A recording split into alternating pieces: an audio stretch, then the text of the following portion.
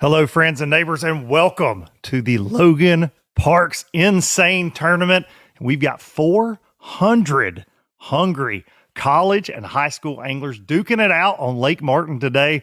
Lots going on out there, lots on the line, guys, and we've got lots of bass heads in here to talk about it. Jake and Carson Maddox, and the one and only, the man with the plan, Logan Parks. Dude, this is your brainchild. This is insane. This is insane, to say the very least, man. Lots going down on Lake Martin, a place near and dear to your heart, right here outside of Auburn, Alabama. Tell us about the NSANE tournament, how this all started for you. Yeah, man. So it really was just an idea that I formulated in my head, working with Fishing Chaos, to be able to put together a totally unique format where we combine two groups of anglers in a way that they've never been combined before. You know, it's always been high school tournaments and college tournaments. And I'm like, why don't we just make them one tournament? So we pair a college angler up with a high school angler, and they fish together as a two-person team format. A lot of crazy stuff going on, a lot of fish being caught. It's insane. It almost drove me insane. But we're here, blessed to have our first NSANE live stream. Thankful for my co-host here, and I'm really excited to watch these anglers reel them in. I mean, they're already catching them this morning. Well, Lake Martin is a place that you can get a lot of bites. So we're going to see a lot of action today. While they're out there, though, they're trying to win big. $30,000 going to the college winner today on the individual side. Also on the line, the top two going to get to go to the Bassmaster Open division of their choice. That was something that you and Hank Weldon at Bassmaster, you guys worked that out. So that's an incredible stepping stone. And you know, back in the day, you might think, oh, a young angler, he needs all this experience to be able to compete. We just saw a 19-year-old win Bassmaster EQ Angler of the Year. Fisher Anaya just graduated high school. He's on his way to the elites. There are so many young anglers now that compete in the highest level of this sport, and this is such a great, great stage for them. Now, the way these teams are assembled, we have a draft based off of practice, right? So kind of explain how that works, how we get to the point where you get a college angler with a high school angler here today. Yeah, so we have 3 days of practice, 3 days of official practice through Fishing Chaos. It's all catch, weigh, release. The anglers use their own personal scales. They're 1 pound minimum per fish. And these high school anglers are really just trying to, you know, catch as many fish as they can to showcase that they're a good angler. They should be picked first in the draft or early, and really showcase. I mean, we have 34 colleges at this event this year. So these are 34 colleges that are here to recruit. And this is these high school anglers' opportunity to showcase their talent, their skills. I mean, half of those schools are scholarship schools. They're trying to earn scholarships. We had our first ever scholarship signed at our event last night at our dinner, which was a pretty special moment. We've had, I think, around 20 scholarships signed because of the event over the last 2 years. So it's a really cool opportunity. These high school anglers are ranked based on how they did in practice. We have a draft. The college anglers get to pick based on how they did in practice. So that's emphasis on them catching them early so they get a good pick. And one by one, they picked, and we have 200 high school anglers, 200 college anglers. One by one, we paired them all up, 400 anglers, 200 teams. And they're getting after it right now. We've got, you know, a massive payout, too, for this level. You know, the payout is not, you know, high school and college tournaments do not pay what this tournament pays. Oh, absolutely. We're giving away $30,000 to our first place team, which they'll split and use as scholarships to help fund their school and fund pursuing their dream after school. $10,000 to second, $5,000 to third, $4,000 to fourth, $3,000 to fifth, $2,000 to sixth, and we're paying $1,500 all the way through the top 10, paying $1,000 all the way down to 20th place. So pretty incredible payout. And on top of that, we're giving away the highest paying college team scholarship of all time. We're giving $12,000 to the top performing overall college at this event. It's amazing. I feel like I still got some eligibility left. I'm going to try to see if I can slide out of the studio here and maybe get out there on Lake Martin. Let's take a look at how this NSANE tournament will work today. We've got a great piece that'll kind of break it down because, as you've mentioned, it is indeed insane. We've got a lot of different things going on, a lot of different rules, a lot of different rounds. It's every fish counts until it's not. So let's take a look at that real fast on how this Logan Parks NSANE tournament will work today on Lake Martin. There's a reason we call this the NSANE Tournament. The format is fast-paced, dynamic, and ever-changing. It features 3 rounds, multiple formats, and a live leaderboard for part of the day. Teams will take different paths with one goal: reach the championship in round 3 for a 1 in 40 shot at $30,000. All 200 teams start in an every fish counts format with a 1 pound minimum. The mission: finish in the top 100 to advance to the survival group. The rest fall into sudden death. Weights carry over and the leaderboard stays live through both rounds. In round 2, survival teams fish against each other, and sudden death teams do the same. Both can still reach the championship, but far fewer advance from sudden death, so round 1 placement matters. After round 2, the top 30 from survival and top 10 from sudden death move on to the championship, where 40 teams will have a shot at $30,000. But the action doesn't stop there. The remaining 70 survival teams move to the consolation bracket to compete for $2,000, while the 90 sudden death teams head to the last chance bracket for $1,000. In round 3, the chaos round, weights reset, leaderboards go dark, and the format switches to best 5 fish. It's total chaos, and everyone starts with a clean slate. That's the NSANE format. Fast, unpredictable, and designed to keep anglers and fans on the edge of their seats all day long.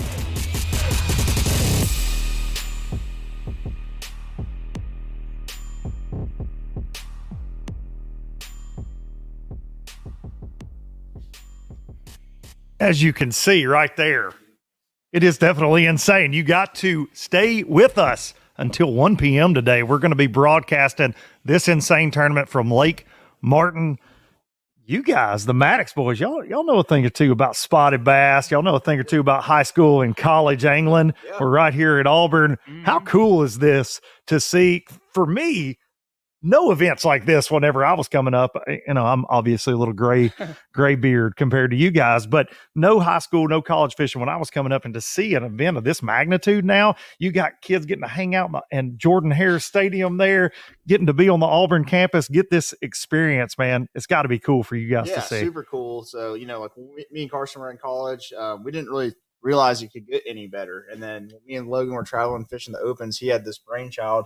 And it's really cool to kind of see it come to fruition and see how big it's gotten just 3 years later. Yeah, so, I got to fish the first 2 years of this event as a college angler at Auburn, and it was big when we were there. And then when we walked into the night under the lights in the practice facility yesterday, there's 400 anglers. There's all sorts of college kids. The buzz around there is what's it going to take?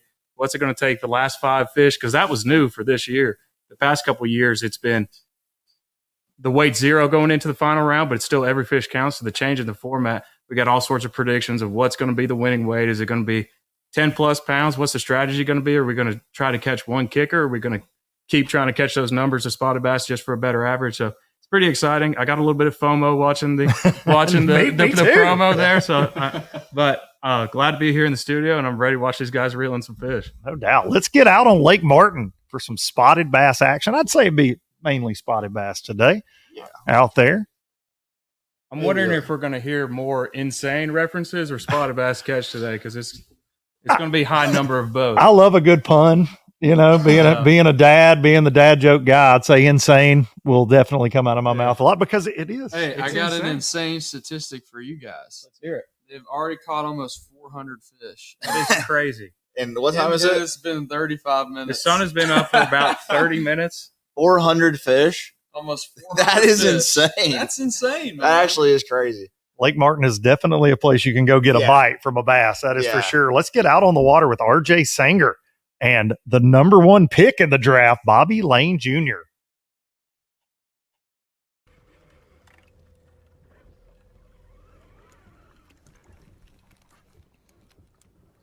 Sanger got the number 1 pick because he was the college winner coming out of practice. So guys all input their weights. We picked a winner based off of practice. So RJ got the number 1 pick, and Bobby Lane Jr. was the hot hand. They're just being very finicky to get to eat. So we're trying to. Oh my gosh! Super important to get into a hot start. Just nipping it. Had a lot of people in this area this morning. kind of made the bite tough, but throw it behind the boat.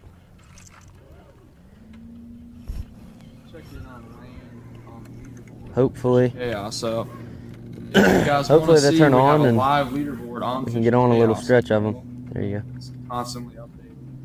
See what place Bobby Lane and RJ Sanger are in. Grab the mic.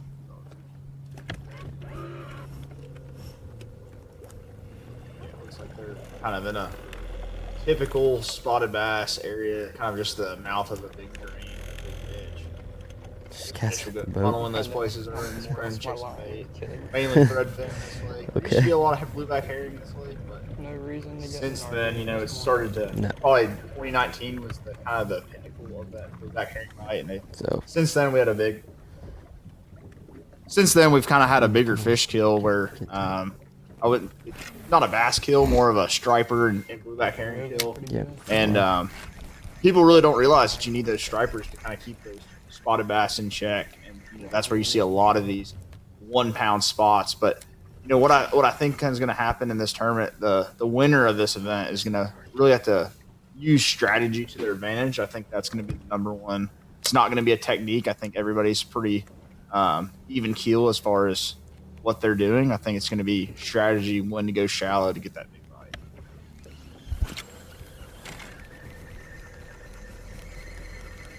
Definitely a tournament within a tournament, right? Yeah. Where you got the two different Nice. formats. almost blind casted out there. You can't take your foot off the gas though at any point, whether Yeah. it's the Or five the fish trolling round motor. or the Yeah. every fish counts round. And you're right, a lot of times with Martin, it's who can catch a couple of those 3+ pounders, Yeah. especially this time of year where weights are going to be very, Yeah. that's right. Yeah. A little healthier fish goes a long way here, but will that be a largemouth? Will that be a spot? Yeah. You know, a lot of times in the spring of the year, it does take a largemouth or two Yeah. to be a kicker in that bag in that 5 fish round. yeah. Be interesting to see what the strategies Yeah, it seems like there's turn to. a lot of pelagic spotted bass in this lake, eating a lot of small threadfin, a lot of little glass minnows, very small bait fish. You can see a lot of these guys are throwing, you know, lighter, you know, smaller head minnow techniques. You see how fast this guy's reeling his bait in. He wants to be as efficient as possible. This format, you really can't have a dead period. You need to be catching them you can't go 30 minutes without a bite in this tournament. I will point out though, if you have a tough morning, there are 10 anglers that are going to be able to make it into the championship round through the, what's the name of the round? Forgive me. We've got KR. starting with the kickoff round. Mm-hmm. After that, you know, we have the survival round, which the anglers that are in the top You just 100 kissed it. make the survival round. So they'll kind of go and fish against their group. Let's And go. the anglers that were in the We'll bottom make a move. 100 get split to the sudden death. But it's not over for those guys. There's 100 angler or 100 teams, and 10 of them will still make it back into that championship. So your odds are better if you're in the top 50% of the field after round one. If you're 100, you know, you're fishing against 100 teams, and we're taking 30. But you still have a chance, if you're not catching them in the first round, to make it back in the second. And keep in mind, your weights do zero once you make it to that championship round. So just because you had a bad first period and fall into the sudden death round, if you make the top 10 through that, you have just as good a chance as someone who is catching them all day long, and you go into that 5 fish format. So Yeah, that's going to be a completely different tournament, Yeah, right? Once that starts, now we're going to get our first look at Michael Gammons and Grant Sheffield. They were part of the top 3 teams coming out of that scrimmage period yesterday. Gammons from Emmanuel University and Grant Sheffield from Benjamin Russell High School right there in Alexander City. He's probably caught a few of these spotted bass on Lake Martin, I would say. I believe so. Emmanuel College also right there at the banks of Lake Hartwell. So Lake Hartwell, Lake Martin. Yeah, so we're seeing a whole bunch of fish very schools. similar. Lake Hartwell, though. but is it's kind of just- a bigger average You could size kind of fish, tell I'd say. over practice they're just getting more and more lockjawed, But they're going to be using a lot of the same and they're just getting techniques. harder and harder to bite. Like I just had one, Electronics. I just had 10 come up and nose this, and not one goodness. touch it. Like it's pretty ridiculous how many are down there, and either it's too early in the morning or something, but they do not want to touch anything right now. no matter what we're throwing at them. Which makes it pretty frustrating. Your tussle right there. See him? Are they down there? Yeah, they are. I think so, right? Yeah, there's one running to it. Golly. Where'd the school of them go? Should be right there. I think they might have moved to the left. These cats are in a really solid area too. Elijah Bay. Our thoughts on scoping with two people. The second guy kind of gets left in the dust sometimes, right? Yeah. This is gonna be a weird format because it's every fish format you want your guy to catch it For sure. and a team event. Yeah. Come on. I'm just surprised no one's fell in the water yet. Oh my god. That's what's super tricky about this. You know, they've got to figure out how to be the most efficient and work together as a team, whether it's, you know, trading out when one guy hooks up or, you know, when one guy misses the cast, the other guy's right there to make the cast. It's, you know, we had to do it in college. It's all about that teamwork today.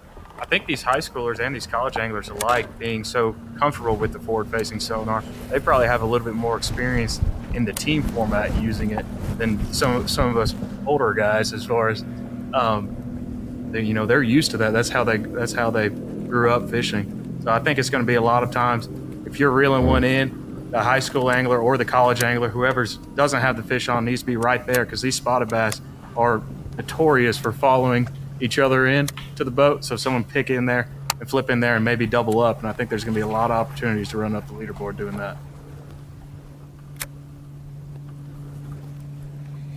I'm fortunate to get to cover a lot of bass fishing and with the Alabama Bass Trail, obviously out there on the water. It is interesting to see how the teams get together when it comes to forward-facing sonar. We have some that the partner won't ever leave the back deck.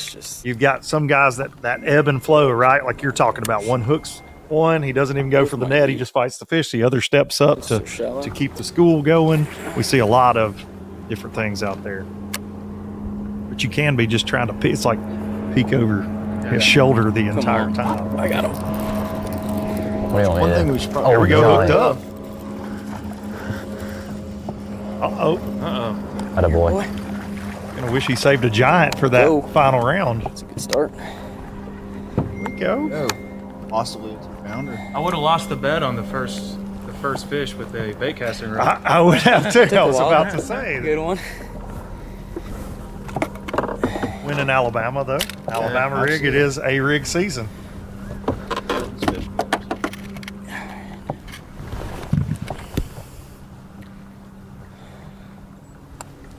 Here, you want this play?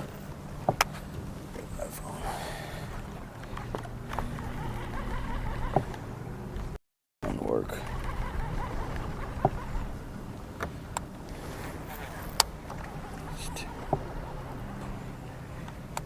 There's actually a lot of strategy that goes into weighing these fish as well. Once you have a school fired up, being efficient as far as taking a picture. And I had the first year, I had a problem with trying to take a picture, just wanted to get back there and fish, and ended up not taking a good picture and having the fish, and that is critical because if you don't take a valid picture, then your fish doesn't catch. So these guys need to be on top of that. And hooked up again.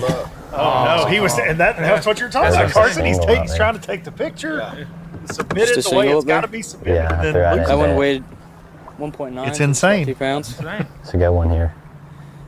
1.9, so very solid fish for the morning.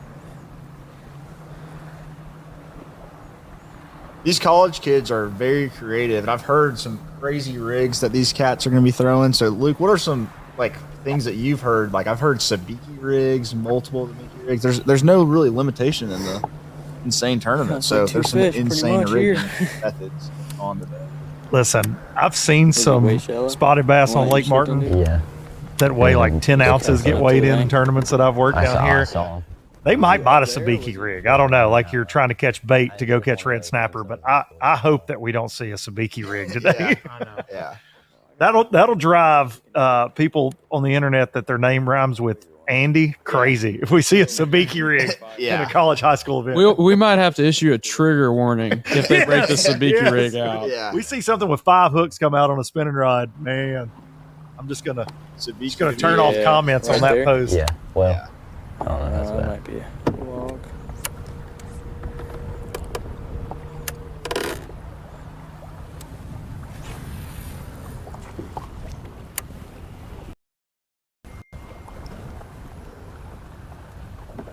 Thought it was huge when it first jumped. Dude, I know. I thought it was like a 3. Yeah, same. 3 would be nice.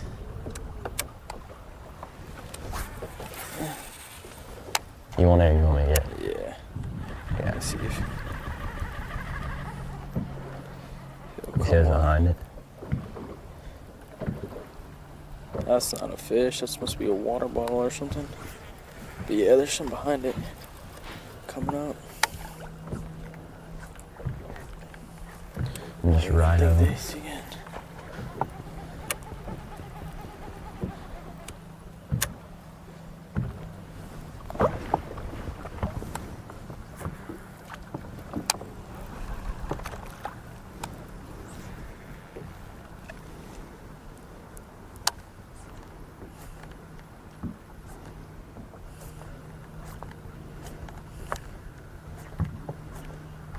They just don't really want to touch that. I'm gonna pick up that drop shot.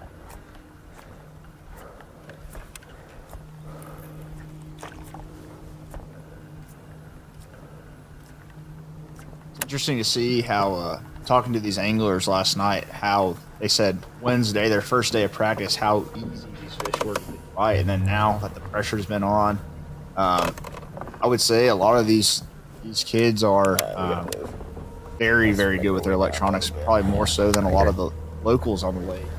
So these fish that haven't been pressured really all year, these pelagic fish are getting hammered this week.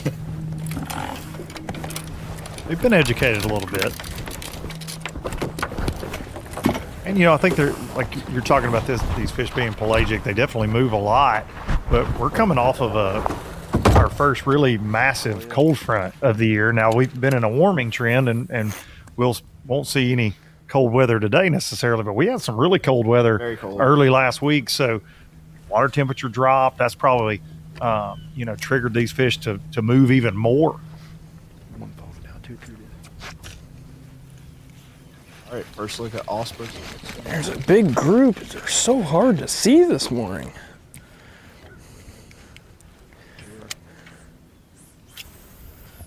One of the things that I've seen out here this time of year, those fish swim unbelievably it's fast. been a good morning so And far. when they're we got swimming about straight away from an you, they're hour really left hard fish to in see. this period. All we've done is pull back in this. This is just a straight pocket, right in the middle of the ditch of it. These fish are hanging out on the bottom, waiting for a ball of bait to roll over them. They go up and feed on them. Pretty textbook stuff for spots in a transition period. So it's been fun. I think we've caught like 12 pounds this morning so far. Being really lethargic this morning, they've really dug tight to the bottom, which is not really what I expected with this warming trend that's been going on this week. So something a little different, but they're biting and they're here. So we're gonna see how many we can lean on and try to make that championship round is really the big goal.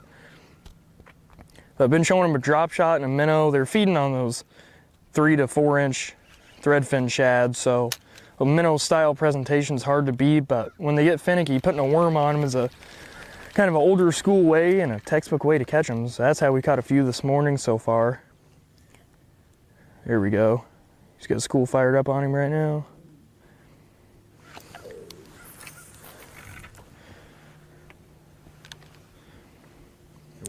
Sam from Wabash Valley College, and But Peyton's part of yesterday, the they were Alabama really Bass active on Academy. bait this morning, and today the bait's not really around, but the fish are still here. So when I pulled in here this morning and didn't see much bait, I got a little bit worried, and then started looking around. I was like, oh well, they're still hanging out. So All over me. Sam and Peyton got won about our 30 scrimmage fish round underneath the boat yesterday, so staring at our they've stuff kind of right worked now. out the kinks we were talking about earlier, having 2 people in the boat live scoping. So they've kind of got built up a little bit of chemistry, and we see it working out. Getting smart on us. 12 pounds this morning. I will say with them, you don't see that moving around like they seem to be in sync with each other. They have a program. Really fun if Todd's One of the watching, key Coach things he Gill's mentioned, watching, too, huge was thanks fish to on the him for bottom. sending us down here. Can't say enough about the program at Wabash Valley. I think Caden's, one of my teammates, he's got a camera in his boat this morning too. I told him this morning, I said, dude, I hope you catch him, but I'm coming for you. I'm going to beat you. So hopefully he's catching him, but just not catching him quite as good. But yeah, Wabash, man, Friendly fire it's been from the best Sam. decision of my life to come fishing college. And That's fire this one. and getting to do stuff like this all the time is great. Been on the road, it feels like, since September. Mixing school in there a little bit, but just learning a ton on the water. It's been absolutely awesome. And Logan setting up this tournament for high school kids has been great too, because people like Peyton get to hop in the boat and maybe learn a few things, maybe teach me a few things, and get some exposure out on the lake where you're catching a ton of fish. All week it's been a blast. One right behind me right now. Yeah, there's a big group underneath of us. Yeah, that's cool because you If get. they're not gonna fire, we may have to He's got a group here, but you get. make a little move here in a little bit. But we're gonna go check. These fish are transitioning Yeah, back and it's forth cool in with- between the very back of these ditches where it ends and these big open parts. So you see there's some guys out there probably catching them out in the where it opens up out there. It just depends where the bait wants to be and where they want to be at that time. So weather's been all over the place this week. Like the first day of practice, it was 25 degrees in the morning. So, and now it's like 70. I'm wearing flip-flops, getting ready to go into shorts here in a little bit.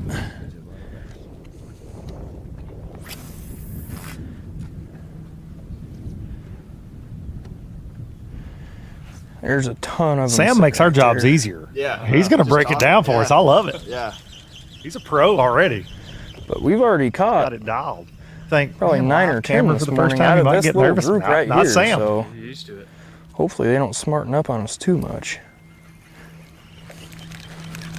Well, we mentioned earlier, you know, Todd they're- Gill, their coach, dad of the prodigy, Drew Gill. So if I have anything to guess, they've probably been coached up pretty good between Todd and Drew. I'm just going to say it right now. If I'm the rest of the teams in this deal, I'm protesting that. That shouldn't be okay. Yeah, I think The man that taught Drew Gill, are you kidding me? That's not fair. I think Drew Gill would do quite well in this format, to say the least.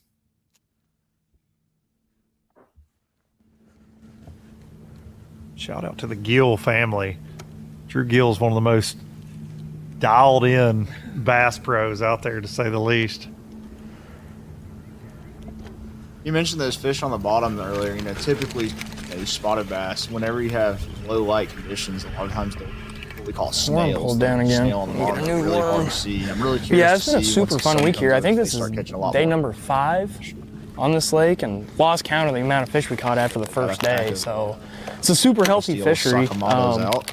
Got out depth.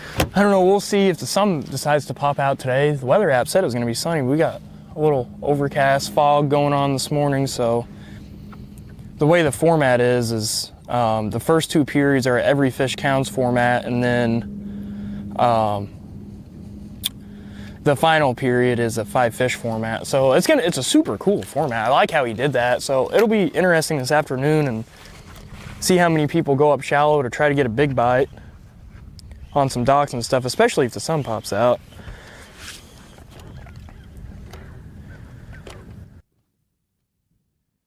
We need to get on some more groups here. Now we're going to make a jump over to Braden Hain and Dawson see Barnett. if that will try to trigger. Dawson was the some high school more- winner coming out of practice. More finicky. Perfect.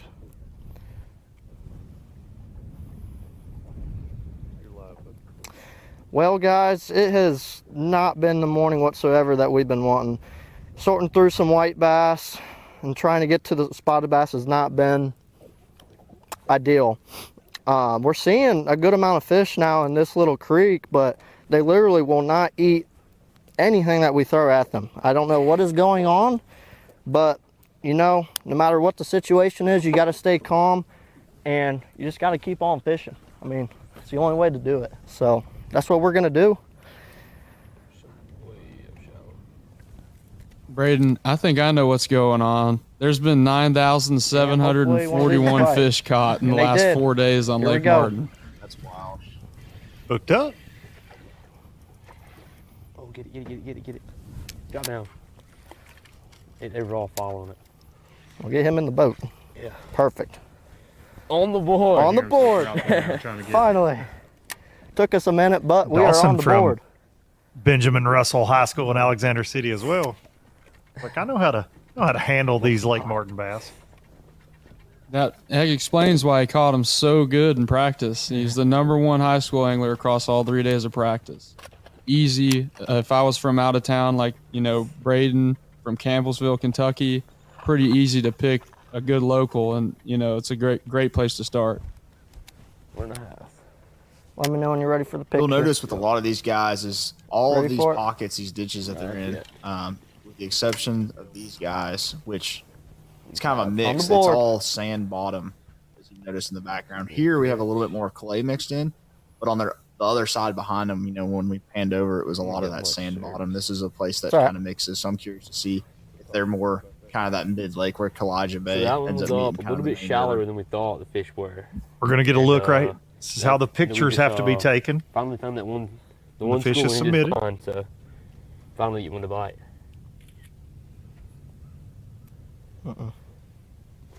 Yeah, we got some really specific requirements. Obviously we're trying to have a clean tournament, clear out any kind of discrepancies. So these guys have been trained all 3 days of practice, plus their scrimmage yesterday.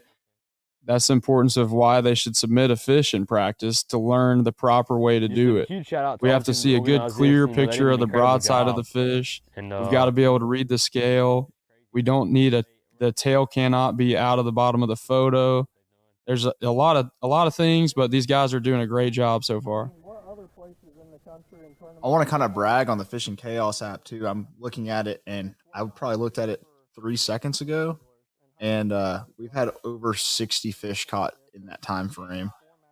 It's constantly updating, so that's really cool that it's so live.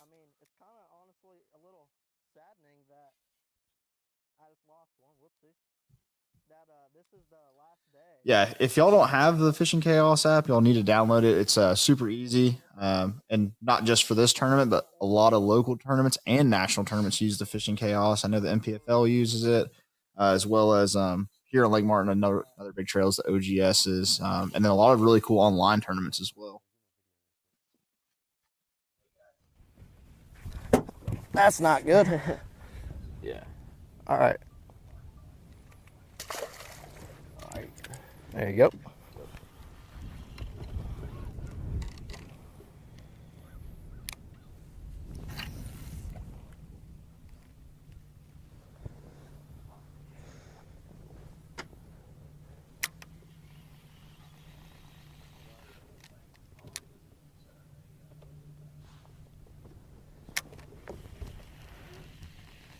Still loading. It's almost in. Huh? The fish is still loading. We only have one bar. I only have one bar. So. Is that where they are though? It'll get through. Same thing. I'm also not seeing that sand you're talking about. Behind them is the sand. All right, back to the jigging wrap. And it's just a thought right now. Yeah. But if you want to, what you got? We could, if we're not catching them like we need to be. Yeah. And everybody else is a little further ahead, we can tank. Not catch as many and go to the losers round. Yeah. Try to make the top 10, and I think it'll be a little bit easier. That might be a little easier. If we're not catching them how we should. So that's strategy right there from Dawson.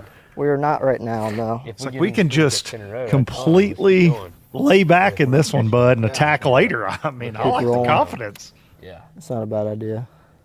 It's just a thought, though. That's what's so cool about this format is these guys come up with ideas I never even thought of. The first day or the first year we put on this event, I saw teams intentionally zero in the first round so that they were split to the bottom half of the field and then absolutely run it up in the second period. Compete for $30,000. And that's an unbelievable amount of money.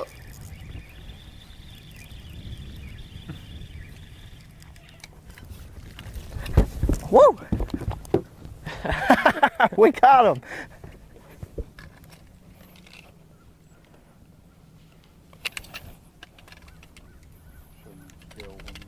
Yes, sir. All right. Make sure it's zeroed.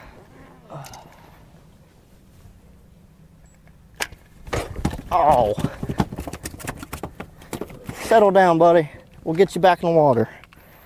I'm gonna redo that. Just flopped off. My other one's still loading, so I can't do it quite yet. All right. 1.36. Oh. Get the phone out. Let's get it submitted. 0.36. Is he trying to get service? Here. Yeah, I'm on yours. That'll be easier. All right. 136. Good. All right, mine went through. Okay, sweet. All right. It's only 17 in the lead. What's The top 20 is 10. So then there he goes. top 30. You can hear these anglers are able to view the Fishing Chaos app right now, so they can see where they Okay, are let's relative rack it to up. the field, I'm gonna and set seeing this how guy. far behind, or you know, if you get Get too back far on there. behind, we got to talk about maybe we should start looking So at with what the we app, should do in that for the in day, that, it has you confirm where you're submitting sudden your death fish. round, see if you can come back. It has black bass automatically submitted, and my catch was 1.36 pounds. So I go there, add photo from photos, select the most recent photo. I don't look happy in that. I should have smiled. My bad, guys. And we hit upload. Bonus and it might take a pounds second for 'cause I only smiling. have 2 bars of service, but Next it'll year. get to 100% and then submit the catch to the tournament. So we're gonna get back on them. Releasing the fish. There he goes. And then just like that, we got our fish logged and we can get back to fishing. Tell me about that move. Back over to Pearson. The move?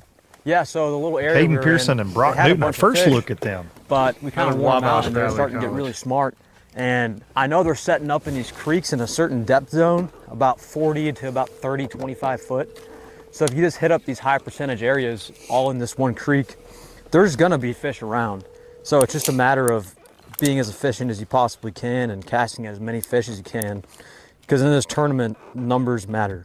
Numbers, numbers, numbers. You know, the only downside to putting on the NSANE tournament is I want to fish. Yeah, Logan and I made a video last year kind of showcasing the lake and how to use the app, how to submit the catches. And that was so much fun, just going at it at the throat, just very competitive, trying to catch as many as possible. You got to think, though, in typical high school and college tournaments, you don't know what your competitors have, right? Like Logan out there on the Bassmaster Elite Series, he's not seeing those updates all day long like you do on the Bass Pro Tour side of things. You wonder, that got to get in your head a little bit. Like you were saying, Logan, that strategy comes in, you look and you're like, well, what's it take to be in that cut right now? Do we fall back and try to make it in that sudden death round?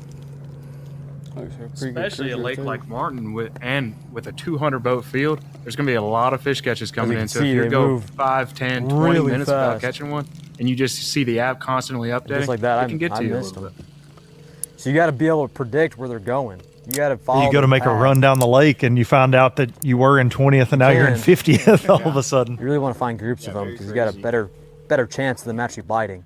Solos, you can still catch them, but wonder they're if we'll a see little any bit trickier to anglers catch. really least excel from what I've early seen on this week. to where they're almost guaranteed. We might have a their big group on the chaos round bottom. and they actually back off of their fish and either go practice or lay off their fish and come back to them. I wonder if we'll see any of that. If you can get to that 60 plus pounds. Rock pile or group. Sometimes it's really hard to tell. What do you think it's going to take to get to the chaos round, Logan, weight wise? Man, that just totally depends. You know, the survival round, I think, is going to get pretty competitive for that top 30. And I think there's some teams that are realizing, you know, like these guys right now, they're in 114th. if they're in 100th place, they're going to be at the bottom of the leaderboard when they advance. So maybe it's better that they just kind of lay off of them and try to stay that 101st, 102nd, because we have 200 teams. So I think worst case scenario is being at the bottom of the better group. Maybe not. We've already got a team in the lead right now with 17.5 pounds. They move so dang quick. How many fish do they have? 15. Boat now. Yeah, they do. Fish.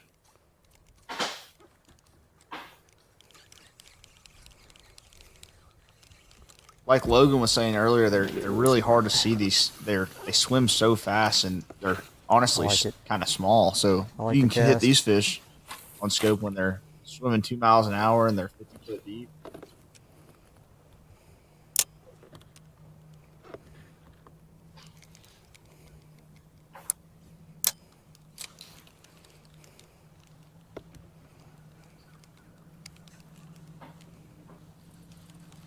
Smoke it.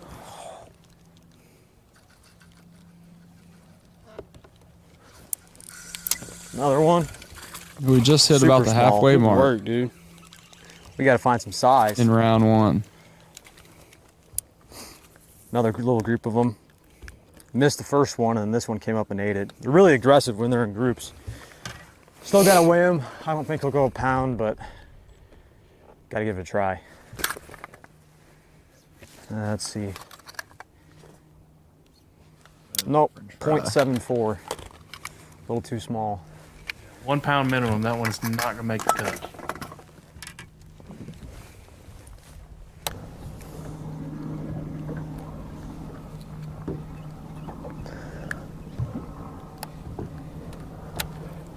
Oh my gosh, I had one. Oh, I got him. Let's go. Doubled up.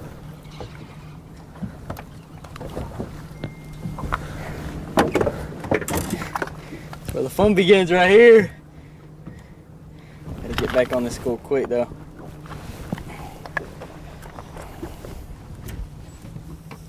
This is where it gets tricky, and it's all about efficiency. All right. Good. Yeah, video. Double fisting right there. I didn't realize you had to throw one in this area.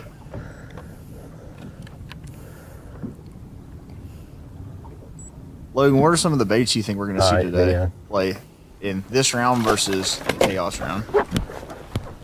I think, they gave away some awesome baits last night. Pure Fishing, Berkeley and Abu Garcia are a big sponsor of this event. They handed out the triple minnow rig, which is a new bait, and I've been using it on Lake Martin, having a lot of success. Gets those big schools fired up, and they can see it from far away. It draws them a lot better than just a single minnow. And they gave away some of them brand new chop blocks. And I think that we'll probably see some guys break that sucker out when it switches over to the best 5 in the afternoon. I saw the new buzzbait go really quickly today. I saw a bunch of people last night going for buzzbait, maybe looking for that last final round, catch a kicker. Yeah, I definitely think we'll see some topwater action late in the day, whether it be a plopper or a buzzbait. They had to pull like up that. last night.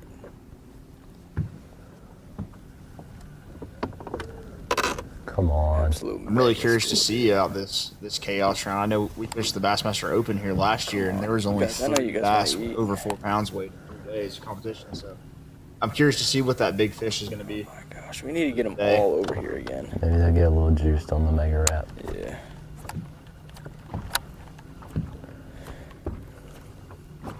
Oh, they're all over it. Dude, they are. Like I said earlier, I've got some eligibility left. Give us a couple Does more. that get me some of those chop blocks, Logan? Like, I mean, how does that work? Those things look pretty juicy. There's a few in this garage. I'm sure that you could probably walk away with a couple. Oh, you see I'm how- hoping you go on a lunch Come on, break at come on. some point, and I'm just I know, going they're to just everywhere. absolutely have a field day You see shopping how in they're this full? place.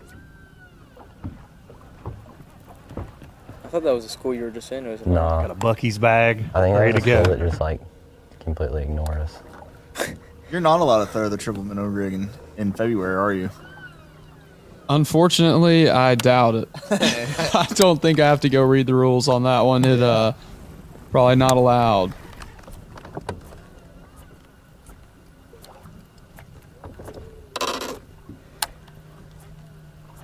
You're in them now.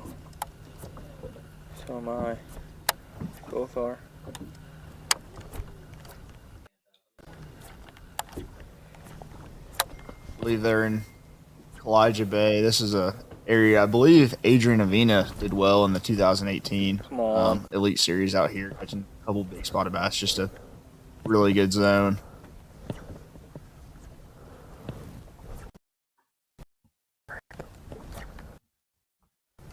The team of Colton White and Preston Howard making a lot of noise on that Fishing Chaos leaderboard right now. 1956. Every time I look at it, it updates. They're catching another one.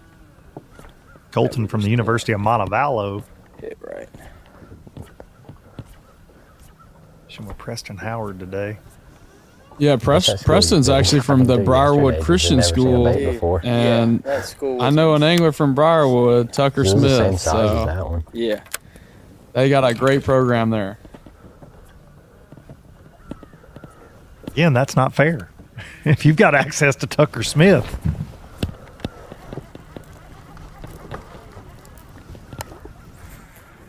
I think it's there's a lot of sandbagging going on right now. All right, we got him. The cut line is only 4.5 pounds, 4.25. Where are we at? And it's the new switch up with the best five. It seems like the guys are saving all they got for the second round.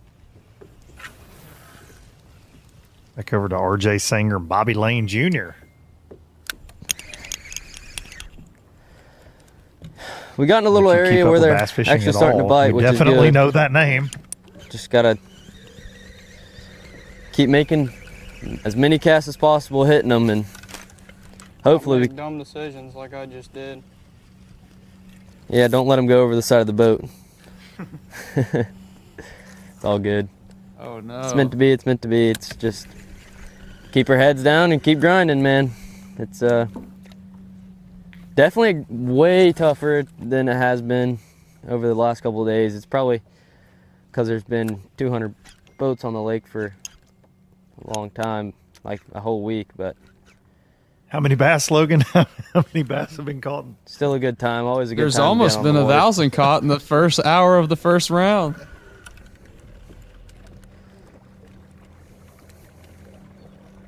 We've got 9,942 fish caught in the last 4 days and the first hour and 15 of today. Have you looked at the leaderboard? No.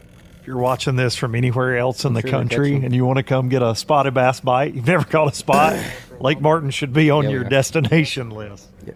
Might not catch a 4-pounder here. You want to. But man. You got to keep in mind, how long have we been fishing today? An hour and a half? Hour and 15. You see these guys are in a different section of the lake too. These guys are more mid-lake.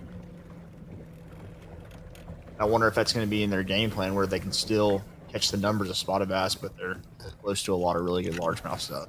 That has anything to do with their game plan. I just wonder if Bobby Lane Jr. is trying to find a mat to flip somewhere.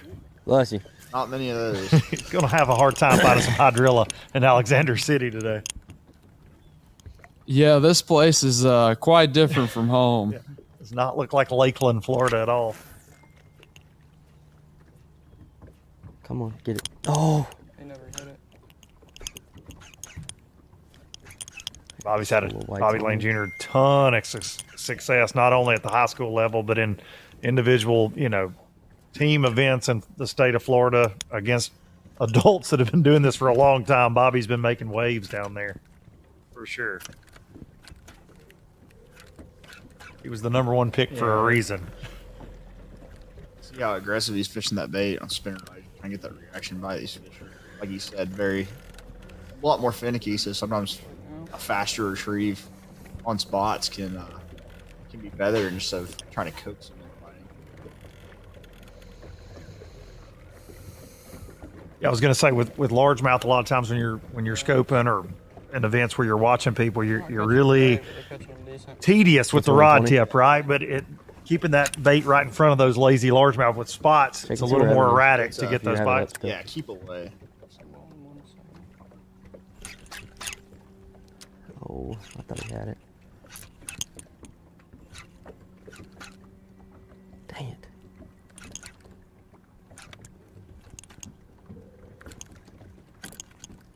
That one right there is saying, yeah, dude, I'm one of the 9,000 that got caught this week. I'm not falling for that again. Sure.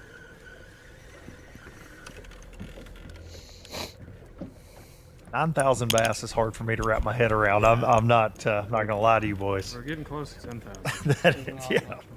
Anybody First that you hour know? fish. Braden, 25 fish you away hang? from 10,000. Gabe? Well, this is over 1,000 per day.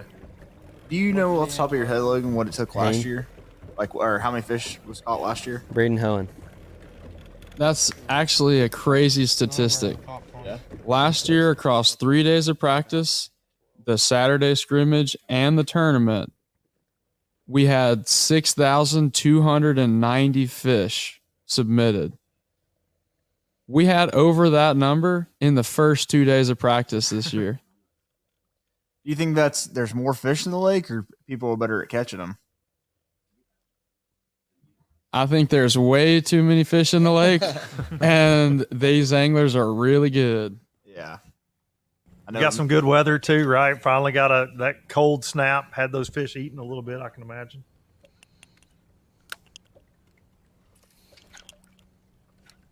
Yeah, this is a cool time of year on Lake Martin. With it warming up, 75 degrees, some of them largemouth, may start easing up onto some of them shallow floating docks. And like CJ was saying earlier, them buzz baits and the chop blocks were flying off the table last night at the giveaway. So I think we're going to see a lot of guys probably move up shallow. We got the new Screaming Chopo too.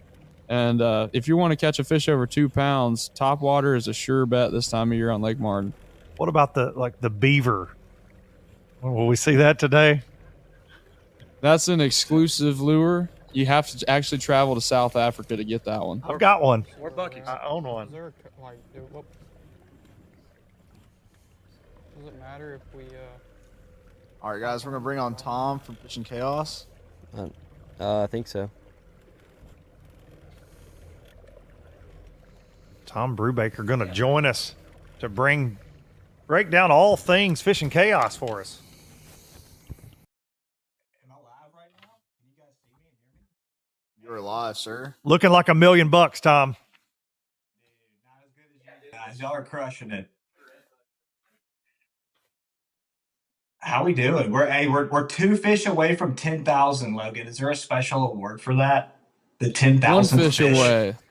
1 fish away. I want to wait for this last fish. It's like waiting for the ball to drop. Yeah, 9,999 bass. Oh, we're there. Oh, there it is. Bam, bam, bam, Hey! We're already to 10,001. Holy That's what cow. I'm talking about. Get to 50,000. You could just sit here and watch it go up. Dude, Logan, this is awesome, man. I just gotta say, hats off to you, dude. This is incredible. I'm looking at this heat map right now that I can't show you guys because it's some information in there. But just seeing the amount of kids that are out here catching fish, it's insane. I hate that I just did the plug like that, but also hats off to you for the name, Logan. Did you come up with that? I don't think you can. Tom, I don't know if you can hear us. We lost your signal. I think your mustache could be blocking the audio. And that's mustache envy coming from the bearded guy because I can't grow a sick mustache like that. We got him now. Can you hear me now? We got you back now. Hey, we're back. Luke, I appreciate the mustache comments. Dude, listen, if I could rock a mustache, I would. I know this is a fishing show, but that's a glorious mustache, Tom. Thanks, man. I don't get any of this going on, so I gotta get it right there. But dude, this is awesome to be here. I don't know how much y'all heard before I jumped on here, but Logan, you're crushing it, man. This is an awesome tournament. Really happy to be Thanks, here Tom. and really cool to see what this has grown into. I think they said I was going to be walking you guys through all the features. I may have oversold my skill set here a little bit. I could talk a little bit about them. I don't want to dive into it too much because Logan, I know you have a little bit of some no information that goes into this. So, but right now, just looking at the comparison of the tournament 2024 to 2025, the heat map, it's insane, for lack of a better word to describe it. And just seeing the fish activity, I don't know if I can actually, let me see if I can actually share the map. Logan, you may have to close your eyeballs.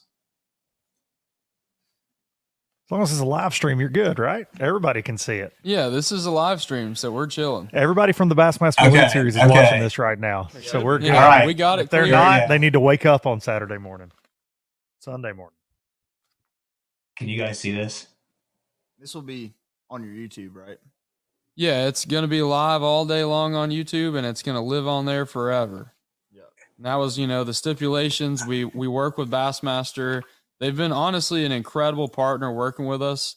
It's not the most easy thing to host a tournament on a lake that you have a strict no information rule on it, but working with Fishing Chaos, working with Bassmaster, I've been able to completely remove myself from the event because we got some amazing people stepping up. The Fishing Chaos team, the Bassmaster anglers, our live stream team is tailoring a specific video feed to us that is only the live feed. So we're not able to see any other cameras that are not shown. We're watching what you guys are watching. So, can't thank Bassmaster enough for working with me to be able to continue to put this on. And, we're allowed to generally talk about Lake Martin on the live stream. Not going to go into any questions or specific details. And, we're going to follow the rules, and I'm not going to be disqualified. Good. Good. Well, I know you've been wanting my waypoints from Lake Martin, but I don't think they're going to do you any good. There's Tom. Here we go. Bye, Tom. Difficulties. We'll say it's user error on my side. So good to be back. Am I still here? You are. Gotcha.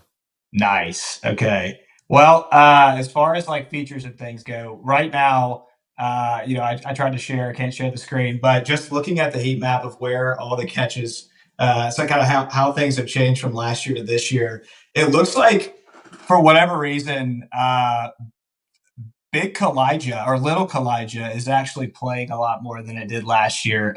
Logan, I don't know if you have the stats on I think you said it earlier. How many fish were caught last year? 6,290 fish last year. And you we broke passed that in the practice. first 2 days of practice. How much of that do you think had to do with the Opens qualification or the Opens the EQs that's on the line here for the guys? I think it had all to do with it to make that change. We reached out to tournament director Hank Weldon with Bassmaster. Bassmaster stepped up, allowing us to give one division of the Opens to our top 2 college finishers. So really helping make that NSANE tournament the stepping stone that I want it to be to help these anglers be able to pursue a career affordably. And the draft is plays a huge role in how they do in the tournament. They want to pick a really talented high school angler to fish with that knows what's up. So the more fish the college anglers caught in practice, the earlier they got to pick in the draft. And I think we saw it become a really competitive practice this year.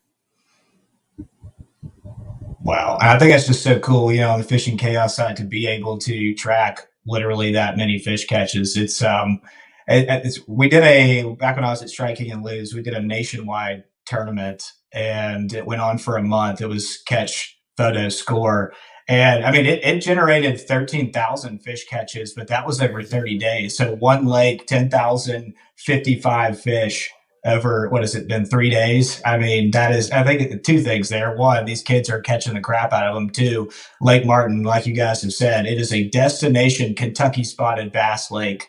And I don't know if I'm from Montgomery, fished Lake Martin growing up, and you could catch a lot of fish then, but I mean, this is off the charts.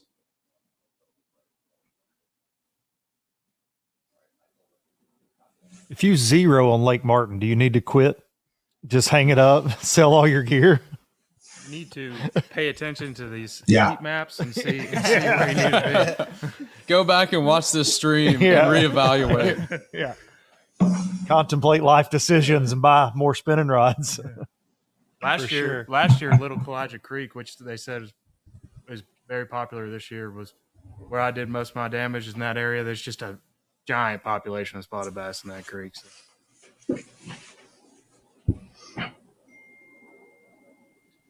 Tom, we appreciate you joining us. And we'll see you again here in just a little bit. All right. I think I'll be back in a couple hours. See y'all. Tom Brubaker, everybody. And we're going to take our first break of the morning here. This Logan Park's NSANE tournament. And I think we need a break. It's definitely been insane. And if you look at this Fishing Chaos leaderboard, things are happening on Lake Martin. Lots to decide. Still a couple more rounds to go. So definitely going to be insane right down to the finish. We'll be back in just a few moments. As a professional fisherman, every decision I make is to win. Every decision I make is to win. Every decision I make is to win. Every decision I make is to win. The boat I drive, The baits I throw, The gear I wear. I do it to win. I do it to win. I do it to win. I do it to win. Because when I'm on the water, I want to be the best. I want to be the best. I want to be the best. I want to be the best. That's why. And that's why. And that's why. And that's why we wear the best.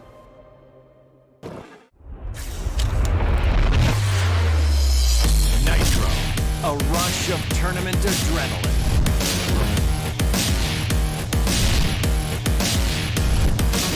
Nitro, the choice of champion, where performance meets play. Nitro, a big water beast, a pure fishing machine. Nitro, release the champion within. Hey, hey! This is not hard to do, baby. All you gotta do, get out on the floor and let yourself go. Huh.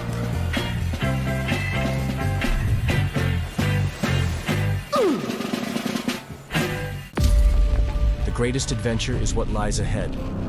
When the water calls, we have decisions to make. Figure out what works and what doesn't. Then move on to what's next. Knowledge is earned. It gives back. We live it. We know. Engineered for every condition. FXR Pro Fish built to perform, made to conquer.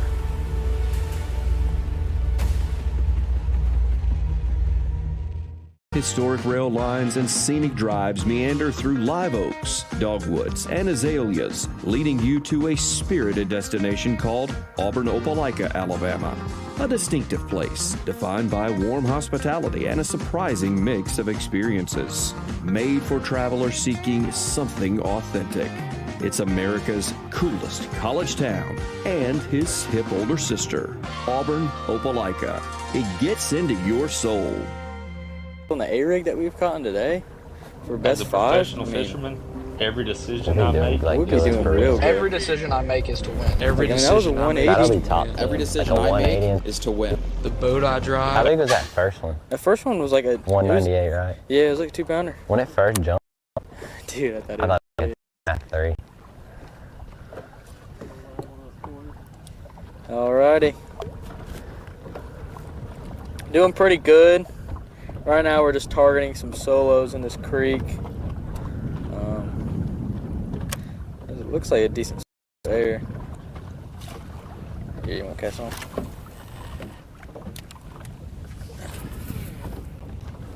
Is that a school? I don't know. Or stone? They're moving a bunch.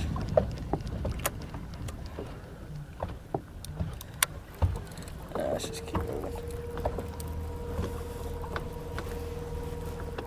Yeah, it seems kind of, the weeks went on, it really kind of died down to where they were super bunched up and you'd find these mega schools, and now it's just a lot of like 3-fish schools or kind of singles that have just dispersed.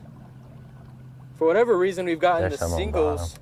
Oh yeah, we've gotten the singles to buy a lot better today than the mega schools. I don't really know why, but it's just kind of how it's been. You got them? No. All the pressures. Logan, talk about some of these areas that they're kind of just targeting, like places. Just starting to get lockjawed. Yeah, it just looks like they're just, traditional ditch fishing. You're seeing a lot of these guys out in the middle. And that's kind of what I expected to see in these first 2 rounds, out there catching those roamers. And the big key is just getting in an area with a lot of bait. And typically there's a lot of bass They're not very big, but there's a lot of them out there swimming around eating that bait. I think if we can just keep consistently catching them. You think we'll see anybody make a big move that's going to be fishing the main lake, the main channel? I've tried my hardest, and I still find it hard to believe that there's not a school of 3-pounders out there in the middle. So it'll be interesting to see if anyone finds them. I haven't been able to find them, and no one's found them the last 2 years. But I still think they've got to be out there somewhere. He's hopeful. I'll give him that. I'm just reminiscent of the days that blueback herring thrived in the waters of Lake Martin. Logan, tell us about that kind of that 2018, 2019 era of Lake Martin that was just so sick, honestly. So insane.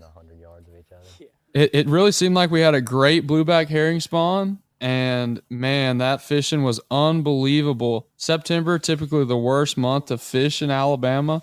I weighed in 16 pounds, 3 pounds bigger than my biggest bag ever on Lake Martin, and I didn't even get a check in 2019 September. No, we didn't even have any sort of forward-facing sonar, just bombing cane walkers and catching big ones, but you don't see that nowadays. I've actually got a picture on my phone of a mega school on 2D. The spaghetti. Yeah, I remember when me and Carson kind of just started first. We were, I'd say, one of the first people to kind of realize that there was blueback herring and like would do the research to kind of figure out what to do. And we would literally go out with chrome spooks and throw it at just buoys because we didn't really know, just shoal markers. And you were just running the hazards, throwing top water and catching 16 pounds. Thought all you young guys knew about was forward-facing sonar. You mean you can catch bass without it? You were catching bass before it existed? 2019, we couldn't afford forward-facing sonar. We were trying to put gas. You're going to ruin the internet narrative. All it took was a dang chrome cane walker, and you'd find a nice big hump on the map and go out there and cast it. I'll tell you a funny story is the second open I ever fished. I guess that was 2022 maybe, at Lake Cherokee. I called Tucker Smith, and I was like, Tucker, I need help with this live scope thing. I can't see my bait. FaceTime and everything. Turns out my transducer was backwards. I actually did the same thing. I think people see us and they assume we are these gurus, but I kind of still consider myself above that average age. You know, we grew up without it, fished without it almost all the way through college. And it's really hard to compete with these younger guys like Trey and Tucker and Drew Gill, you know, these early 20-year-old anglers. Fisher Anaya, he just made the Elite Series. He's going to be a threat to deal with for me next year. Yeah, you know that Garth Brooks song where it's like, I'm much too young to feel this damn old? That's how I feel, you know, like I feel like an old man. Scopers out there. Do you see me rolling my eyes over here as the 42-year-old in the room? You guys are like, man, these young guys are starting to catch more fish than me. Yeah. How old are you, Jake? I just turned 26. Logan, you're the same age, right? You guys you're what, 25, 26? I'm 27. 27. Oh, man, you're getting old. Old as dirt. What about you, Carson? 24. You, young guns. The young guns.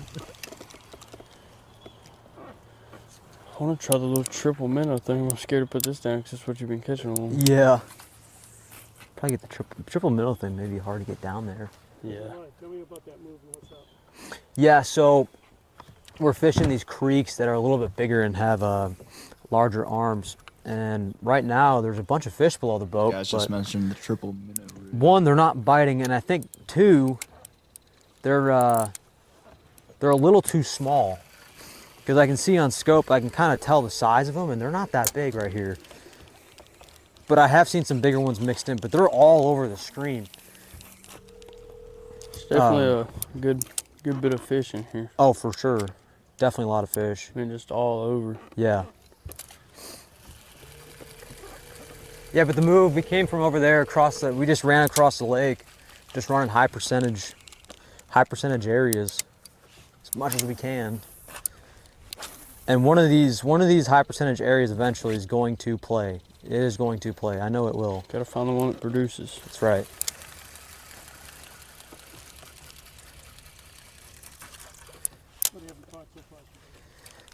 We've only caught 3.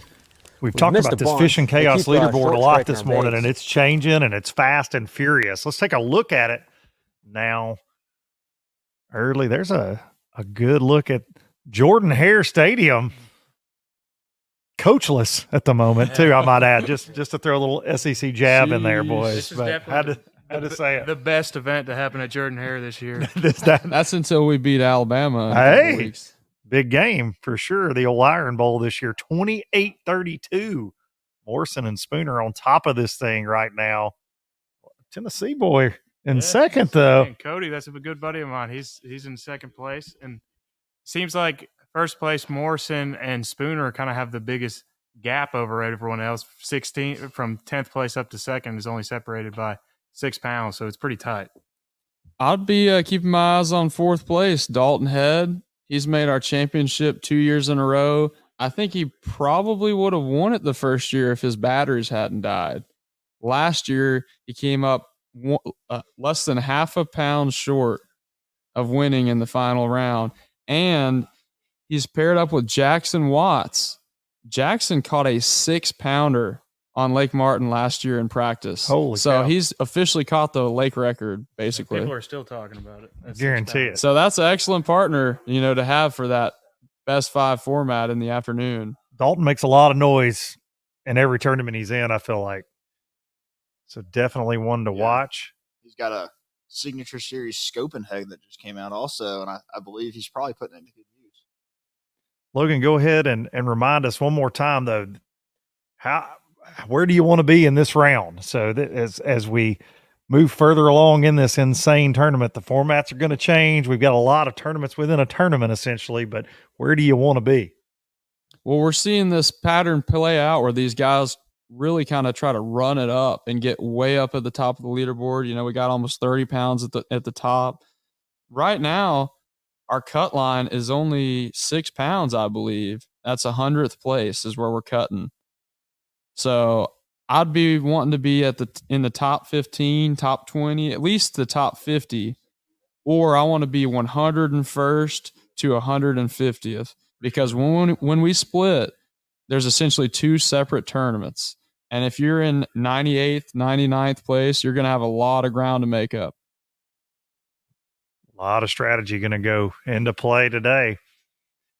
And I just heard in my ear there, guys, that we're fixing to catch up with the president of the Alabama Bass Council, the one and only Slick Johnson, on the water. Okay. Somebody's allowing this to happen. You must just pulled up. TikTok live.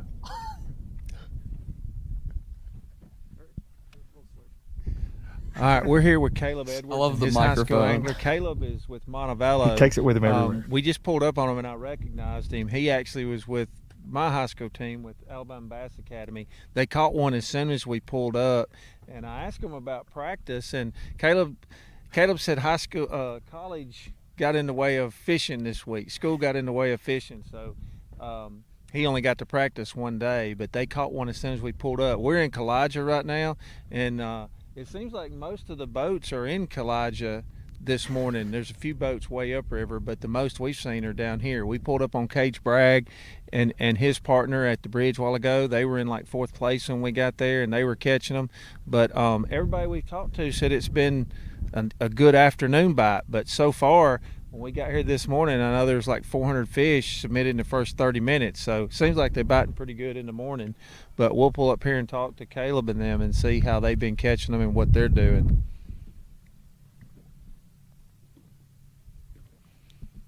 I think it should be a requirement right from now on that Slick has to fish while holding that microphone. The fish came right under our boat, so we I were thought having that's to what he move. did. The fish were Pretty just much following does, us yeah. under the boat. Where's Brozo?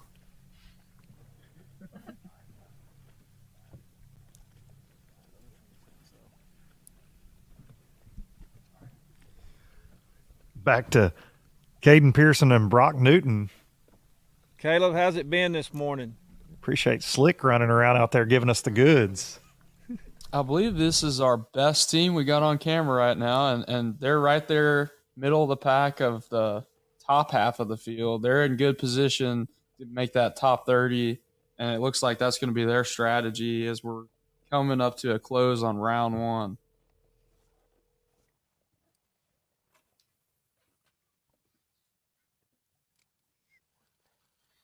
See a lot of these guys fishing these floating fish or these fish that are really not related to cover, more so bait. Logan, do you think we'll start seeing some fish in brush come into play, brush or stumps or any sort of cover?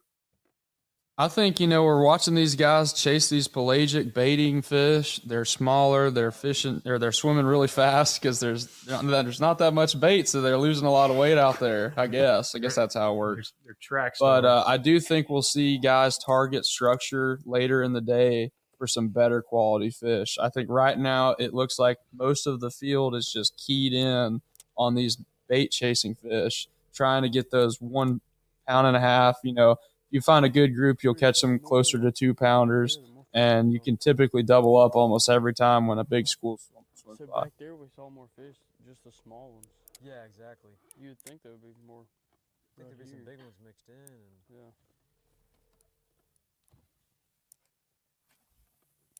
yeah. Brock Newton, the high school angler here from Elkmont High School up in outside of Athens, Alabama. How many? Probably wishes this was on Wheeler, I'm guessing. I'd agree. How many true 2-pounders do you think we'll see weighed in today?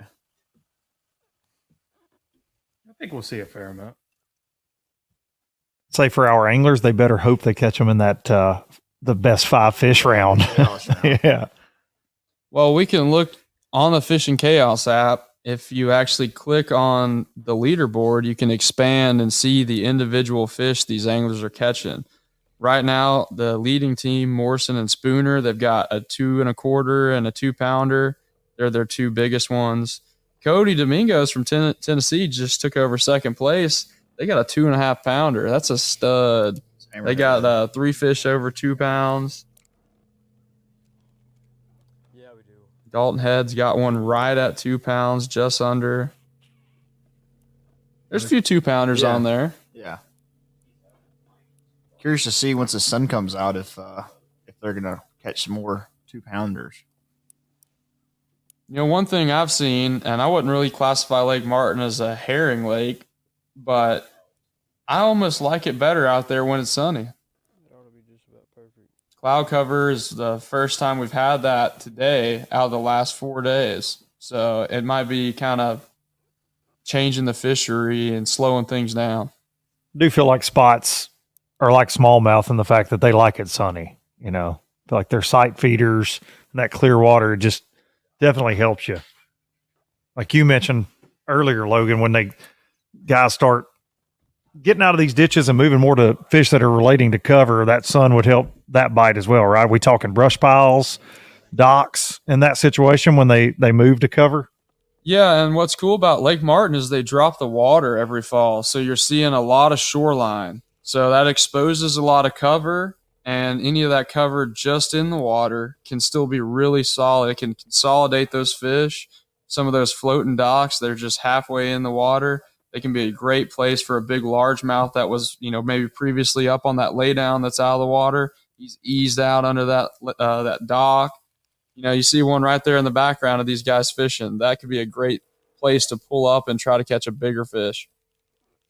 Yeah, back to what you said, a place that consolidates the fish. I believe it was the first year, Hayden Marbot had 2 back-to-back 4-pound largemouth out of the same piece of cover, which is actually insane. Yeah, he caught the biggest bag on the lake for quite some time that day. 2 over 4. I think his best 5 went like 17 pounds. And he said, I think we should add a big fish category next year. This year we're giving away a $1,000 Power Pole gift card to the big fish of the day.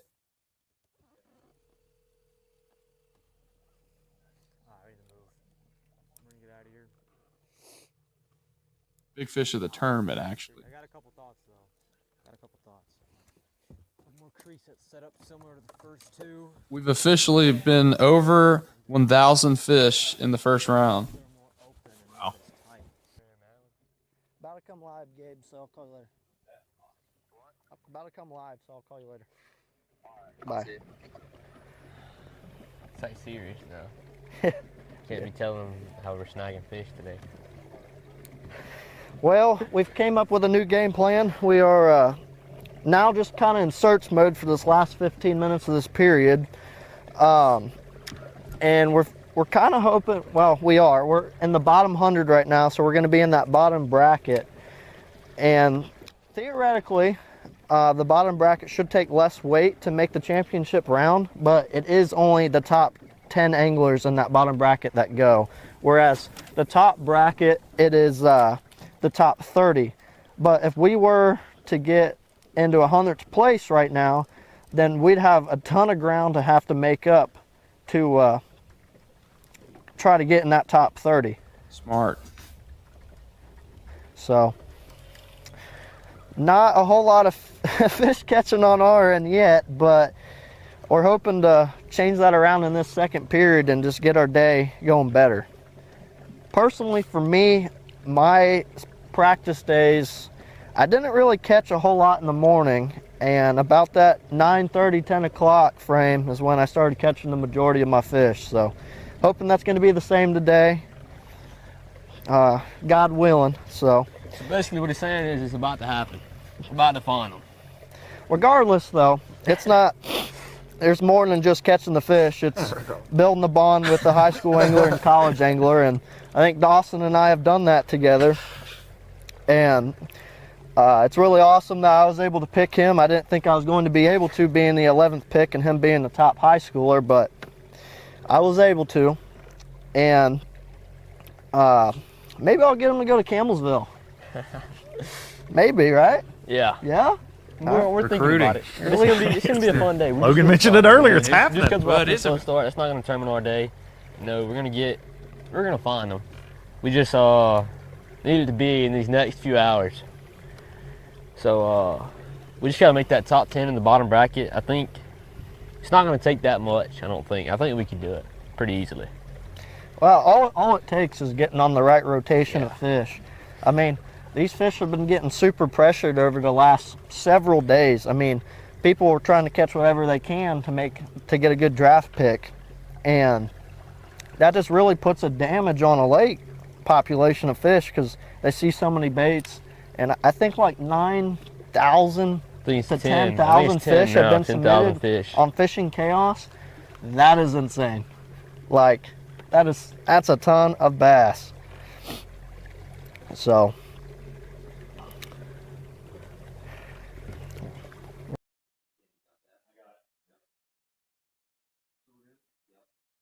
we go to a quad box and we're hooked up. Gammons and Sheffield. That A-rig's been doing work. It has.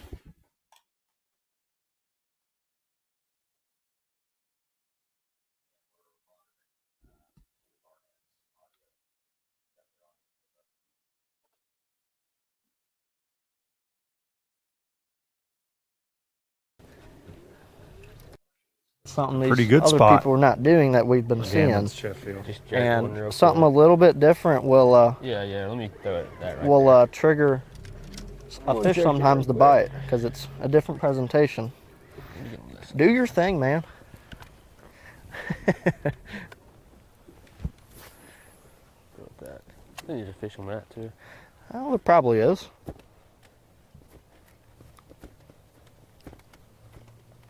Maybe not. Luke, do you think we'll see any doubles or triples on the A-rig today? Probably one there. I would I really hope so. Pretty cool. I'm surprised that, Probably not. honestly, with the way some of these guys are fishing and as many bass as we're seeing, we haven't seen it yet. Yeah, in some of these schools. I wonder if we'll see anybody do the JDM, minnow A-rig, mid-stroll A-rig.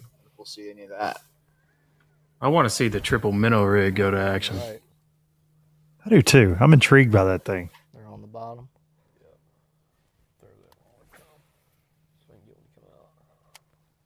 Yeah, usually if he's there, he'll get it that first time you throw him there. Right.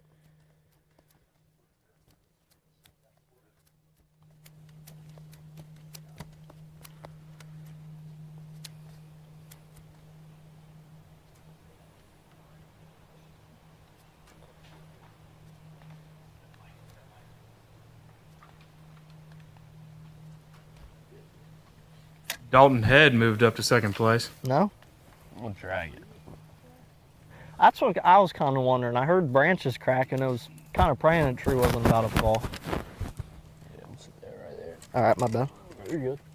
I'm just gonna drag it one time. Yeah, go for Be it. interesting to see too. Is there any kind of cross communication during this tournament? Because unique from a lot of the other events, we actually encourage our anglers to communicate with other teams on the water, especially when that $12,000 is on the line during round 3. Maybe we'll see some schools working together with their other teams from the same school. I'm about to actually try. Coach Gill is probably wanting his team to go talk to each other so they can lock in that $12,000 team prize. Without him, we wouldn't be here. I wouldn't be here. One of the things I noticed is there are as many fish as being caught. There are some teams that are still struggling a little bit to get some fish not on the board, but to get that, above that teen mark, that double-digit mark. I wonder if some of their areas dried up. These pelagic bait fish, they're there's a massive wind shift last night, so I wonder if that pushed them into other places where they didn't really necessarily see fish in practice, where they'll make a big move and light up the leaderboard. Gammon Sheffield again? Yeah, absolutely. My bad. Quad box bringing them some luck. Yeah. Yep. He's been very efficient this morning. You can see him making sure that fish was submitted correctly. All right. I'm going to drag it one more time, then we're moving on. I'm going to try to crack that one on the jig. CJ said he was. All right. He had some fish that were turned down last year. The first year, I learned my lesson, yeah. Yeah, maybe crappie. Hmm? Maybe crappie. You see Sheffield there, jigging a spoon and submitting it on the app, multitasking.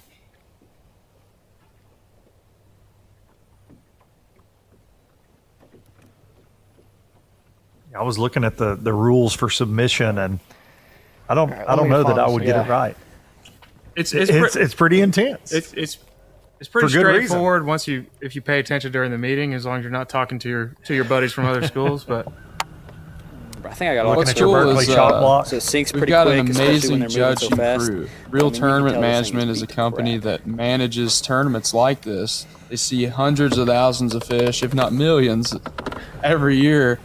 And they know how to identify these fish with their scale patterns. So not only do they know it's a spotted bass, they can say that one's Jerry, that one's Tim. They just look at the side of the fish and they can tell that this 1.01 is different from that 1.01. So that helps us have an amazing tournament with good integrity with this catch, weigh, release format. And they're also available on the phone. So if these anglers do get their fish catches denied, they're able to call, figure out why, and adjust their fish submissions moving forward.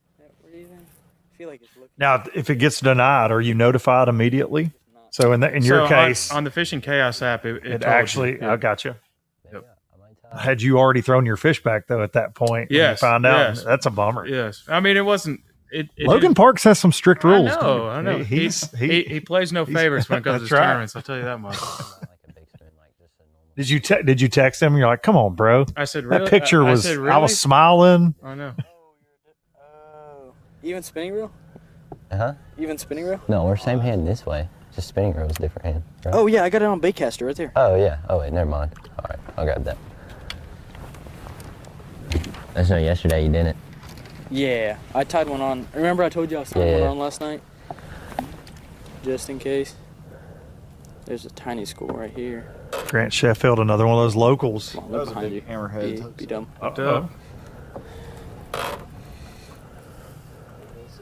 Largemouth, I think. The elusive Lake Martin largemouth.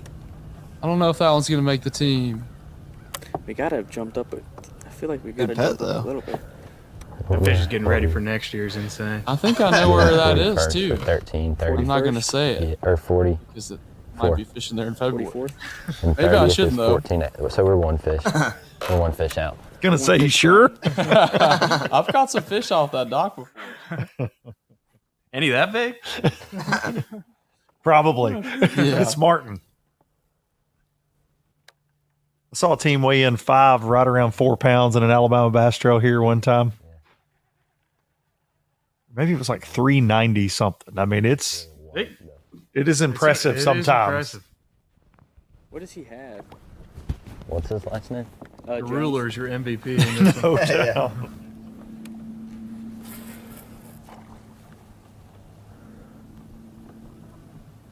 He's We probably did see just an gonna sit 18-pound bag, though, in the ABT I don't blame him. kickoff He's a here lot of in fish. February this year. Kobe Carter and Chris 14. Rutland. He's in 14th? Yeah. Yeah, well, I guess I could see that. No, not 14. Kind of He has wild 14 how that pounds. happens. Oh, 14 Like, pounds. a lot of guys catch them like it's one just magical stretch. It's not like a pattern. It's not something you can run down the lake. It's just you saw that in the elite. An area, yeah. Yeah, where I believe it was.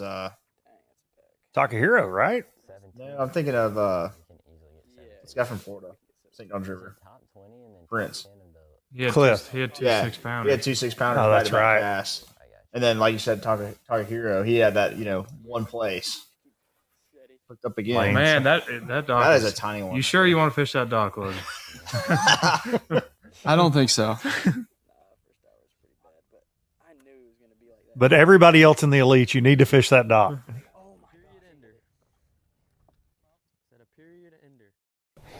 Lane and Singer also. These pliers you got is something else. That's what I'm gonna get for them. Those are the ones that will when did you get break you in that? trouble right there. It was in October. Tiny so boys on the Okay, books. maybe for Christmas, I'm gonna send him a new pair of pliers to Campbellsville with them. These are the worst pliers. Gotta be the worst pliers I've ever used. I'd say enough water damage to them. Water and taking fish off has done their justice. Poor fish is just getting his mouth ripped off. It's a workout trying to get these open. That's one thing that fishermen just feel- always seem to neglect. I just Well, always we're have digging the up in the worst boat right now pliers for and the large worst enough scissors in my Won't boat catch half Me the too. time. And that's Right now, something we we'll always catch it. need, but we just, for some That reason, was a refuse fish to tank upgrade half the size. time. Didn't even I know. don't know. I Me and had you got those nice Ryugi ones.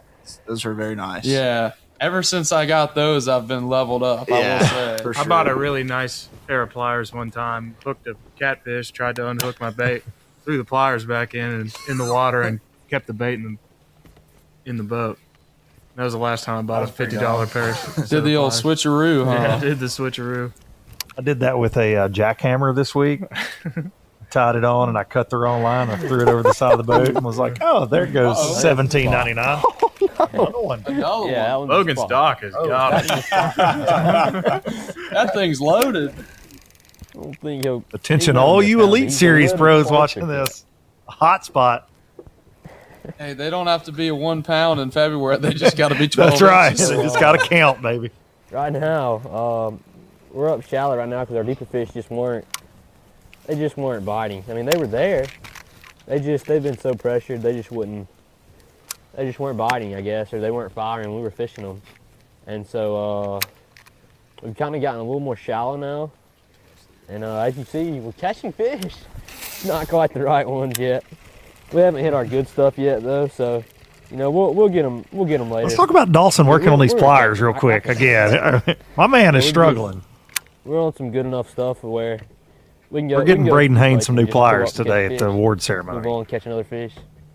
I think we'll get it done, but we're just He waiting to- needs- for this, 8:30. He needs pliers to open the First pliers. period. He's going to war. Now we're just These waiting for the pliers. second. Do you think We just hit the end of the round, guys. Yeah, It's we're at SNC, but I think we 8:30, can do it. so We definitely can do it. Orson and Spooner with 35 All right. pounds and Snack 60 time. 60 ounces, huh? or whatever. Please don't put a hook in you.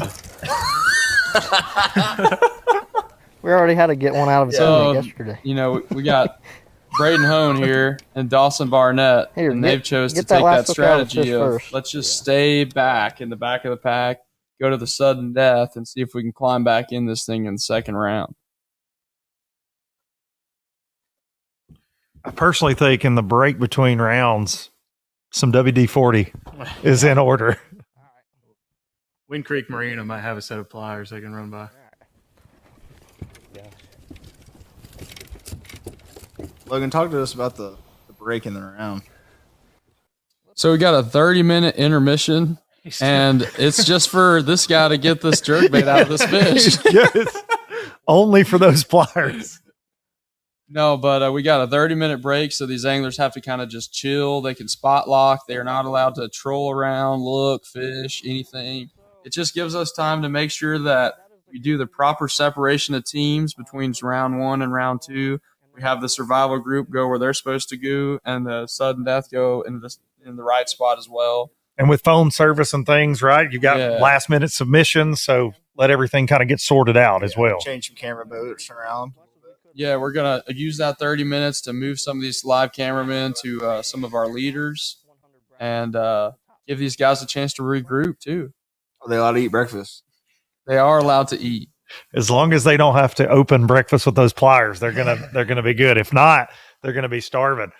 Welcome back to the Logan Park's NSANE Tournament Studio right here at Logan Park's amazing shop. We appreciate you hosting not only this tournament but having us in here. Place to have a it studio. Is a very cool place to have a studio. I have shop envy. I'm not gonna lie. And again, I'm waiting on you to take a lunch break, and my pockets are going to get full, right? I mean, I think that's where we're headed here. And usually wouldn't have space for this studio because there's one big thing missing in this shop right now. It's the boat that you're giving away here at the end of the day. Yeah, the Nitro Z21 XL. It was so long, I had to expand my shop when I first bought this house. The shop wasn't deep enough. We had to add on to it because it's a big boat. And it's a really, really nice boat. And one participant of this event is going to be drawn at the trophy presentation. He's going to win that Nitro boat that I've used all season, equipped with, fully rigged out with electronics, got that awesome Mercury motor on the back, and every compartment is absolutely full of Berkeley baits, Abu Garcia rods and reels. It's the full package. I was just about to ask, does it come with tackle as well? So it's good to go. It's plug and play. We say fully loaded. So pliers? We're not. Yeah, does it have pliers? It does not come with pliers. You may need to add that for next year. I'm just going to make that suggestion. If any plier sponsors are watching, hit up any the Logan tool Parks companies, Fishing Foundation. Give us a shout for next year. We're going to make sure Braden Hayne gets some for sure. We need him to get a new pair. We need Campbellsville to get on it. They need to provide for those Coach young Tony anglers. Miracle, go get your students some tool sponsors. Yeah, man. Absolutely amazing event though, Logan, and getting those sponsors in there makes it all possible, right? I mean, you're talking about Nitro, making that something that could truly change somebody's life, man. I mean, winning a boat at this age, it could be a high school guy or a college guy winning that. I mean, I can't even fathom that if I'm 16, 17 years old and I get to win Logan Park's Nitro. Yeah, dude, it's just an incredible opportunity. We couldn't do it without our sponsorships. Our mission is to ensure that no angler quits fishing due to lack of opportunity. So we're all about creating that stepping stone to the next level, whether it be college, whether it be trying to fish some BFLs, some Toyota Series, some Opens, hopefully qualify for the highest level of the sport, the Elite Series or the Bass Pro Tour. We just saw Banks Shaw, who was the NSANE champion last year, go on to make the Bass Pro Tour this year. And that's what it's all about. He was part of that big $25,000 first place prize, probably put some of that towards his entry fees and the Tackle Warehouse Invitationals, and went on to qualify. So I'm going to say he didn't put it towards his books because I don't know that he goes to school. No offense. Roar Lions anyways. I'm a UNA grad, but Banks has spent a lot of time on the water. I don't know when he's getting the classwork done. He's going to finish his college career. He's going to fish college next year, his senior year, and be a rookie on the Bass Pro Tour and fish the Tackle Warehouse Pro Circuit again next year. He's following Drew Gill's footsteps. Exactly, man. It's crazy to think about where the sport's at. Well, we just wrapped this round one, this kickoff round. Let's take a look at the leaderboard. Powered by Fishing Chaos, and another look at Jordan Hare Stadium. Lots going on during this event. Logan and his team put on a heck of an event for all of these students to get to hang out, fellowship together. And Morrison and Spooner really running away with this thing in the first round, 35-60. Dalton Head made a big move, though. Head and Watts, 28-14.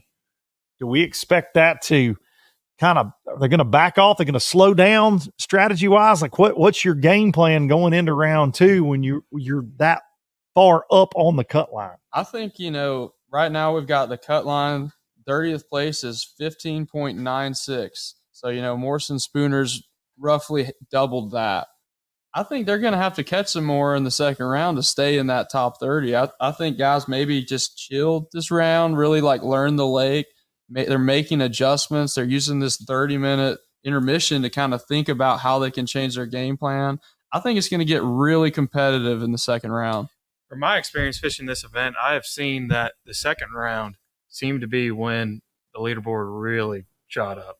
A lot of people got, like Logan was saying, kind of getting situated on the lake, starting to figure out the changes on how these fish are adapting to the pressure of the 4 days of practice. So I really think that there's going to be a lot of fish caught, and you can't necessarily let off. If you're going to go practice, you still got to catch some fish just to keep adding to that weight and get your bottom line. Yeah. So it's going to be interesting. Do you think in that first round, I mean, for you, when you fish this, is it a wait and see? You kind of see what the weights are going to be because you've got to keep advancing, so you don't want to just come out guns blazing? I mean, do you think some of that goes into this? For me, the first 2 years of the event when I fished it, I didn't pay attention too much to the app as far as I didn't want to get in my head as far as what the anglers were doing.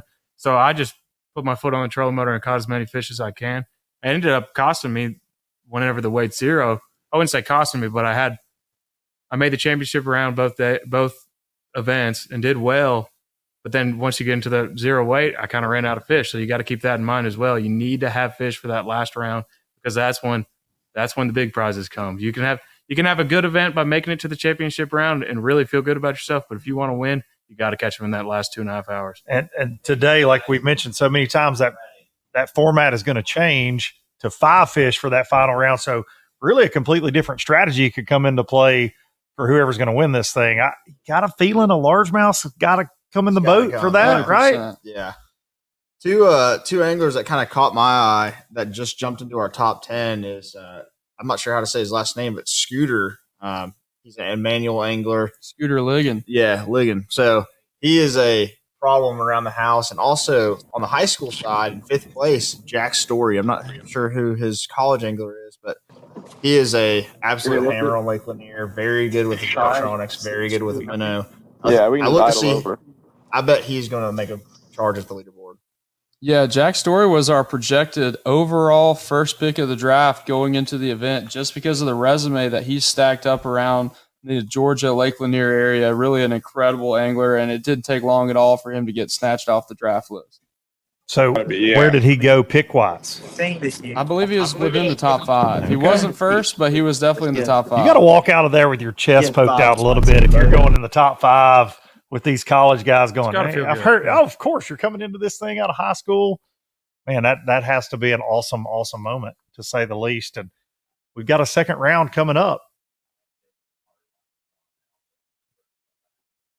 Lots going on out there for sure. $30,000 going to go to the winning team today, and I'm very jealous of that. Oh, yeah. I'm not going to lie. They get to catch a ton of Lake Martin bass. They're going to be stressed, I'd say. They're going to be stressed. Getting later into the morning, they're going to be starting to think about that 5-fish round. It was interesting because last year, they had the unfortunate devastation with all the hurricane, and so the flooding on Hartwell affected the Bassmaster Open, and those guys got moved to Lake Martin. Their tournament was actually the weekend after our event. So I think that they would have preferred not to fish behind the insane anglers that put holes in 6,000 fish's mouths. 10,000 this week or over 10,000 bass. I'm already hearing some of the locals starting to say, man, I mean, some of those empty parking spots at Union Boat Ramp are getting filled up at 4:30 in the morning with people waiting for daylight to put in. No doubt about it. They need Logan's address to send their hate mail, I think, maybe, when they can't get a bite the rest of this winter. 10,000 bass. Let that sink in.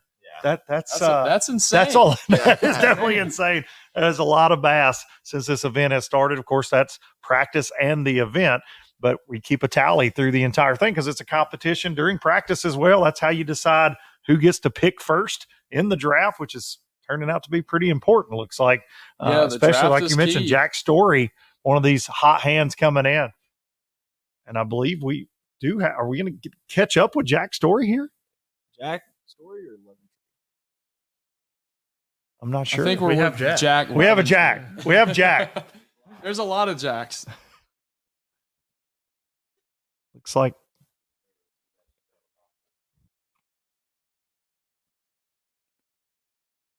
Jack, what are you seeing out there? Looks like we're looking at his pants. Jack is still in his box. Is that Jack's notorious beanie? It's the Jack. He might have needed the beanie this morning. I've seen Jack with the beanie on in some questionable situations, I will say. In the summer at Pickwick one time, I was questioning his sanity. It's fashion.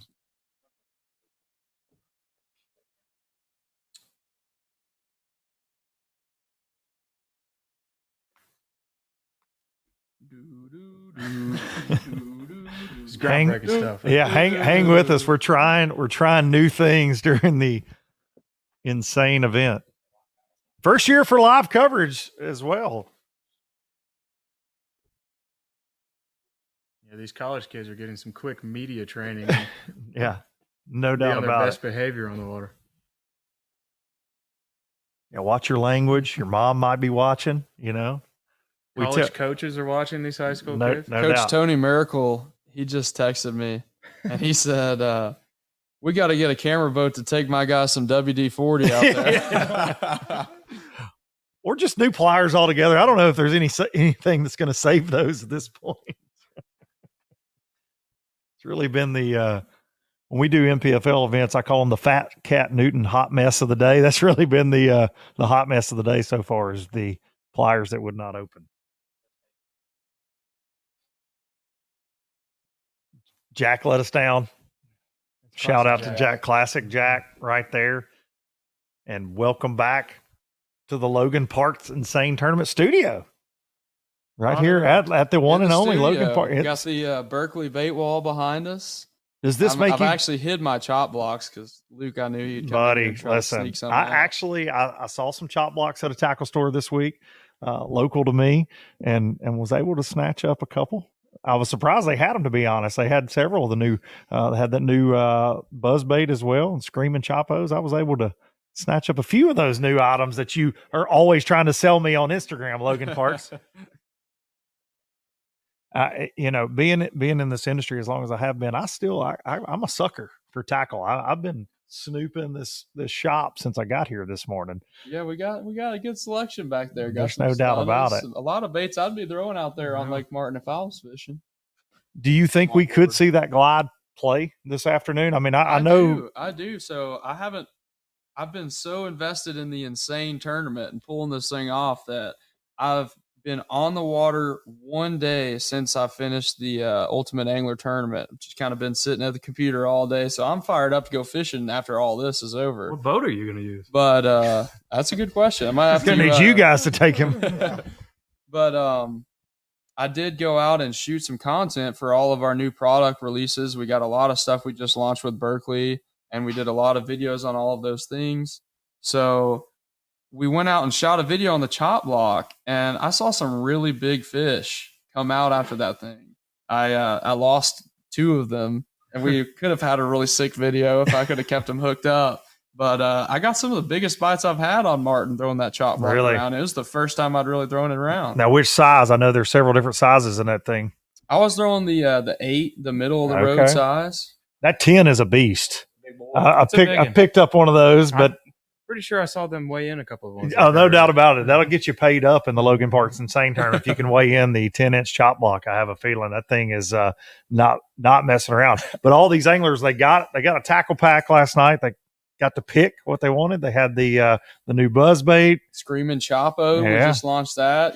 These fish have been getting a lot of pressure this week. So giving them something like that, a top water that's got that little screechy, squealy, unique sound. does have a different sound for sure. Sounds I've good. seen it excel in some pressured situations. Will we maybe see even a better than top the water regular. play today? We haven't so far, but as the day goes on, will we see that, you think? Yeah, we got a high of, I think, 77 today. So it's going to warm on up. I think that we'll see a lot of top water action later in the day. I remember With the water being drawn down, and like we were talking about earlier, kind of that condensed cover, and we might see some people run some shade lines later in the afternoon trying to catch a big one. And top water's we saw that for that. We saw that buzzbait play last fall in the Open, right? I mean, that was Bobby Bakewell caught some big Bobby. fish. That was the winning deal that big fish he caught on the final day. Martin in the fall has kind of always been known for a little bit of a buzzbait bite. Yeah. You can lock it in your hand. That's a great example. We watched it firsthand last year on the final day of the Bassmaster Open on live. We've seen the topwater play catching big fish. So that's what I'm expecting this year. And all these anglers, for the most part, we've seen them all fishing off the bank, and they keep talking about the pressure. So you have to think that throughout this week, not really that many people have fished the bank. So if someone decides to make that jump to be fishing, it might. Will we see somebody win this event fishing a stretch they have not even looked at this week? They just pull the plug on their game plan and land in the right area in that final round?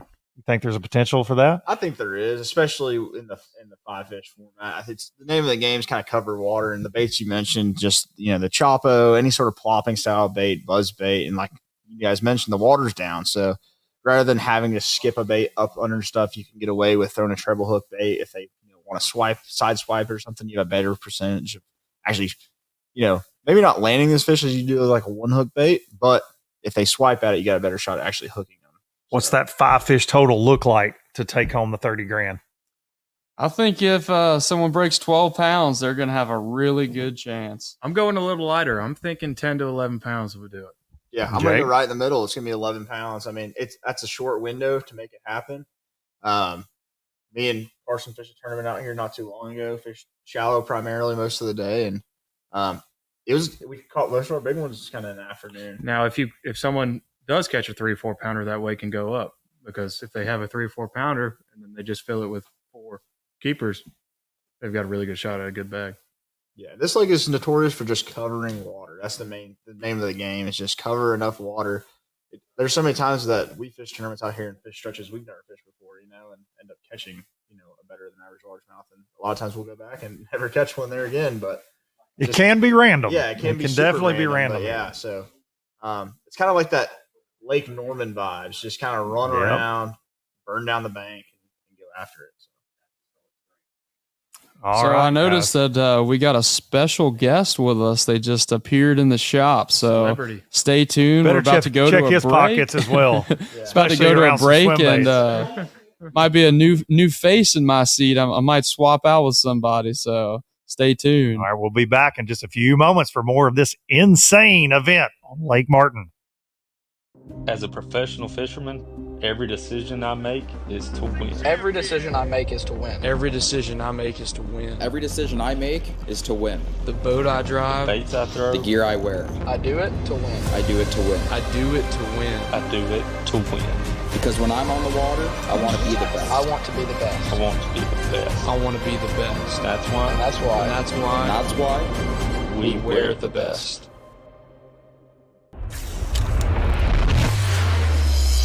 Nitro, a rush of tournament adrenaline.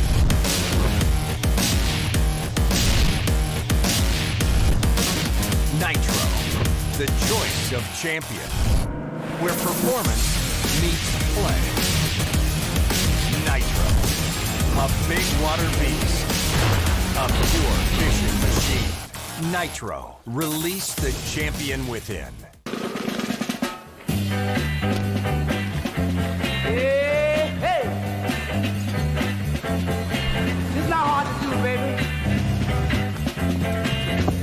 All you gotta do, get out on the floor and let yourself go.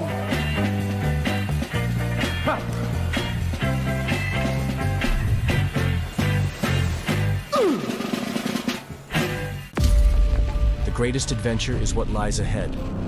When the water calls, we have decisions to make. Figure out what works and what doesn't. Then move on to what's next. Knowledge is earned. It gives back. We live it. We know. Engineered for every condition. FXR Pro Fish built to perform, made to conquer.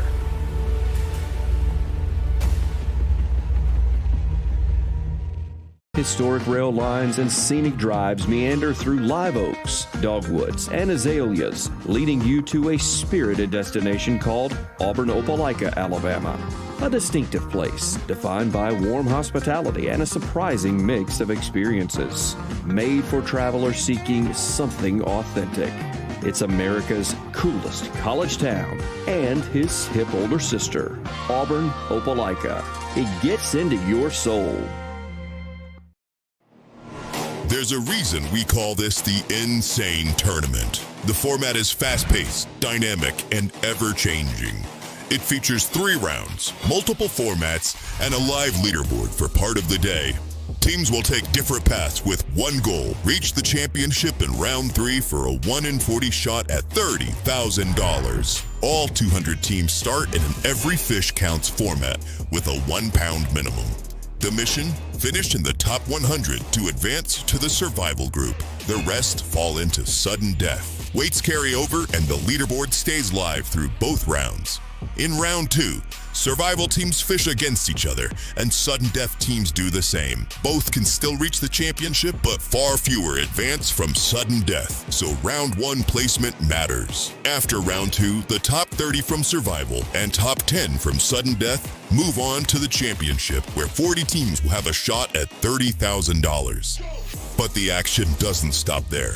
The remaining 70 survival teams move to the consolation bracket to compete for $2,000, while the 90 sudden death teams head to the last chance bracket for $1,000. In round 3, the chaos round, weights reset, leaderboards go dark, and the format switches to best 5 fish. It's total chaos, and everyone starts with a clean slate. That's the NSANE format. Fast, unpredictable, and designed to keep anglers and fans on the edge of their seats all day long.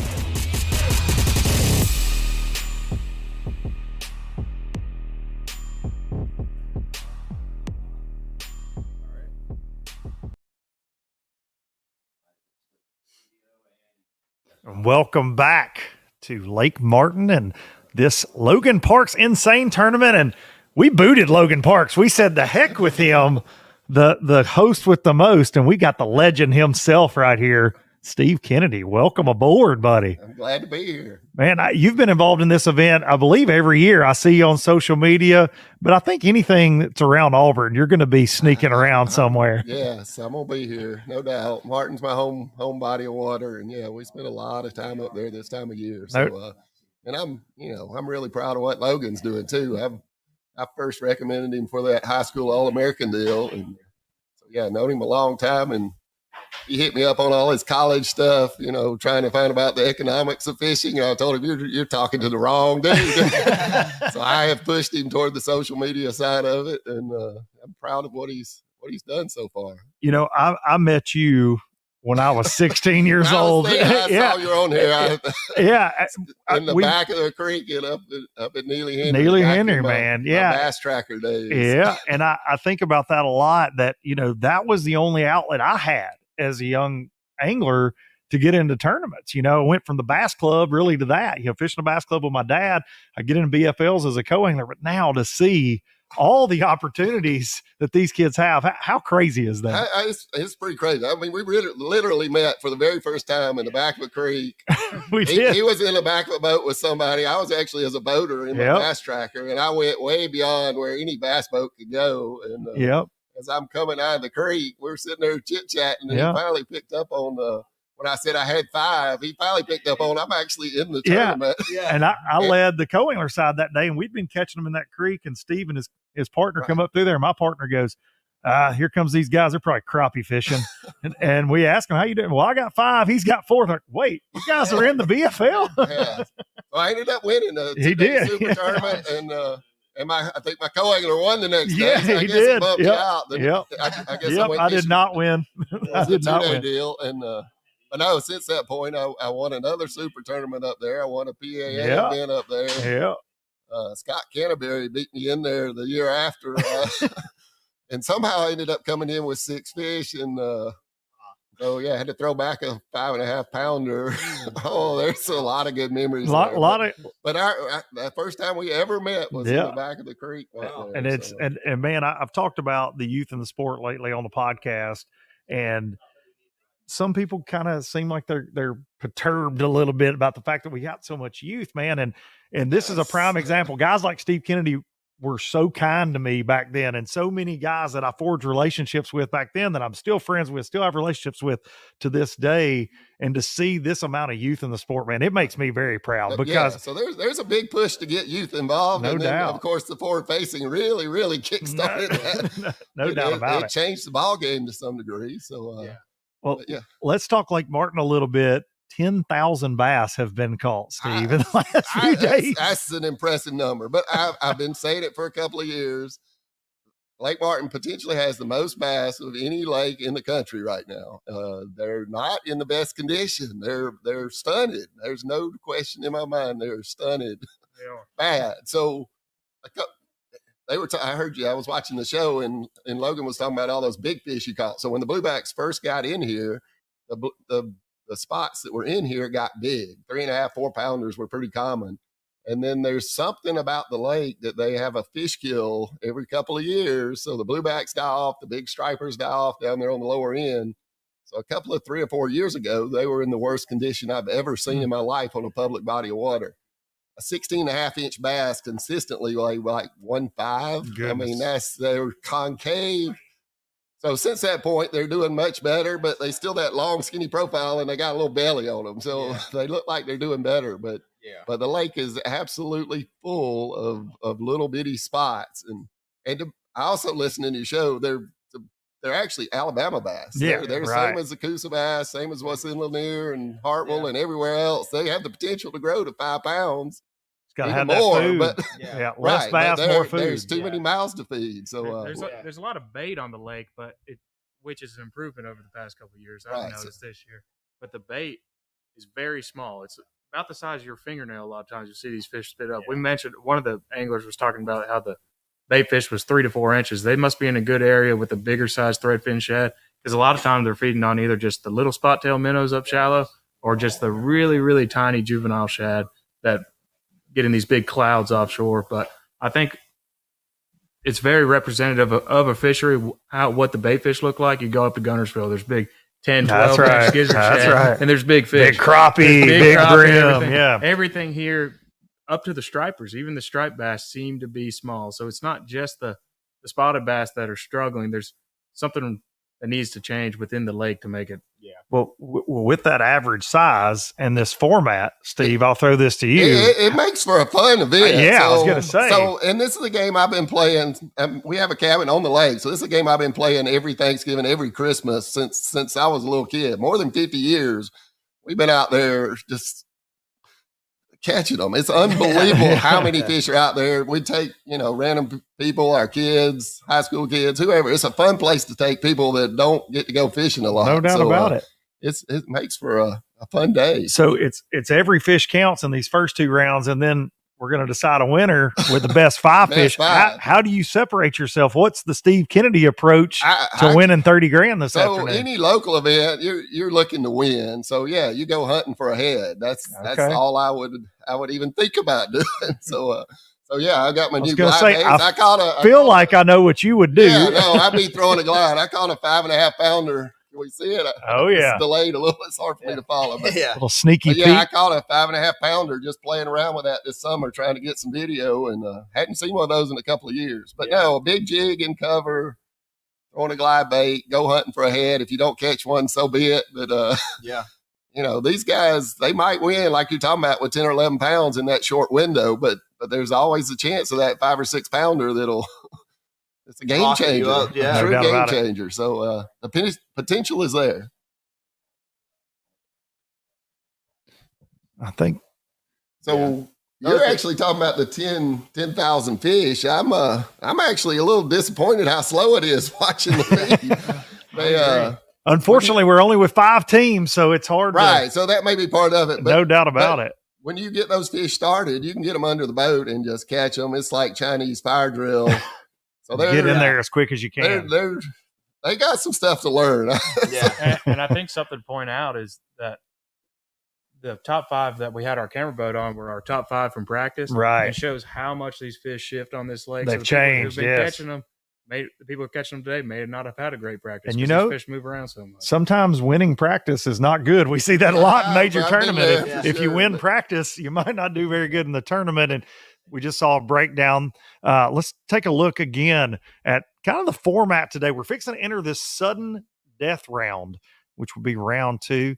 Round 1, we had the full field, and this very, very, I would say, complicated event. Insane. Lots of ways to A lot of win. moving Tournament pieces, within the tournament. But round 2, you got a sudden death round and a survival round. Yeah. So we're going to kick the bottom 100 teams to the sudden death round. Those top 100 teams are in the survival round, and they're hoping to go on to that round 3. There's going to be a last chance round, a consolation round, and ultimately we're going to get down to this 5 fish.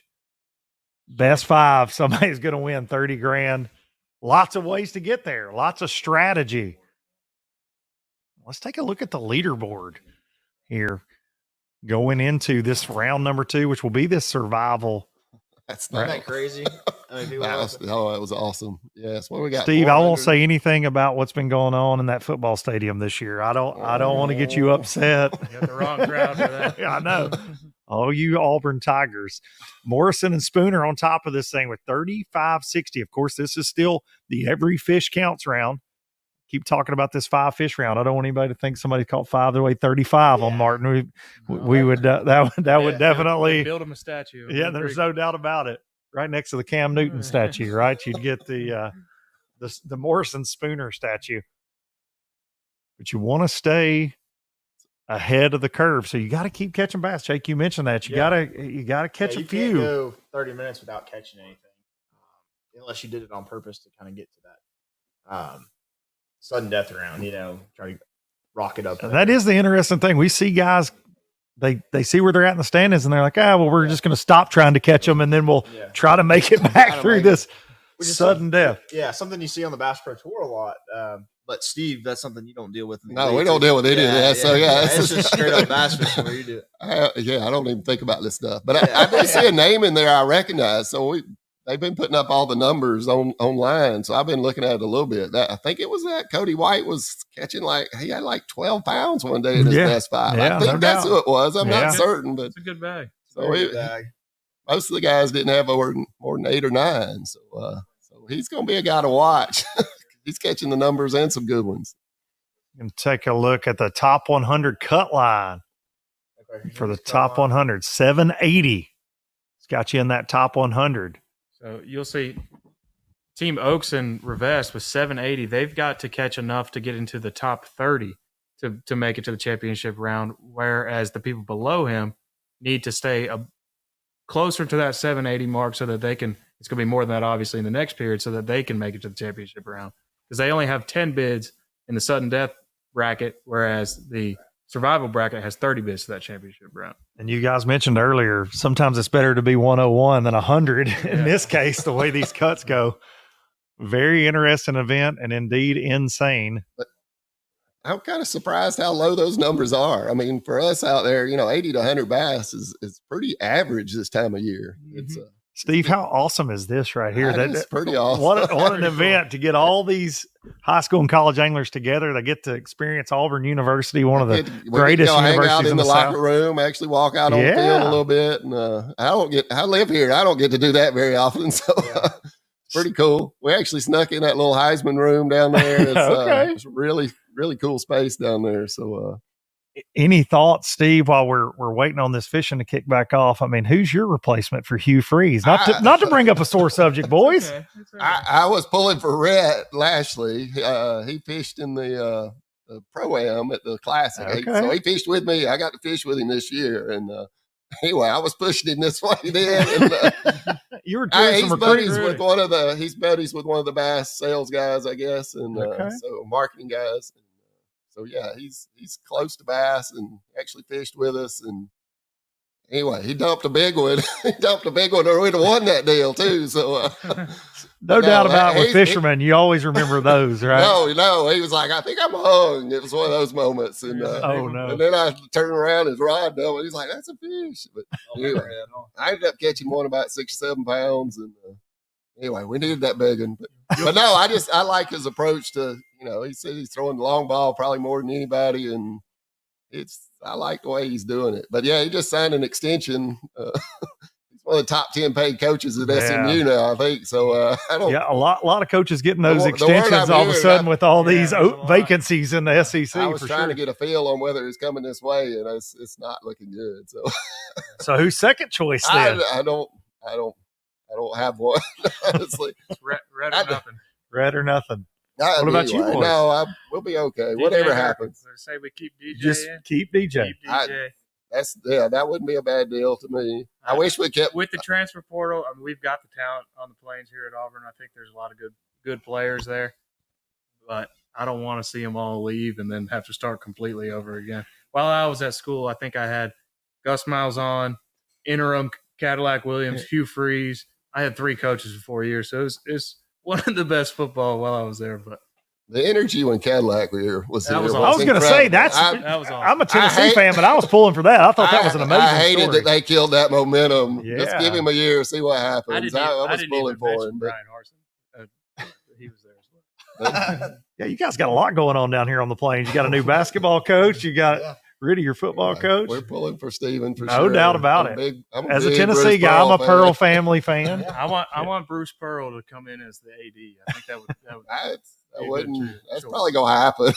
I think that's what needs to happen. Especially if this next coach doesn't work out. You might get a new AD. We'll get a new AD after that. We're certainly in that age in college football. You better choose well. That is for sure.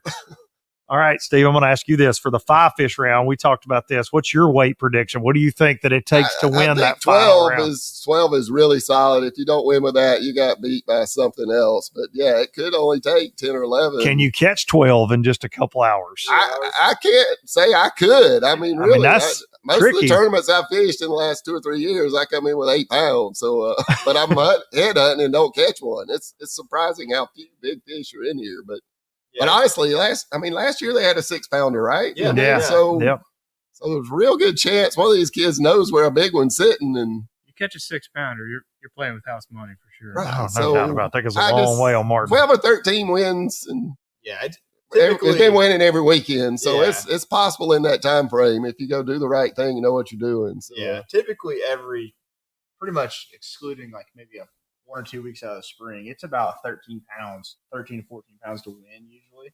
I don't really see it taking more than 12 in the 3-hour deal, especially here in the fall. Tough to get on. Yeah. I mean, a lot of your fruit jar tournaments are 3 hours long, right? I mean, that's plenty of time to catch bass, but after they've been beat on, especially for practice and all day, that's the tricky part. Different set of fish, right?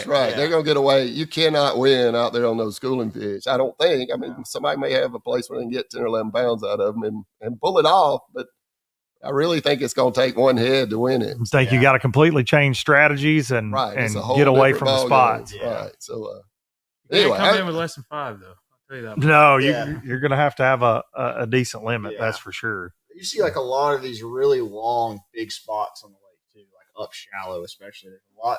One of the forage that a lot of people talk about on this lake is yellow perch. There's a good population of yellow perch on this lake. There's a lot of crawfish in this lake. Comes. Yeah, let's see what we got. Right there. Look a lot like that. Steve's choice. But that also makes a good female bluegill. Yeah, right, it really does. That chartreuse yellow color is absolutely good color right there. A lot of shallow fish, especially that Kalijah zone. One of the reasons it was so good, just the sand bottom. That was a lot of the places where clear water year round where guys were stalking the herring illegally. And then also Lake Jordan is only 30 minutes away, and there's a lot of guys that were transporting illegally 3 to 5 pound spots on that end of the lake. You don't really see those anymore, but every now and then you'll catch a real long, shallow dwelling bass, skinny water bass. Definitely came from the Coosa River. Yeah. Living up there on the bank. That's, black and gold. Yeah. Spotted bass. You don't see that as much anymore. I think they kind of cracked down a little bit on that. But, I think I live at Lake Lanier now, originally from this area. And, talking to the guys at some of the bait and tackle stores that you can actually buy blueback herring. It's legal to buy there. They're like, oh, yeah, the guys from Lake Martin come all the time. Or they used to come all the time. So, striper boats and load them up by the thousands. They certainly impacted the fishery, not only for the health of the fishery, but they changed the way the fish behave. We've seen that on Smith Lake.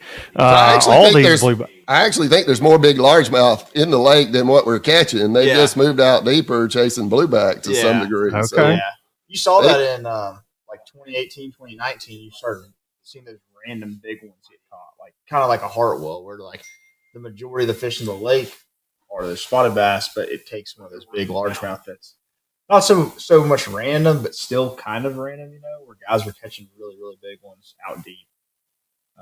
But like in the past 5 years, I can probably count less than 5 largemouth I've caught out deep that were of like any substantial size. Yeah. So I'm actually old enough to remember when gizzard shad got in the lake. Yeah. We didn't have gizzard shad back pre-'80s. So, the striper guys were bringing them over from West Point type deal. And, really? Okay. So when they first got in here, the largemouth really took off. I bet. I tell guys I've caught more 25-pound bags out of Martin than I have out of Eufaula. Come on. And I fished both a bunch. But I would go up there on a Thursday afternoon when, kind of pre-fishing, just fishing around. And I could go to the backs of the creeks, fish in certain places, and catch one everywhere I went. Well, tournament day comes around. There's a boat on this one, boat in this one, boat in this one, boat in this one. Yeah. You're lucky if you even get one. But there were enough of them. There was a big year class. They even stocked some Florida strains that were still in here. They were about 6-pound class when we had the last elite year. Yeah, so, for sure. But there was a period there where there was a bunch of 3.5, 4-pound largemouth, and it was fun to go fishing. Yeah. But those have all aged out. I don't think any of those are left. So, speaking of that elite coming up, you guys are going to be here early in the year. What kind of weights do you think, for 4 days? What's it going to take to win that thing? I mean, 13, 14 a day average is probably going to be really close to winning it. But they had that Alabama Bass Trail. They were talking about 17, 18 pounds. Yeah, you're 18. talking about, there was some 18. Yeah. So I think the weather was just perfect there. So it depends on the weather we get and what happens. But it could. There's some bigger fish in here than people realize. There were a lot of better than average Martin bags, I would say. It was just they'll early in the add year. a half a pound. These same fish will add a half a pound just in the time frame from here to there. For sure. They feed up really well in the wintertime. So they'll be really healthy. That's just egg weight, just pre-spawn, healthier fish. So I feel like this lake has always been that February time frame. It seems like winter it's is the the only time to go fishing here. Summertime, we want to go surfing, but you don't fish in summer on Lake. You don't fish a whole lot in the summer. Not when the sun's up, at least. Ever since Bass announced his schedule, we can't even go surfing. So I'm a little ill. I won't get into it too much, but I don't understand the fact that you can't go surfing, but we don't have to. I realize I'm talking to bass fishermen here. But no, Lake Martin, we have a house on the lake. My wife's best friend has a house. My aunts, uncles have a house. So, we go out to eat dinner. We go see Christmas lights. We go see the Halloween lights on the lake. All that has ended, and it's not fun. When a lake's 500 miles away, the rules don't matter all that much. Yeah. But right now I'm ill. Chomping at the bit. It's killing me because our whole life changed just on a whim. It seems like. So what? You're not gonna go surf at Eufaula? No, I stay away from those big alligators. That one that used to be in the Witch's Ditch, I think it's gone. But that's possibly Wally. That's what all the locals called him, Wally. That was possibly the biggest gator that existed anywhere in the southeast. It was a monster. Yep. And haven't seen it in probably 8 or 10 years now. I don't know how long it's been. I think they actually when they one of the ones they harvested. I think it came out of the national refuge there. They got him. Somebody harvested it. And they said it was 14. 14, 15. 14 something. But I swear, I had my bass tracker in there. It was as long as a boat. It was as wide as a boat. It had jaws that looked like basketballs. And every person that ever saw it that came to fish a tournament there from somewhere else said, I've never seen one that big. Yeah. I mean, even the Florida guys. It looked crazy. But no, we're not surfing down there. No way. But I mean, the boat's, at the dock. It's not like it's a trailer wool. Yeah. I mean, I could, I guess, but it's not even my boat. It's somebody else's boat. Yeah. Anyway, we've had so much fun this summer up until they announced the schedule, and then we've been playing pickleball. So I didn't cash a check on bass. I didn't cash a check all year on bass, but actually won a medal in a pickleball tournament last weekend. So, so we finished third in our bracket. So I'm actually getting in shape. It's been good for me, but no, I'm ready to get out on Martin and play again the way we glide we're baits used and to pickleball paddles. you know, the Steve Kennedy story. Pickleball warehouse, so your discount will apply. No way! I did not know this. I learned something here. So anyway, be trouble on the wallet. Anyway, it's been fun. The pickleball's been fun, but yeah, we went from going to lake like football weekends where you go to the game on Saturday, but Friday we'd meet up at the lake. Sunday after we'd go. You know, we have people come in from wherever and let's go to the lake the next day. And so pickleball Friday and Sunday, and it's been fun. But you want to be on the water? I'm so over it. Loves being on the water. And what he's talking about, the bass no info rule, and you're not allowed to be on the water. I can with, be on the with water a non-competitor. with my kids, my wife, that type of thing. But yeah, they all got friends. They're 15 and 17, and yeah, they all got friends. They want to go tubing. They want to go skiing, surfing. Surfing's been the most fun to me. But yeah, they want to get dragged around on the tube. And anyway, I need to put some of the videos up. I was gonna say when I first met, launch them in the air, especially with that big wake boat. Oh my goodness! So.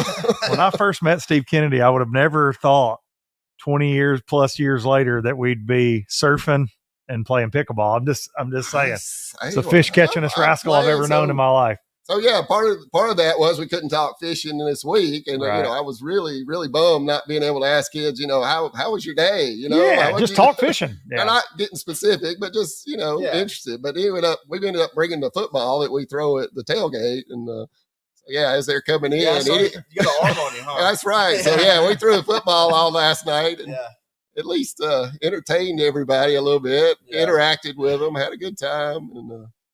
But yeah, it's hard to be around the kids and not talk fishing. But they're actually surprisingly tight-lipped if you don't ask them specific stuff. I think they learned. They are surprisingly tight-lipped. So I'm not too worried about it. But they may but apparently a bunch of our guys, balked at doing this just because of that.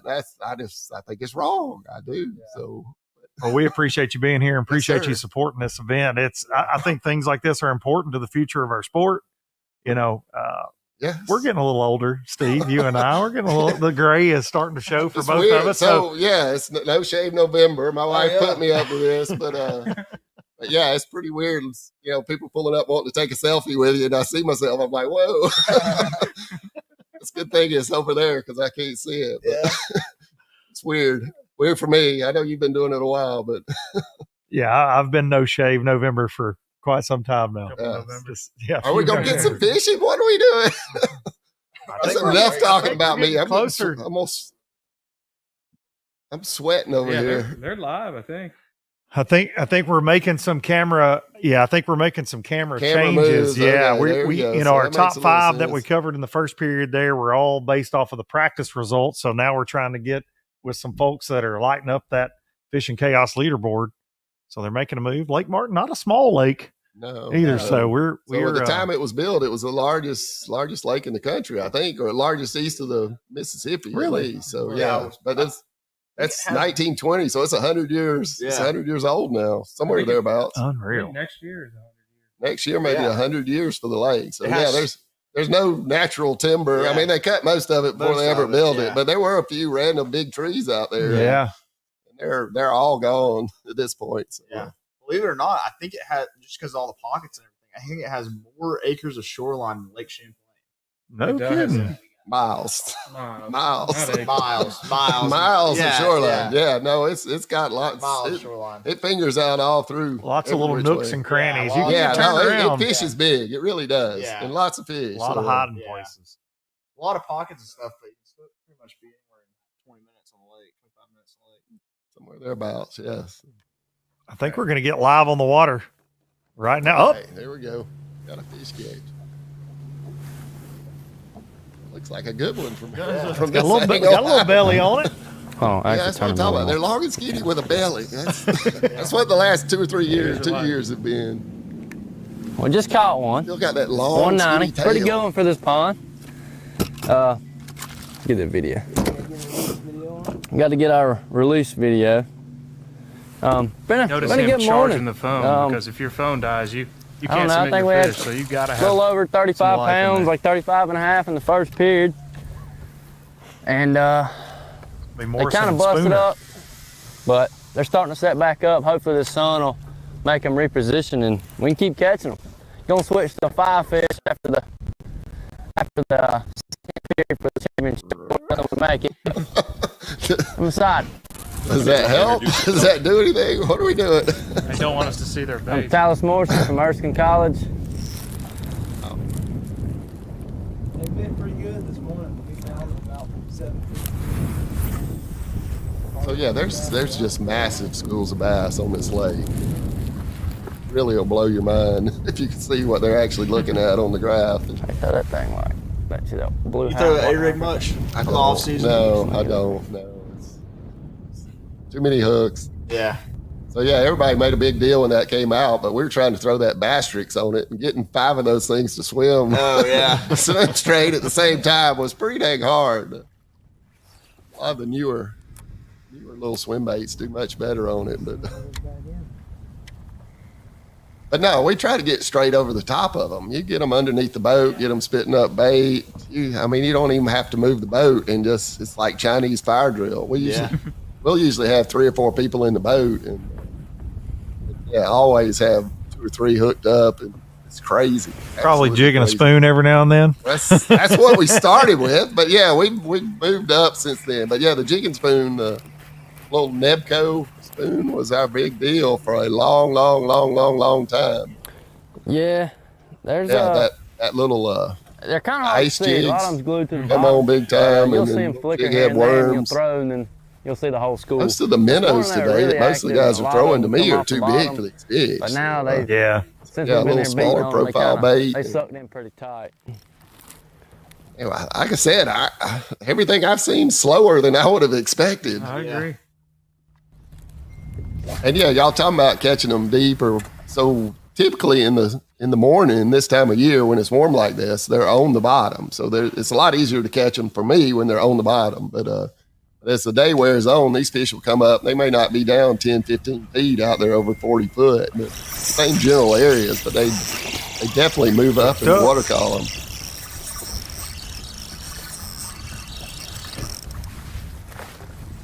Will we make it?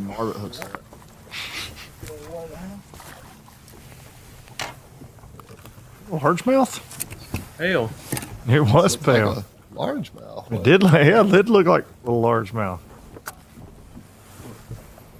Those random ones you were talking about, Jake.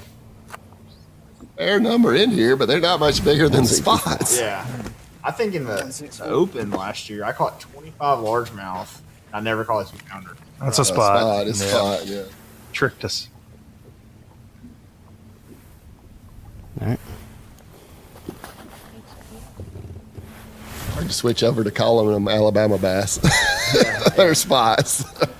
Always will be spots. They're just spots, yeah. But I heard somebody say Kentucky spotty bass, the Fishing Chaos guy. I'm like, no, they're not. But they're not even closely related, really. So. No. They're allowed to be here. They're not. I just love that it became a bad word at some point. They're like, and especially in my home state, Tennessee, they're like Alabama bass. Like they get so, I'm like, man, they're invasive, especially around Pickwick. They talk about, from Bay Springs and all. Like the state takes that very, very serious. But man, we've got some big, beautiful spots now. I'm all about it. I remember that. The state does not enjoy it though. Back in that hole over there. Yeah. Yeah, we were originally allowed to go to Bay Springs. Yeah, they outlawed it. Yeah. Alabama bass. Well, there are plenty on Pickwick without going to Bay Springs. They're definitely hybridizing below the Wilson and below Wheeler Dam. There's some big hybrid. What happens that next generation is what they're concerned about. That first generation of hybrids are really, really robust, I guess is the word they use. Oh, for sure. There's no telling what we're going to end up with.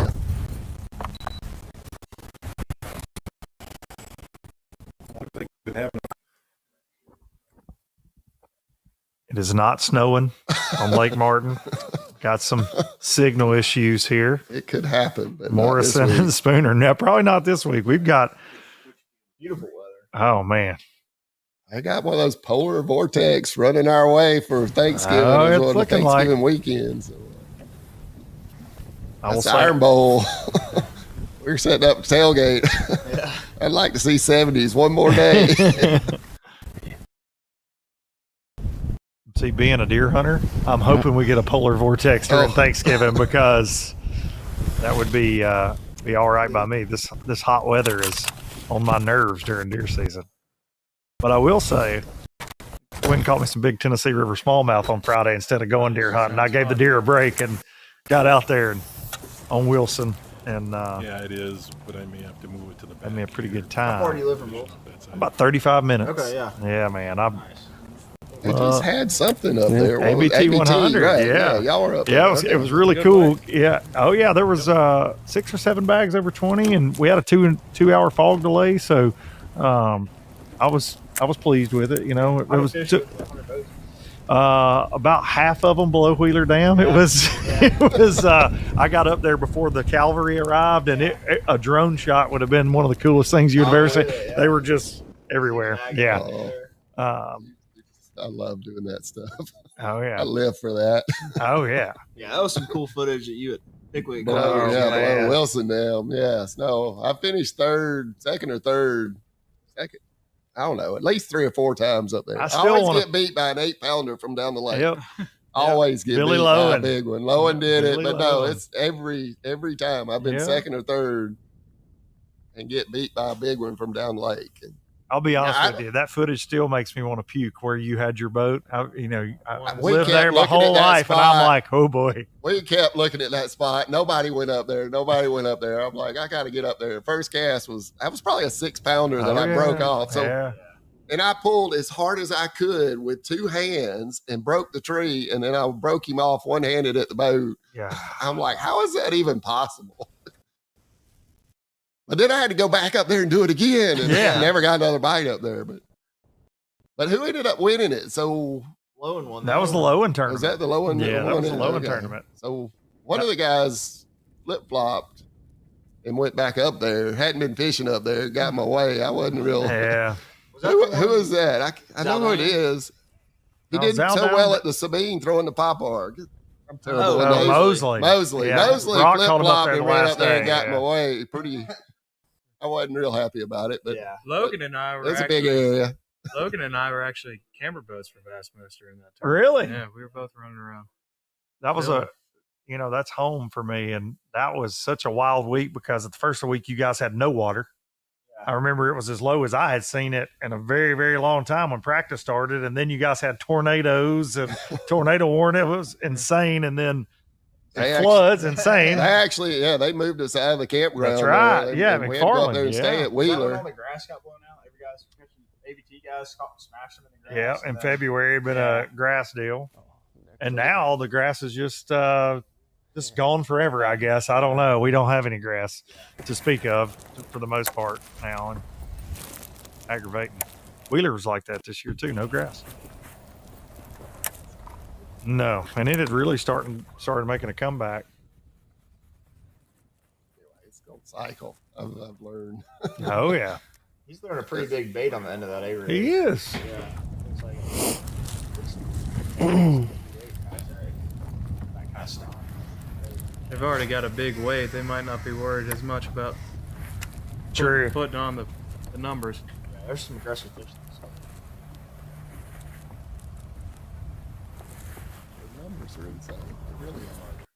People just don't realize. That's high school angler Wade Spooner. He's from Vestavia High School, so not too far up the road. Too many fish in this lake? I do. Absolutely. Too many fish in the lake. And there's getting people there's to catch and keep. Pretty big school sitting here.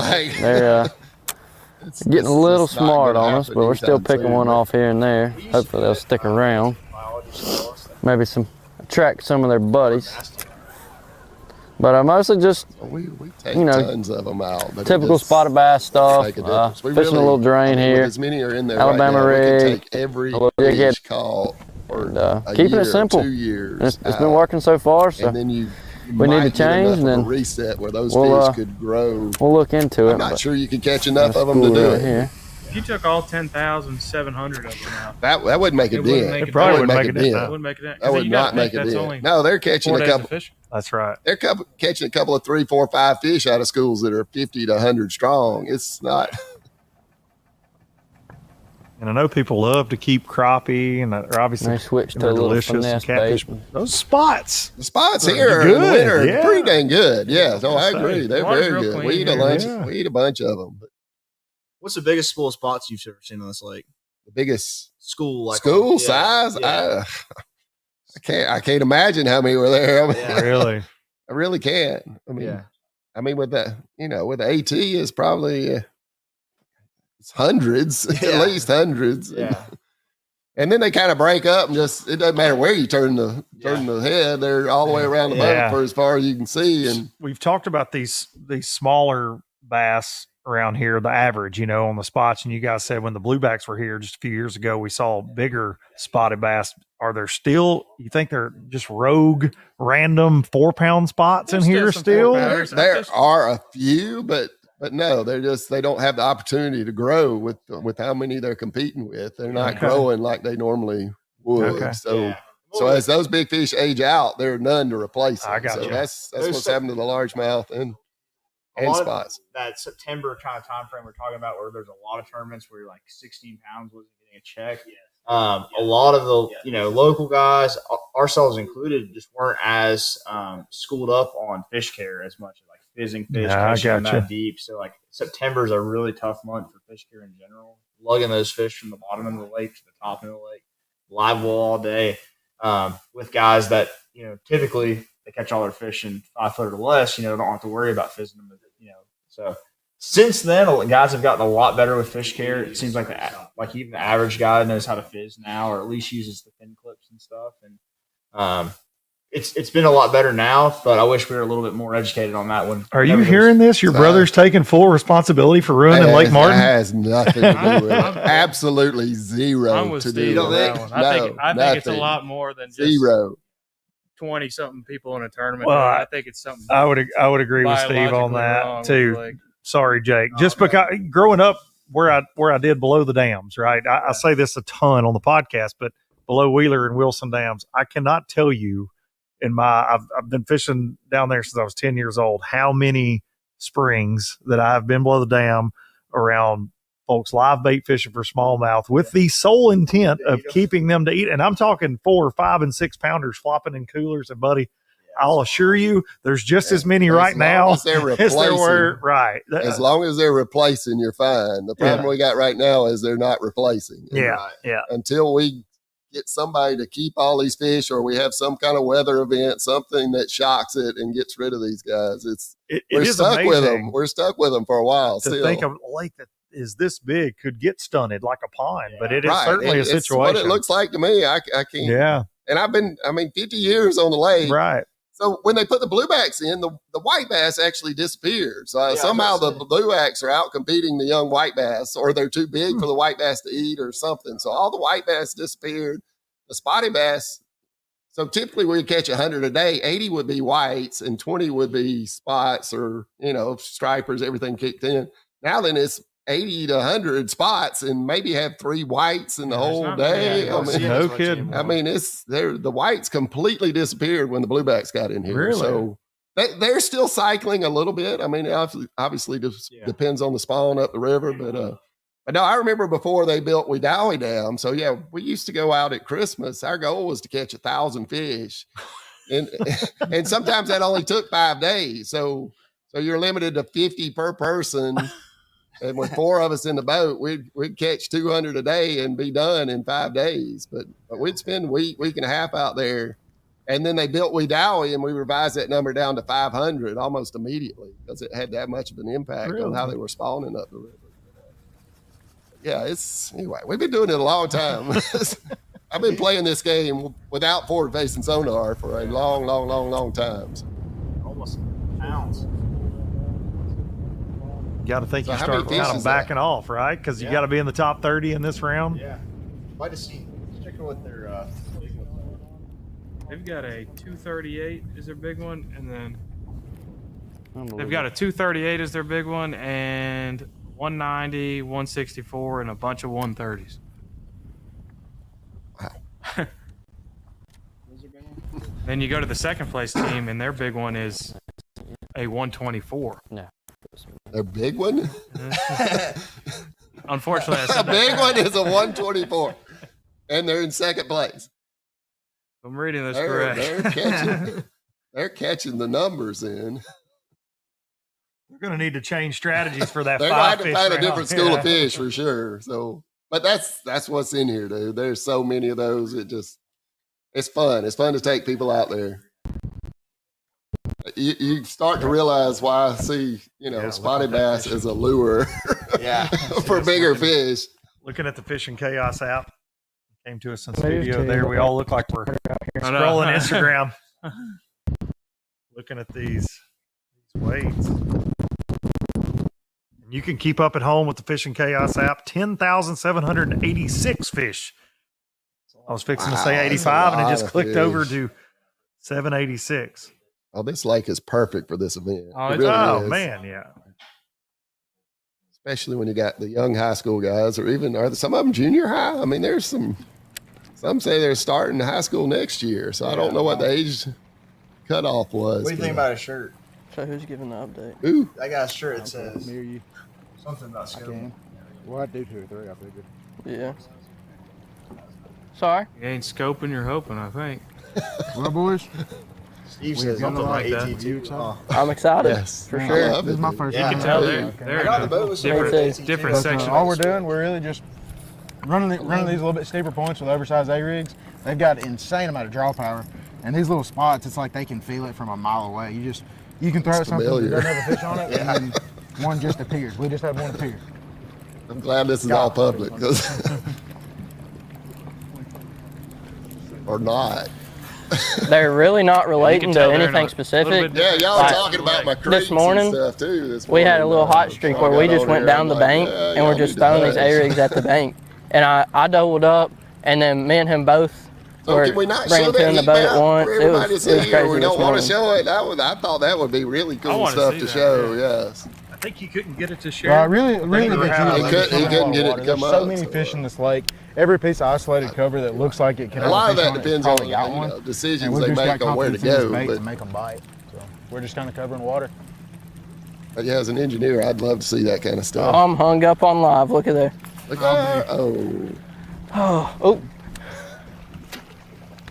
That's the only problem with these big A-rigs. We got, how many is it? 9 or 10 hooks on them? 7. 7 hooks on them, so they'll stick into anything.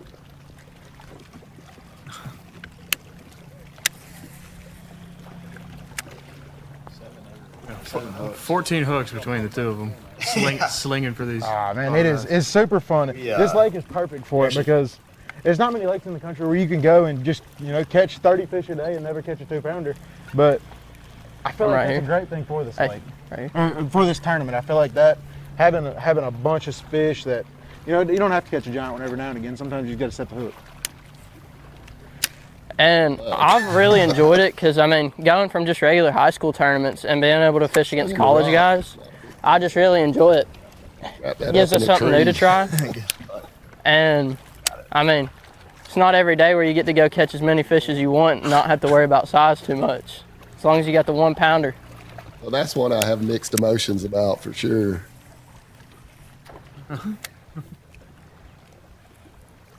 Yeah, last week I was filming with the guys from Depths on Lake Logan, and Something's wrong. JDM, We're having a lot of follows. They're not acting. They're not acting right. on A-rig, Just coming up, pushing strolling on the bait cast. Oh wow! We never caught any big ones on it, but caught enough to make a cool video with it. So. Big schools of bait. Oh yeah. So I really think that's what they think this A-rig is. I was at that Gunnersville tournament when that deal swim came baits out. on it, but I mean. So Gunnersville has more shad than Martin does. Yeah. It seems like it's just the more. Gunnersville has more shad than any lake in the country. Yeah. So It makes sense for a fish to put. they were together doing to come together cartwheels because coming he through can that get bait to and the did not catch them on anything traditional. They were keyed in on those schools and balls of bait. So before that came out, before forward-facing center, what were some of the baits that you used to target those suspended when they bass or fish that were on bait? So like the suspended, suspended bait that I think of going way back was the smoked grub. Okay. Up in the Ozarks. Yeah. That was a really big deal. Right. But no, it's you know, in the wintertime, it puts them on the bottom. So, Lake Martin, you're talking about jigging a spoon. We're jigging a spoon on the bottom or within 5 or 6 feet of the bottom. And we'd actually run around on plane with the flasher. Yeah. So, y'all are missing, the kids are missing some of the finding fish stuff that we learned way back in the day. But no, we'd run around on plane 50 miles an hour looking for fish. You're looking for balls of bait, and the fish would be on them. And then once you get them started, you want to keep the boat right there because they're spitting up, and you can just sit there and just catch them and catch them and catch them and catch them. And but now you're seeing them way out away from the boat. And I actually think the numbers are less. I'm sure they are. You catch them so tight to the bottom in the winter that they have right. So when you get a major cold front, when when you can go around the bank and not catch anything, they're out there locked to the bottom in 25 to 40 feet of water, and I mean you can really, really, really catch them. So you remember we fished a Black Friday tournament one time, and it was. I mean, I feel like this time of year up until about January is when you catch. Right. So I think of mid-October. Mm-hmm. So mid-October, they're usually in the mornings, they're on the bottom, and then they come up. And that's what we're dealing with right here. It's still warm. So these fish will definitely come up in the water column. They get much harder to catch jigging a spoon under the boat when they're running around that much. So the colder it gets, the better. They still eat. I mean, they still eat down into the 40s. There it is. The problem with the 40s is when you get the shad kills and then they start gorging on. I like to think I'm pretty good at getting stuff hung out. Bait that's just laying there. Which, I mean, it works jigging a spoon out there when they're on the bottom. But we'll probably cook this one right here, then we'll probably head out. All right. They gorge to the point they just don't eat as much. This drain pushing some. There they are right there. Couple, but there was a couple really big groups. There's one out there.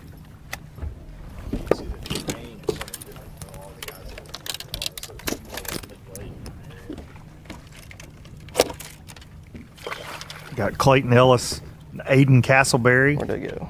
Clayton from Blue Mountain College. He also fished the ABT trail this year. The ABT 100s finished second in the Angler of the Year race in the 100s there with Stephen West.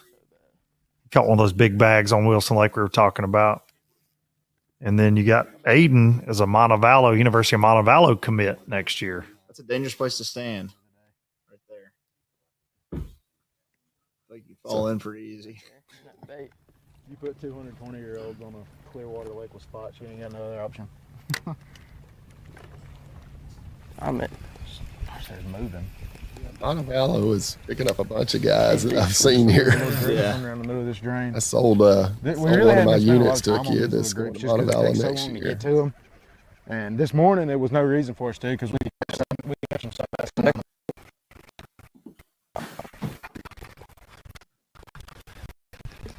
Actually do scholarships.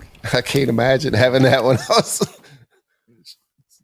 was in school. We had an angling class at Tom Sparrow. Sparrow. Yeah. So Coach. Yeah. Yes. I had a angling 101 class at Southern Union. Did you really? Yeah. I didn't know Southern Union did one. So yeah, we had one. It was multiple choice. You're like, what is the bait that's suspended above a weight? A, Carolina rig. B, drop shot.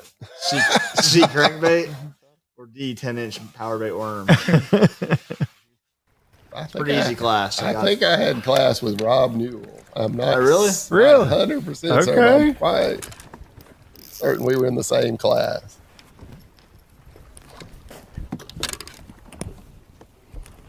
They did it in the Coliseum. The old Coliseum. Hey, bro, there's look at that. He's from Lake Seminole area, right?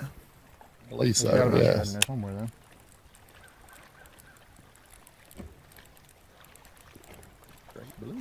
Oh, he's on it. Yeah, when big bird's around. They're so stupid. God, something to eat so close. Not eating it. Just had one there like run through the rig and not get it. Yeah, we were talking about the bluebacks disappearing, but yeah, the bluegills seem to disappear there for a year or two. They seem to be back pretty strong.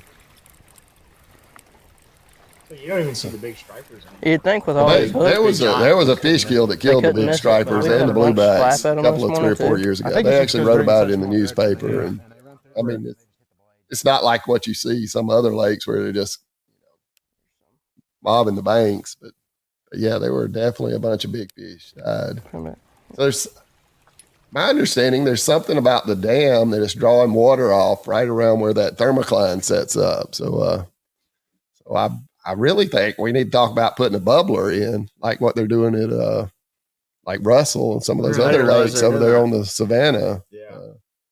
I really think we could stop that process and save those big stripers and the bluebacks and improve the lake. Yeah. That's the potential's there. I don't see anybody talking about it, but yeah, you need those big stripers to kind of eat those little bitty spots. Exactly. Yeah. So we don't have any big bass to eat the spots. Yeah. Nothing's.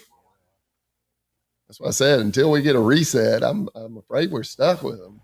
Yeah, the cover on this lake is perfect. I mean, as far as the topography and everything, everyone that comes from the Hartwells, Lanier area, they think it's just going to be. They look identical to those both of those lakes. But and it's just. But the condition of the fish is far different.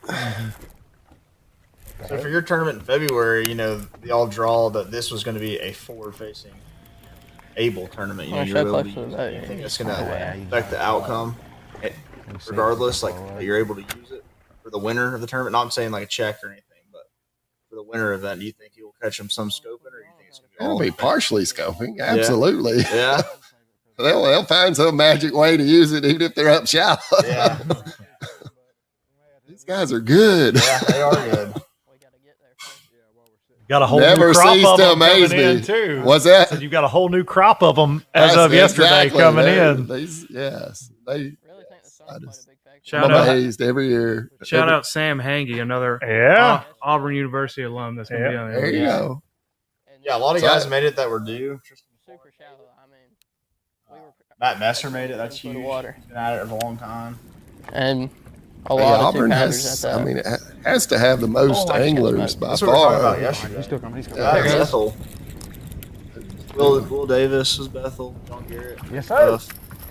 Paul Floyd's on the left. Or They got one. you got both Lees, me, Logan, Sam Logan, Tucker, Yeah. right? Mark Frazier. Yeah, Mark Frazier. Did he go to Auburn? Yeah, I he played didn't- baseball. He didn't finish it. Biggins, baby, Biggins. I didn't even realize he forgot went to about that. Auburn. So yeah, but no, Auburn has to have Ray Scott. Ray Scott. So That's a big one. Chase Anderson. It's saying it's a 198. so Ray, Is that right? Jimmy Buffett also went to Auburn for a little bit. Does it look like a Ray used to 198 work to for you? J&M Bookstore right there at Toomer's, retail. right there off Toomer's Corner, and used to be out there on the street hawking, trying to get people to come in the store. And, I never knew that. Yeah. Well, oh, my Thank you, I wife, didn't stick to the scales, but- Julia used to work for J&M, Sean, so I got to go to 128 their now, Christmas that looks party about back when right we now. first started dating. yeah, we just about had a 198. Grandmother of the current Johnsons. Yeah, she was still alive back then, and got to hear stories about Ray Scott That's straight cool. from her. So Here you go. Byron Smokehouse in Auburn Staples got a big plaque of Ray Scott. in there. Okay. yeah, Tom Sparrow and just lost terrible with names. Jack Sparrow. No, not that one. Tom Sparrow started the club. Who was the co-angler on FLW that was so good around here? You gotta know him. Did he fish boater now? Or? Oh, Tom I Free? blind casted it really. He come up and popped it Simon? as soon as I started reeling it. He panned the live scope back. I slowed it down and he come up and hit it one more time. And that's really what we've been doing today is just throwing at the bank, and they've been hitting it like that. And sometimes we've been getting lucky with big schools.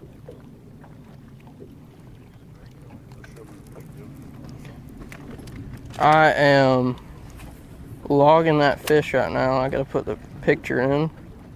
I don't remember what he weighed. 128. 128. Submit.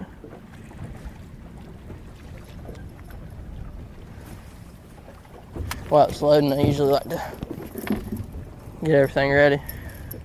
We hadn't had the most amazing service today. Yeah, I think Ray Scott and Tom Sparrow started the Auburn Bass Club. way back. Way we're gonna back. be sitting there for a minute. Tom was one of the first. We'll probably head here in just a second. All right. We're not the first. We'll fish point of that island. It looks okay. We're going to hop across there now. The son runs the RV park. Owns the RV park over here.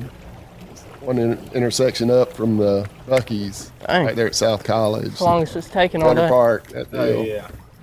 Tom Sparrows? That would be Tom Sparrow's son, yes.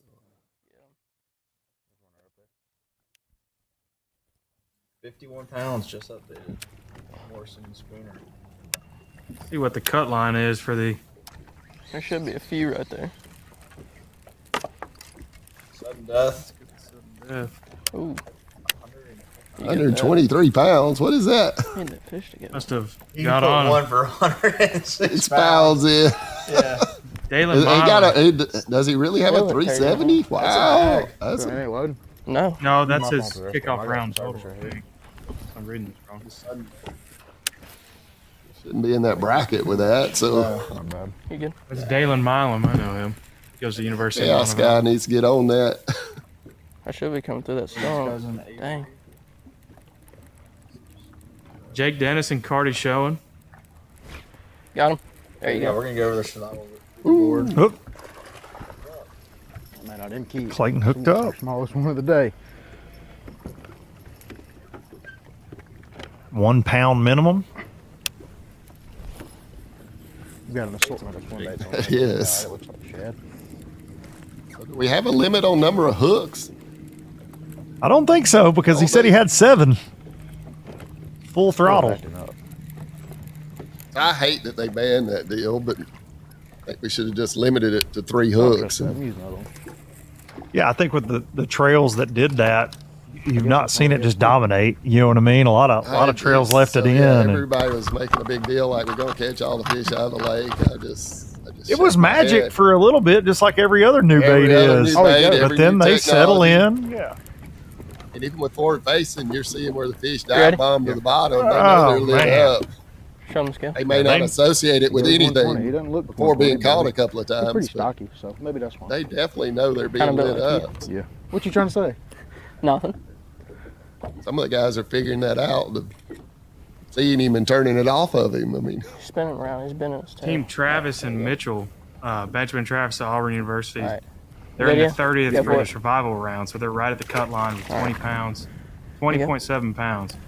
It's pretty stacked in there, so. Let's see if it wants to go in now. Oh, we're at 53. Every fish they catch will get them a little bit more off the bubble there. They call me a professional photographer.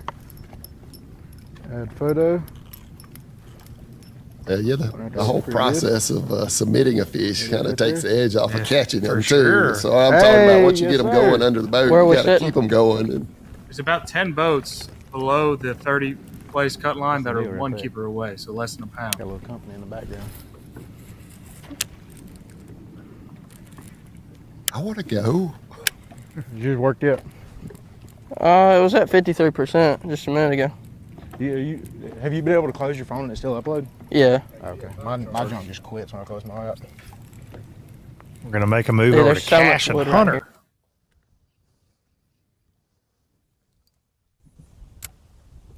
There's all the bait on it.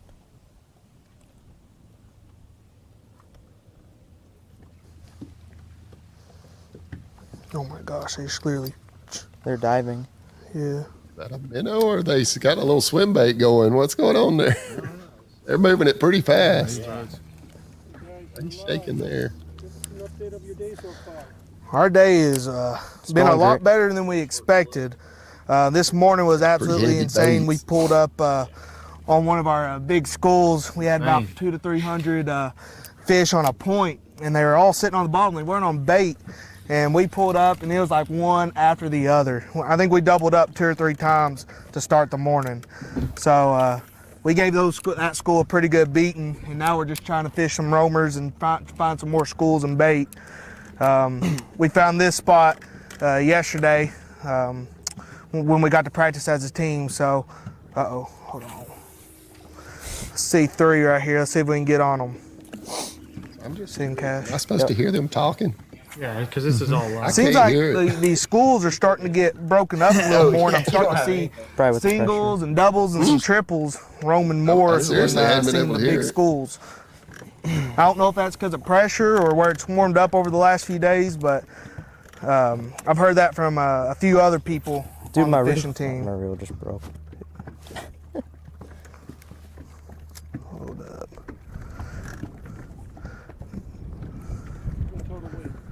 I think we got around 25, 26. Hold on.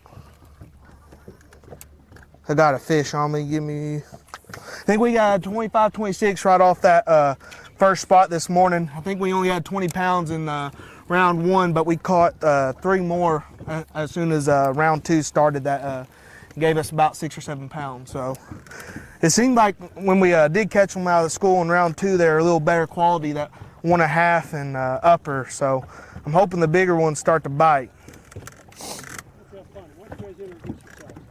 So my name's Hunter Sloan. I'm a senior. I fish for Tennessee Tech University.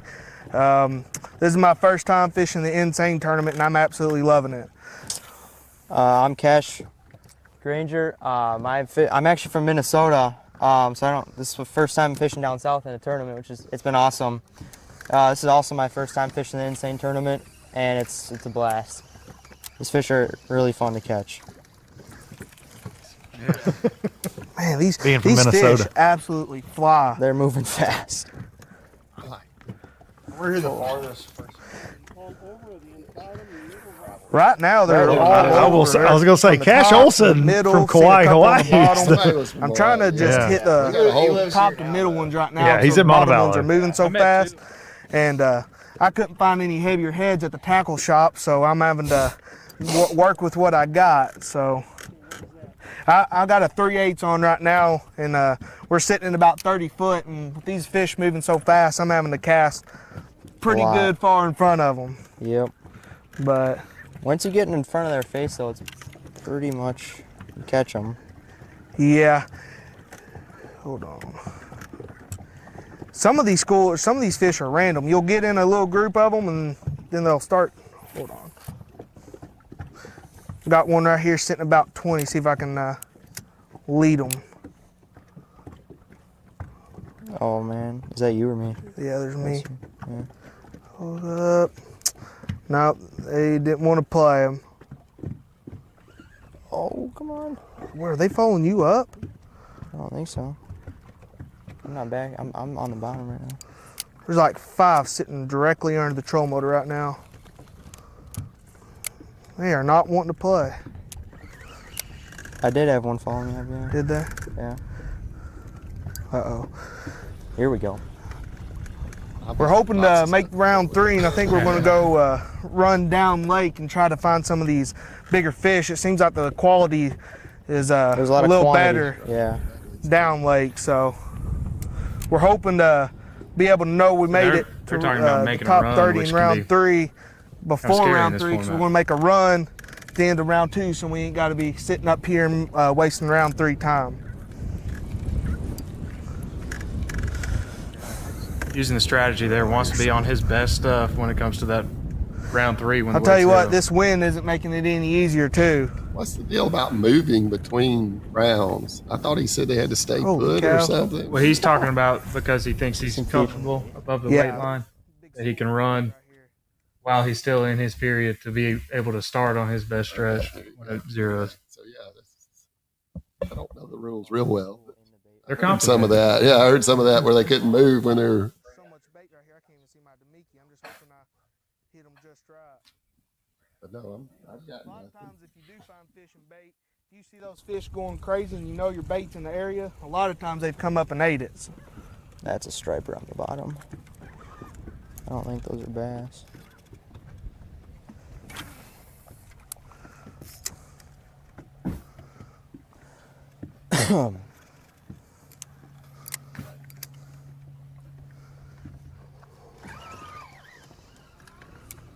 There was a school of them to the right of them. Was there? Yeah. Right. See them on the bottom? Yeah.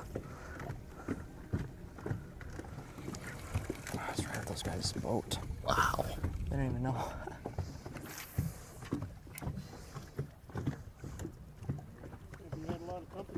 This is probably the closest we've been to a boat. Yeah, this morning we blasted off. We put in at Wind City Park, and nobody. My reel just broke again. Uh-oh, hold on one second. There's a big group of them coming up to the boat. Hold on, I got you tangled right now. My reel's broke though. The reel's broke? Yeah. Uh-oh. What's wrong with it? I don't know. Look at the handle, just broken half. Gave it to him. Broken half? Yeah. Screw it back in. No, I can't. There's the screws. Well, we're having technical difficulties. He's not in the tournament. He's working here. Show me your reel. My reel just popped off, so I can't reel it anymore. Well, this is what you don't want to do when you have a live camera in your boat. Oh, yeah. Oh, come on. But no, this morning there wasn't a, holy cow, there's a big school under us. There wasn't a single boat around us all morning. All right, we're going to bring Tom Brubaker back in here. Talk a little fishing chaos and the heat map to see where these anglers are bringing the heat out here on Lake Martin. What's going on, guys? You got me? Welcome back, Tom.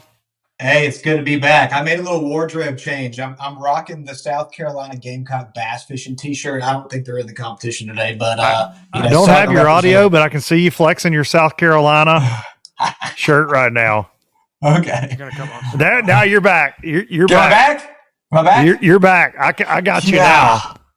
Sorry about your luck yesterday in the A&M game, bud.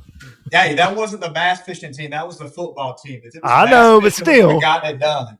We would have gotten it done. I don't know how you blow a 27-point lead. I don't know what's worse, blowing a 27-pound lead or a 27-point lead. They're both bad. But, hey, the Gamecocks, we're representing on the water, so I'm happy with that. That's my consolation. Hey, and it was just across the state. I felt like it wasn't real good looks for Alabama. So I know, the Auburn guys, I know Kennedy, you're probably happy about that. Probably good to see Alabama struggling a little bit. But, hey. They're excited in Auburn. Yeah, it was a bye week. It's a good week for us.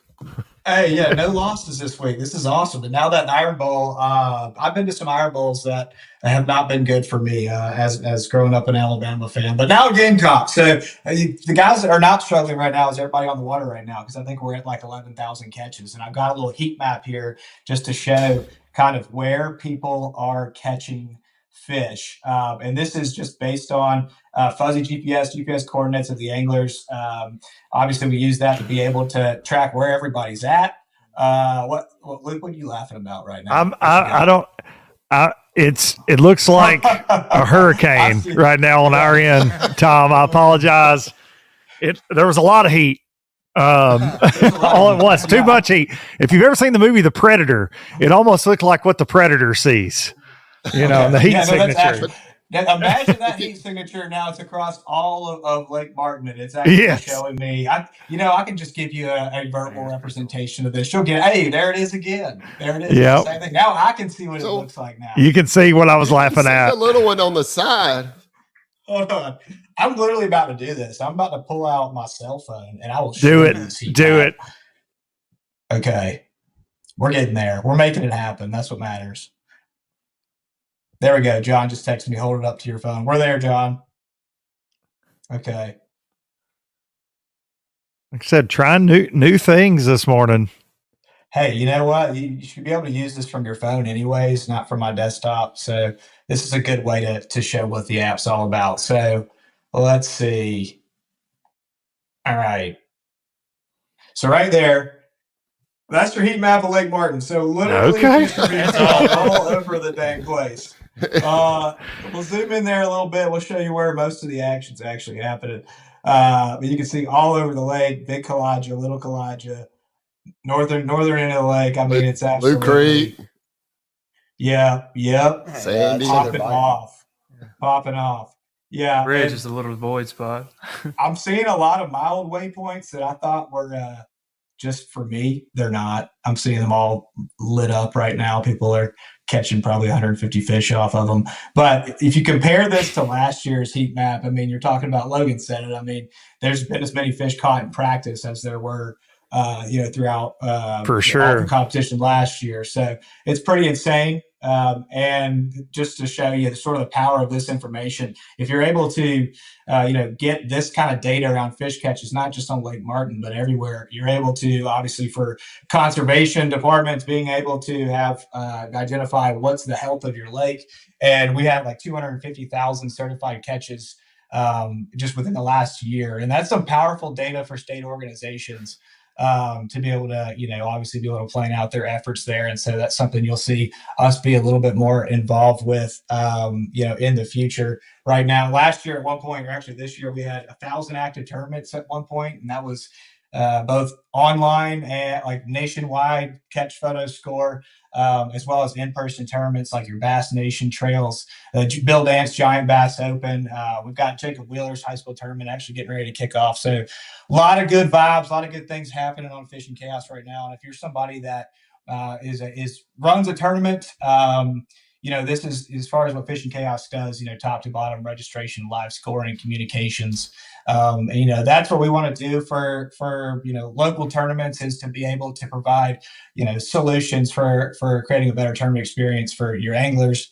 And that's something obviously we're continuing to build on and improve. But if you're somebody out there that, wants to have, obviously wants to keep making your tournament better, getting like driving registrations, getting more sponsor dollars, definitely check it out. Check out some of the other tournaments we've had going on, and look at the way Logan has branded this tournament, with the, you got your banners in there, just various promotions that he's done, things like the Turtle Box Challenge, or the things he had going on with Yokohama. Just interesting ways, interesting twists where you can add a special sponsor element that really hasn't been done before. And I think, it's showing that it's kind of changing the way people do tournaments. It's catching up to 2025.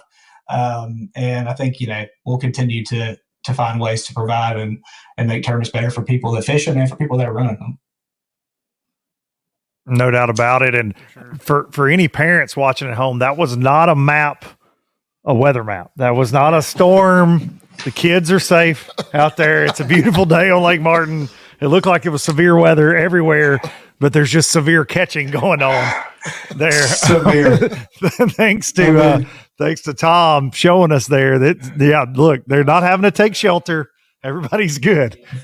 The bass need to take shelter. A lot of catching going on. The cool thing is, too, like each angler in this competition has their own personal heat map. And this is something that, as you log catches as an angler, you can go back and see everywhere you caught fish before. And the historical data, obviously, extremely helpful. But yeah, this is data that's just available in the back end. This is not publicly available to everybody, but the individual anglers can see where their catches are at. Just super cool. Super cool. Tom, if you want to shoot me a link to that back end data, I would appreciate it. I may come to Lake Martin next weekend.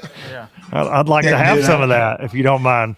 Yeah. Well, they've caught 11,000 fish today, and I'm sure there's probably 11,000 more that'll be reloading today. So, according to Steve Kennedy, we could keep all of those, and it wouldn't put a dent in the population. And I believe that's right. It would take every fish we caught all year to even come close to making a difference, and I'm not sure that would do it. Yeah, no doubt about that. I think if MLF did an every fish counts tournament on this, it would just break their system. It would be possible. 3,000 pounds to win the qualifying. Average weight 14 ounces. It'd be impressive. Oh, they'd run the score up. There's no doubt about it. I believe we're going to get back out on the water. Tom, thank you so much for that information. Very interesting. Lots of catching going on out there on Lake Martin, and we're going to get back on the water right now.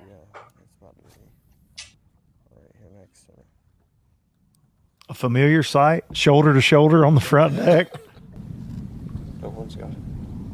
For most of our team so far today. Will that change when we get in the 5-fish round, though? I wonder, are we going to see some guys fishing docks, fishing laydowns? Someone might pick up the What did he say? We're live. Wood in the water right there. I didn't remember that. Here's Jack's story. This is a kid that I'm very familiar with around my house. Very dominant angler on Lake Lanier. You can see he's doing a lot more like sneakier, shallow scoping. Yeah. Let's go down this lake. So I haven't checked their scores to see if they've had any largemouth, but a little bit different topography than we've seen most guys on for sure. You see that Jack is a renowned scoper, and he's actually taking the lead on the trolling motor. That should high hit it, school right? Hey, when you're ranked way up there coming into this event, these college boys, they're paying attention. There's 3 down there. Jack, a very accomplished angler. Burn that real quick. Yeah. Kind of get a reaction.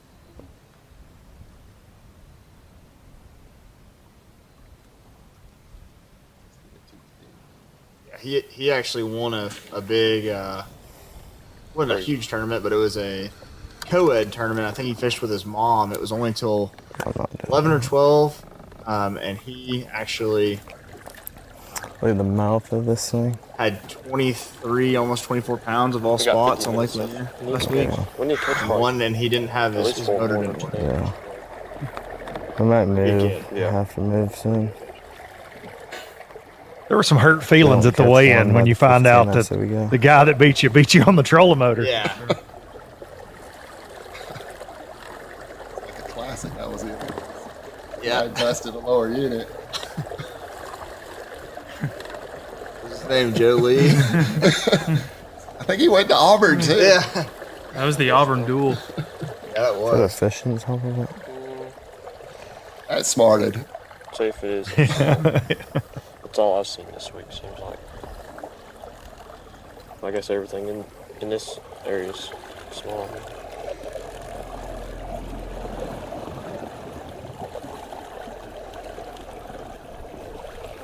It seems like ever since we took that period, the wind's blown the bait.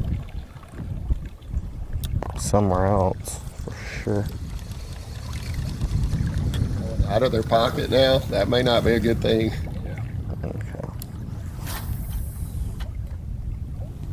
Barrett Newton, the college angler from Tennessee Tech. He's I would say a Dale Holla boy. Dale Holla, Center Hill, probably does quite a bit of scoping up there in those parts as well. This thing's gonna break, and I don't know what I'm gonna say, but it might not be pretty. What's gonna break? His bail's flipping over. What I do? This braid is not. No, right there's school, I think. There's 2 in that bait ball, though.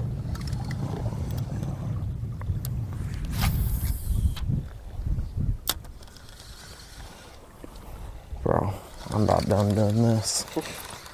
And then it's aggravating me. South Carolina, North Georgia area. Looks like Dalen Milam and his partner, last name Hannah, took the lead of the sudden death round. So it turns out they did not have a 103 pounder. I would have already done if every fish sees it. 2.3, so still a good one. For the most part, they eat it. 2-3 is a good one at this point.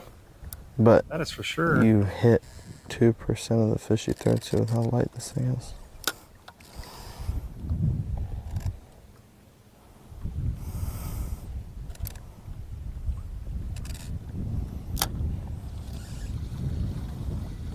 Is that a bass? It was bright. I don't think so. Just school it. Bass or a striper or a catfish, I guess. Not much else.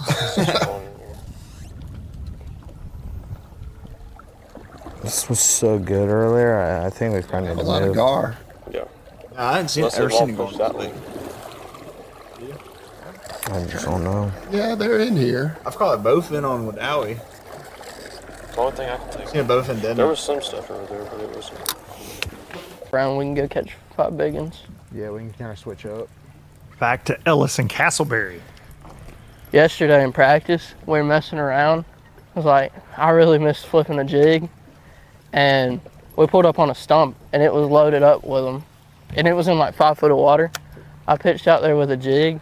I said, watch this. Popped it once. I was like, he's already got it. Cracked it. It was a largemouth. That is the only largemouth I've caught all week. One of the harder hook sets I've ever seen on a pound and 3/4 fish. It was pretty interesting. Oh, flying fish. You might be the only person that's caught one on a jig this week. Right here where we're at, there's a lot of brush. Load them right here. Load it up. That jig might play in the 5-fish round. Doubled up in Thursday. So hopefully we can double up again. That would be huge. Working on this house Here they watching come. me. It was pretty lit.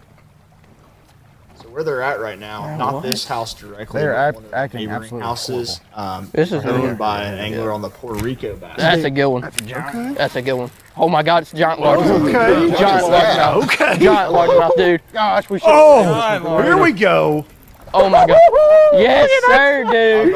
Oh, my God. Dang it, we should. He got all 7 hooks too. Yeah. Oh my gosh. Dude, we gotta leave that brother. There's his buddies just. That's a $30,000 fish if you catch it in the right round. Oh man.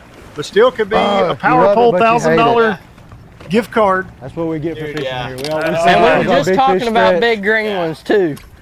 They do exist. They exist in here. Here you go. You zeroed? Yeah. Wow. I bet it goes 3. I feel like they've Some moved change. down a little bit deeper. They come up in the spring. Dude, this is a let's really good go. largemouth. That's got to be a big one of the tournament. Here, I need your phone. Oh, mine? Yeah. I don't know where it's at. What was the number? I couldn't see it. Yeah, we lost service for just a second. We'll get some. Here we go. 424. That was almost bad. Wow. Man. Wow. Scale's still locked, so we good. Oh man. Giant largemouth. That was almost bad. I've never fished a bass tournament other than the slot lake where I get mad when I catch one that's too big. I have done that a couple times on a slot lake.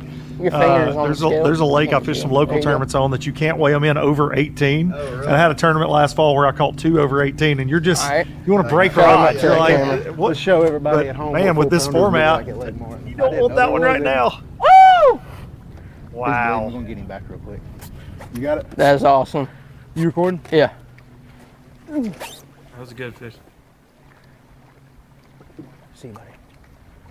Dude, that was awesome. Oh, can they catch that Let's same freaking go, fish dude. again? Submit that one. Really? Legally? Yeah. Pick it up. I bet they come back That's in that The 5 biggest fish fish I've seen in Lake round. Martin. I didn't think they exactly. existed. They do. They do. I'm gonna have to come back with a jig here in that championship round. We've got to come back here now. See if we can find a good one. Exactly. That was crazy. 424, right there. Submit. Oh, I think I'm laying back eating some peanut butter and crackers now. I'm just waiting on that final round. Finding some more brush piles. No One doubt I'm fish going moved us up grabbing. 4 places. That one fish right there equals most people's 3 or 4 fish. That is crazy. Oh, I wish we would have saved him. We could have won the whole tournament if we'd have saved him. We're going to find another one. There's got to be another one somewhere, right? Literally. Man, that was nuts. Ah, I'm almost upset, though. I mean, It is what it is. it is what it is. Yeah, I guess it's better to do it with a camera. Yeah. They for sure going to watch Awesome that. moment.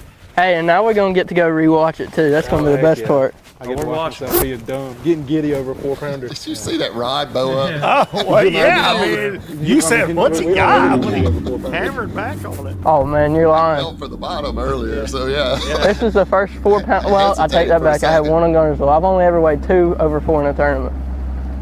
That was a little selfish of me to say. I'm sorry, buddy. I'm sorry, buddy. You got one. I'm a little spoiled. I'm a He's little got, spoiled. he's got these big old lakes over in Mississippi, the state lakes, and he's telling me, yeah, I had 48 pounds there one day. I'm like, At the ABT on Wilson that were all over 4. That was a good 11 pounder he boat flipped. That's crazy. You just let me know when you want to come on down. Oh, I'm gonna have to now. I heard jig and 11 pounder. That's all I need. Hey, he can come through. He can put the camera down and catch one himself. Yeah. For sure. Are we 100? He's never invited me fishing. I've been around Clayton a lot. I'm a little upset. All right, back to Morrison and Spooner. We needed that. We did need that. That was a shot in the arm right there, boys. Dallas Morrison, Wade Spooner. You guys are live. Well, and first place team. Caught a few. I think we're up to well over 50 pounds now. Still had the lead last time I checked. It's got a lot tougher. Just caught a catfish.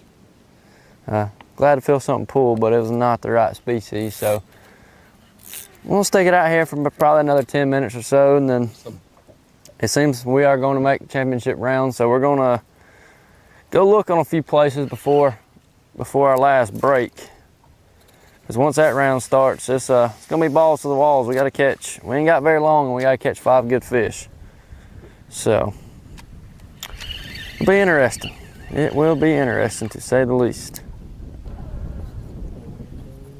And that round kicks off at 11:30, so they're all starting to kind of get in that mindset. A lot of fish down there right now. They just I still think with the fishing pressure and the amount of bass that have been caught, that whoever wins in the 5-fish round is going to catch them somewhere that they haven't fished yet. You got to think. I would think they're moving shallow, but brush pile's a little bit deeper. Maybe something. Yeah, now that with what we just saw there, I don't know. Come on now. Gotta be one hungry spot down there. Finding 2 fish that size in one end of the day out here can be. One is a tall enough ask. There's a lot of fish up there on the bank. Castleberry said, "Here they come." Yeah. So it sounded like there were a lot more Definitely gotten than smart. just that one. What you mean? Yeah, taught them well. I bet we get to see them visited again. Took them to school this morning. With a lot of stuff and a lot of like in-depth brush in that area.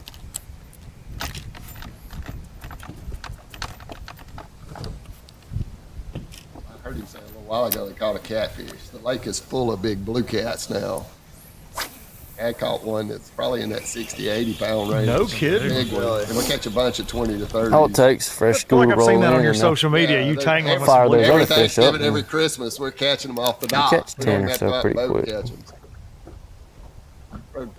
Until that happens, it is Fish move gonna off be the dock slow. all year. And they hang around there. Got a sudden death.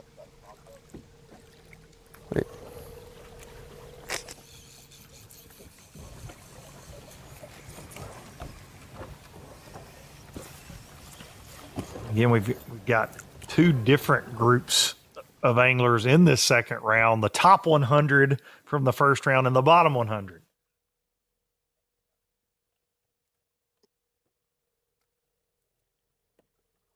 Top 10 from the sudden death round going to go to the finals, and the top 30 in the survival round. Yeah, so our cut line on the survival round right now is 22.9 pounds. For the survival sudden death, we're seeing, what was that, 13 pounds for 11th place? So it's not much separating the two, but you have to get in the top 30 to make it. Top 30 if you're in the survival, and top 10 for the sudden death round, which you see on the bottom here. We saw a lot of teams when they weren't in that, getting close to that top 100 in that first round, just decide to, you know what, we're going to lay back and try to be in that top 10, and it's going to work out for some teams for sure.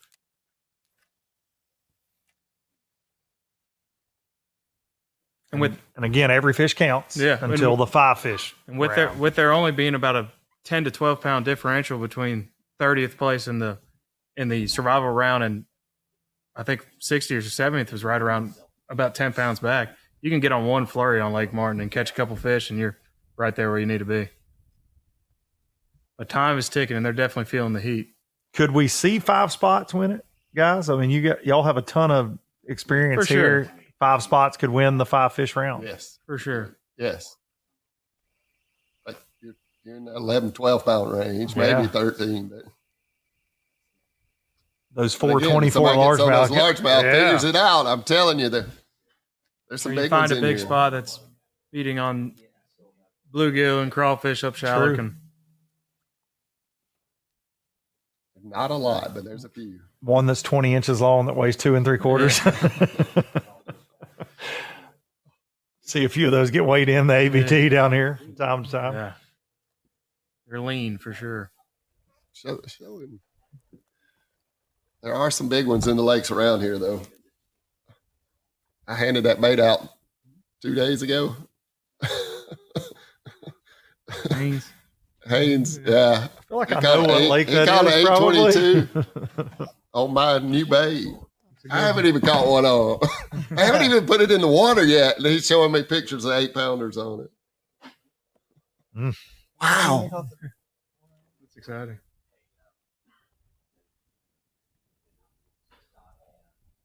$35 minutes left in this round number 2. Yeah, that's the same bait I caught a 5.5 pounder on Martin. Wow.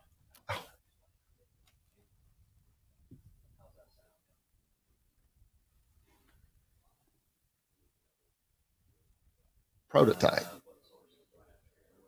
Passed the test? They did. Yeah. Oh, yes. I'm very impressed. Very, very. We worked hard on that thing. That's like 2 years of going back and forth. Yeah. Is it ready? Yes. Yes. I just showed up Thursday. Nice. Thursday night. So really? So it's hot off the presses. Yes. I haven't even done a post yet.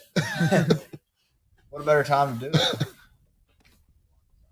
Let's check out Anyway, there's colors. several guys in this tournament that have it, so I mean, I'm hoping we see it. Excited. Let's check out your colors you got there. I got a blue gizzard. Nice. That looks sexy shad. Yeah. I got my perch. And then this was supposed to be a mullet, but I really think it looks like a baby striper on Martin. You want to make a move? And we got a bluegill. And again, this will make a good female bluegill. Yeah. And then we got the baby bass. Nice. So yeah. But just watching this, you understand why I like to go throw big baits and catch big fish. Yeah. I've caught enough little ones in my life. I'm done. Steve showing off his new Sneaky Pete. Go ahead, Steve. Show that folks at home right there. And I hope it's show and tell. I hope you brought enough for the group. Yeah. There's a lot of fishermen in this room. Logan's already got his hands on one. I hadn't heard anything. Well, I'm going to go through all of his stuff here in a minute since he's not in here. I don't know if you can see that. Somebody sent me a picture, just texted me a picture of an 822. Unbelievable. An 822. We hope we see something like that in the final round coming up here soon. Let's take a look at a breakdown of how this Logan Parks NSANE tournament is going to take shape here. Lots of rounds, lots of ways to get in that final round. We've got a breakdown for you right now. There's a reason we call this the NSANE Tournament. The format is fast-paced, dynamic, and ever-changing. It features 3 rounds, multiple formats, and a live leaderboard for part of the day.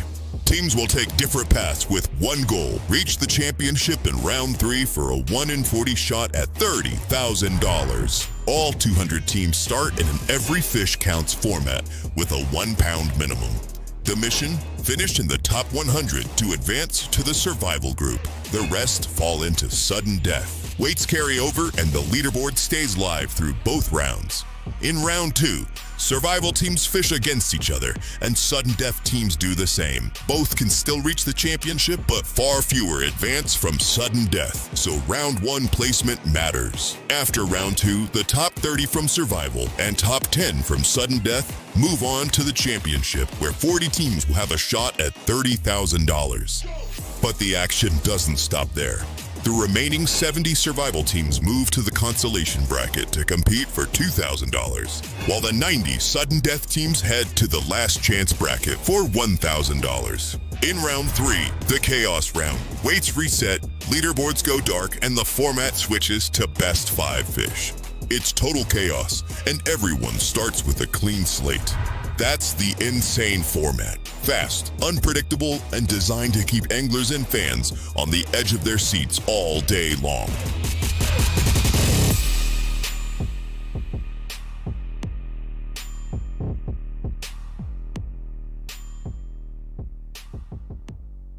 We have definitely been on the edge of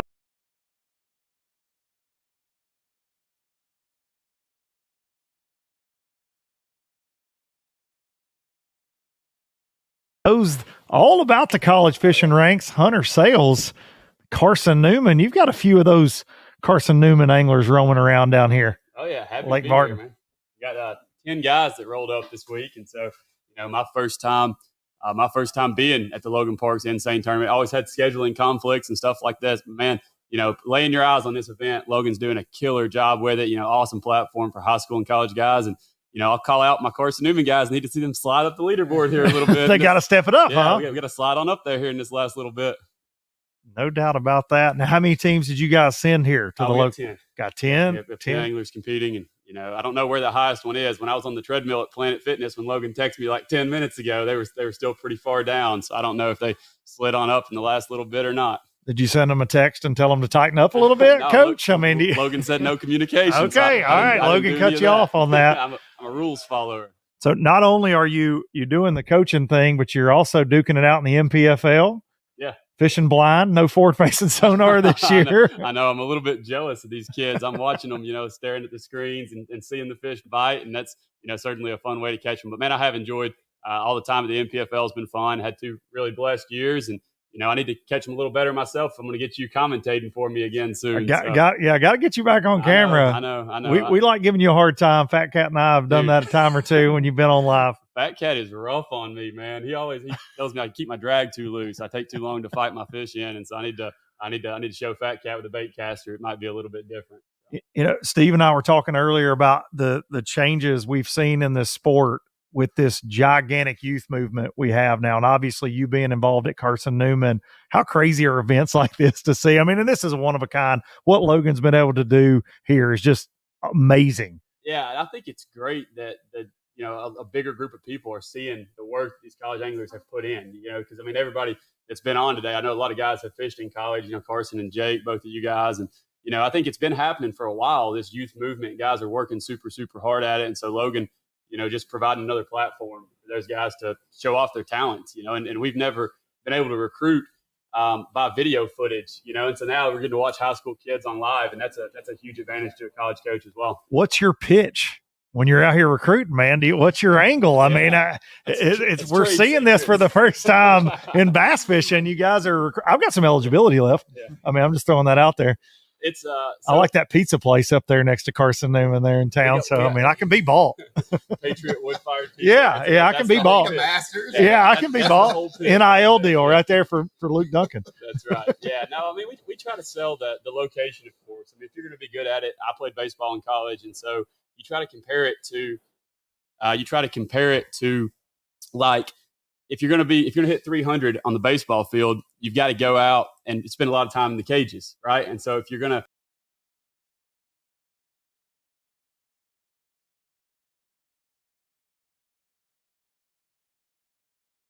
success. And so certainly having Douglas and Cherokee on both sides of the college is one thing. And then outside of that, it's just creating a team culture where guys want to learn from each other and, push themselves to develop as a complete angler. Because, usually in high school, they come in and they've got a skill set they're really, really good at, right? Like maybe it's a herring guy that's super proficient in that world, but he hasn't traveled a lot. So we try to find guys from different parts of the country, bring in a few TVA guys, bring in a few herring guys down from the South Carolina part of the world. And then, hopefully they mesh together, learn from each other, and graduate as a complete angler. It's kind of the goal. That is very cool, man. Yeah. Yeah. It's really cool. I don't talk about it a lot. I put him on the spot. Yeah. You other As a coach of that. Do you coach football? Steve's looking for a new football coach down here. Listen, with that approach, I feel like you might blow your mind if you look. We have a recruiting room, literally giant whiteboard, kids' names, different parts of the country that we're looking to recruit from, and we slide their pieces around. I mean, it's my full-time job. I take it serious. I want to create a program that we can be proud of. And, I think there's always room for another competitive recruiter. So, maybe we can get you signed up. Does Steve have eligibility left? I mean, I feel like you're trying to. I don't know. Have you got your master's? You want to come get a master's? I mean, I think it's. No, I don't need to beat up on the kids. Yeah. Will we ever see that? Will we see somebody step down from the Elite Series and go back to the college rank? I'll tell on myself a little bit. I did some research into that. So Skylar Hamilton was like my best friend for a long time. And when he got off the Elite Series, we were trying to figure out, what was going to be next for Skylar. And so the Bassmaster rules and the Major League Fishing rules would prohibit him from coming to fishing college. But the ACA, the one Wade Milton runs, he could have came and fished in those tournaments. And so, there's a little bit of a loophole where you could see that happen just for a little while. So. I want to see a 60-year-old in a college tournament. I want to see that personally. You see it a little bit with guys that have been overseas in the military or something that come back and will fish a little bit in college. But we haven't. Nathan Bell was a name. He fished with Cole Sands way, way back. Okay. And so he was an older guy that had some success in college for sure. That's awesome. We got the competitors coming in here now. No more trade secrets. How are you, sir? Good, man. We've got, I mean, you guys should arm wrestle over recruits or something. Yeah. I feel like, I mean, we've got to do something. Man. We pretty much do. But Now tell us about your recruiting. Yeah. So how are you gonna beat Hunter? Well, hasn't been much of an issue as of late. All right, now we are talking. But, there aren't any 4-pounders getting caught right now. I'm for this. Well, so Hunter is one of the guys that I kind of look up to. I mean, this is only my second school year as a coach, and so he certainly shared some information with me that's made me a better coach and a better leader. But we have different platforms. I'm a public university, so we're able to do different things just through the university itself. But, we're right in the heart of Lake Hartwell, Murray, and Clarks Hill. So if, let's say, you're a TVA guy and you want to come experience herring fishing, we can certainly offer that. Again, I have some eligibility left, and I can be bought. We can talk about the NIL deals. Come on.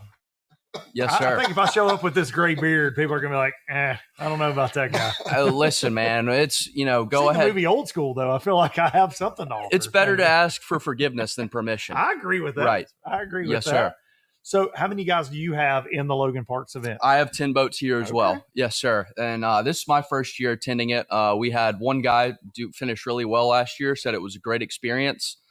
So we had to come out, and I mean, the opportunities that Logan's providing through this platform are unbelievable. And a lot of my guys, they're getting ready to graduate this December or next spring, and I would feel like I'm doing an injustice to them not to give them this opportunity. No, it's an amazing platform, and somebody's going to win really big. Somebody's. We're going to give away a Nitro boat this afternoon. It was actually Logan's tournament boat this year. They're going to give away $30,000, and I mean, if you're in that school, the best school in that final period, it's going to take home $12,000. Yes, sir. I mean, so lots on the line.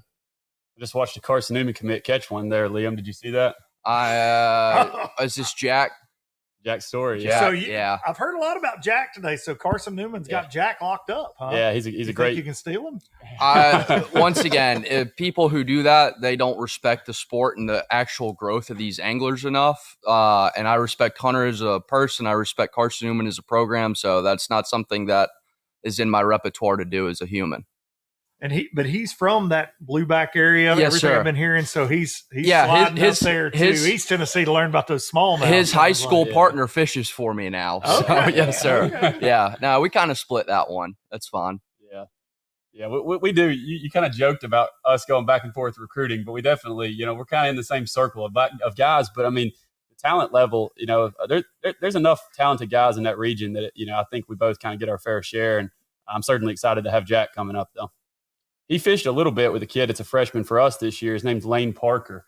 And Lane actually won the Savannah River BFL points last year as a senior in high school. I remember seeing that. So Lane's a freshman this year for us and doing well. And I would look for those two probably to team up next year. And, I mean, definitely be a force in those blueback tournaments that we'll have. Sounds like trouble. I hope so. Somebody at some point. Yeah, I hope so. This, I feel like for me, being around this for so long, and I'm sure, Steve, you're the same way, that seeing this evolve into what it's evolving, where we're talking recruiting, you guys are competing against each other for recruits. That is, for bass fishermen, that's as good as it gets, man. I mean, for these kids coming up, like that is amazing. Something I could have never dreamed about 30 years ago when I first started. I'm afraid Auburn's going to get behind. Dude. It sounds like it.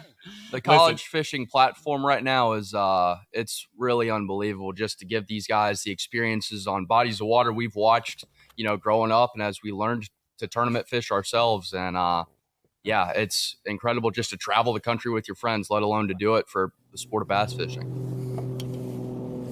Got Morrison and Spooner here, catching another one. They're leading that survival round.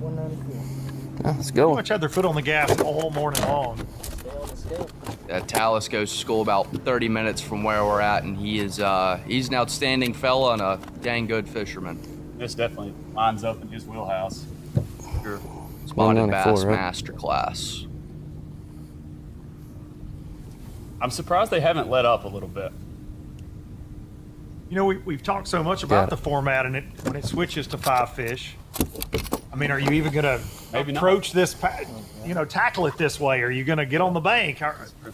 Maybe not, but he was in a very similar position in this tournament last year, so I'm kind of interested to see how he, turns around the afternoon compared to what he did last year. He had a stellar morning, led the first period last year, and just interested to see how he locks in differently.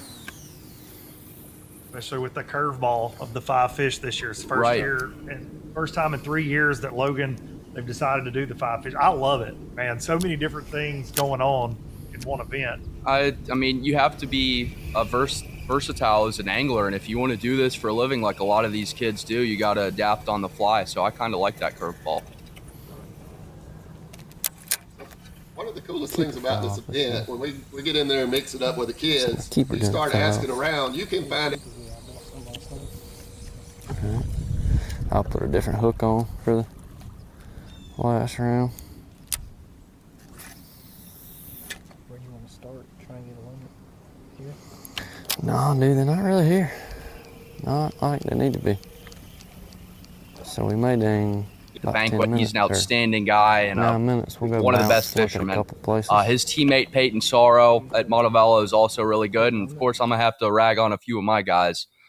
Garrett Smith, he's gonna be one of Hunter's competitors next year at the NPFL. Caden Buckman, he's won 6 BFLs this year. He'll be fishing some next year. Anderson Jones weighed in 35 pounds on the classic stage in March, and Andrew Blanton, who's Garrett's partner, back-to-back national champion. They're all really, really well-rounded fishermen already, and still got room to grow. It's going to be incredible to see what they do. Yeah, I mean, you can go down. It's kind of a who's who in college right now. I mean, there's a lot of these guys that have a shot to go on and do it. I mean, you want to talking about our own guys, like we had a 2nd and 3rd in the wild card on Pickwick, recent alums. Kaz Anderson, 2nd place. I saw that. Gavin Clevenger. Both of those guys made back-to-back All-Americans now. You know, graduated in the last 2 years for us. And so Hayden Gaddis, another alum, was in the EQ down at Okeechobee. He topped 22 out of the 3 and then had a bad one down at Wheeler. And so, like, you look at, you know, we've only been around for, I guess this is my 7th year coaching. And so we've had 2 graduating classes. And out of those 2 graduating classes, you know, you got 2 guys making back-to-back All-Americans and 1 guy making the EQs at his first shot at it. And so I certainly think that, you know, who knows, man, there's so many talented guys coming out. But I mean, I think the college platform is just doing such a good job of preparing these guys, you know, for what's next. And in this format forces them to learn the high school guys. They learn, they learn the other people. So.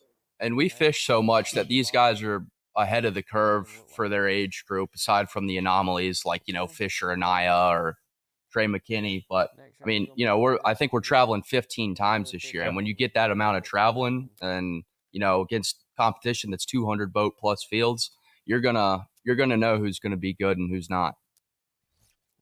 And it sets you up for success once you get to the NPFL, once you get to the Elite Series. Exactly. You've already, you know, I think learning to travel, I've said this a lot over the last few years, these kids coming out of college, that's a huge part of it, man. When you first go fish a national trail, you got to learn how to get away from mom and dad, essentially, right? And you're pulling a boat all over the country. And, man, with college fishing now, the events are so spread out all over the country. You've got that part. Well, that's just another day. I always make this joke when I'm recruiting, and it's always you got one freshman who you can tell that mom and dad have done too much for them, right? Yeah. And one of our first trips every fall is to Lake Dardanelle in Russellville, Arkansas.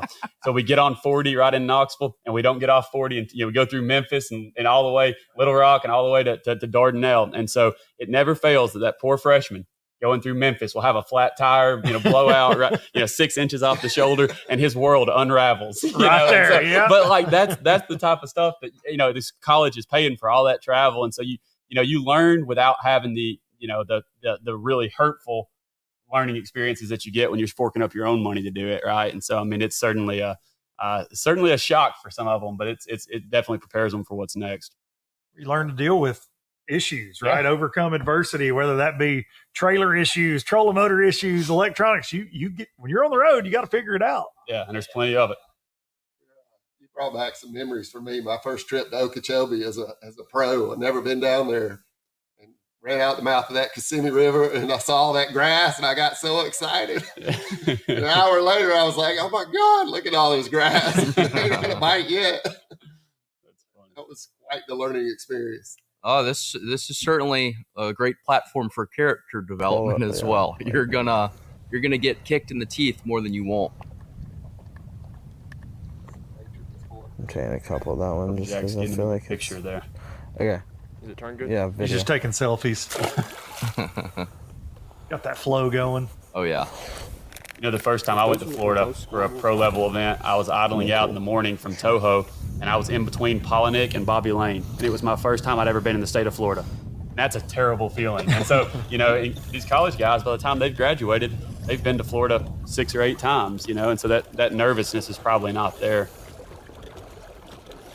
I feel like there aren't many states that are more intimidating when you're not from there than Florida bass fishing. I mean, it's the dream place, right, for all of us. But when you go there, whew, it's the polar opposite of this one, for sure. Yes, sir. For sure. Although the fishing this week down there kind of looks similar to what these guys are doing for a lot of the guys. No doubt, man. Let's call the elephant in the room out. See if we can coerce a big one on a glide bait. Yeah. There was a big one coerced on a glide. That's no for doubt. sure. That was incredible. A mighty mouth. It's a one. It's got to be one. It's close. Yeah, it should go. It's going to be really close. 0. Most of these minnow baits are too big for these fish. I mean, for the numbers. Let's reweigh that. Feel like they are. Reweigh it. I mean, since they can't hear me, a lot of my guys, they were sending me on errands to go try to find like 2.5-inch mooch minnows and stuff. Yeah. Like, and they were not at the Bass Pro Shops down the road. So hopefully they're figuring it out. You're right, Steven. The profile of all these minnow baits just keeps getting bigger. But when you're on these spotted bass fisheries, I feel like a lot of times, unless there's some magnum spots, you're talking about a Lanier or something like that, a place like this, you're going to have to downsize to get those fish to bite more times than not. My boat's just starting to flood in here. Yeah. See one of our guys up there in 17th now. Looks like he might slide into that championship round. So some progress. That's good to see. Old beef. Good fella. Yeah.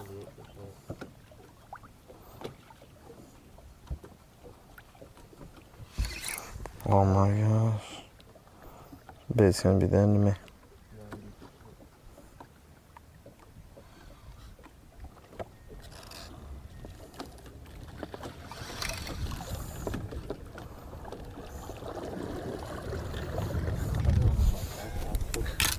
Get out on the water, dude. I'll kill him, dude. Listen, I probably wouldn't. That's what I tell everybody when it comes to being a college coach and you travel around all these great fisheries all year long. And, you know, I compare it to being in detention while the rest of your buddies are out at recess. That's what it feels like a lot of times for me.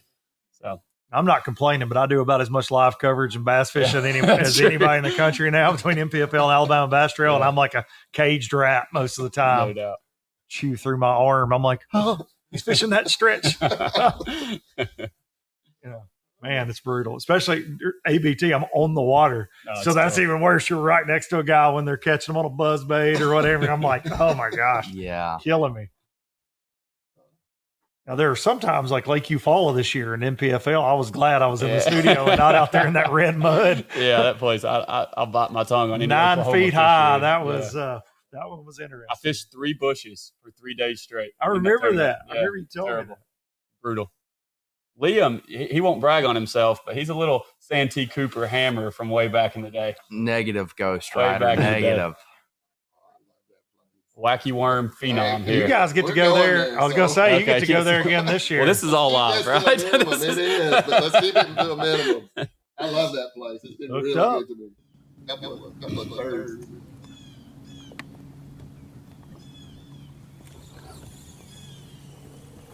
That one hook mine sitting at about 25 suspended. Really?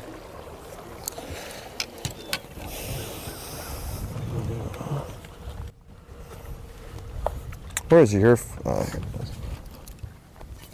Yeah. How much time do we have left in this period? What? 10 minutes. What is it? Oh, really? Okay. 10 minutes. Take that off there. Try it again. Oh. 0.92. Yeah. It's rough or not.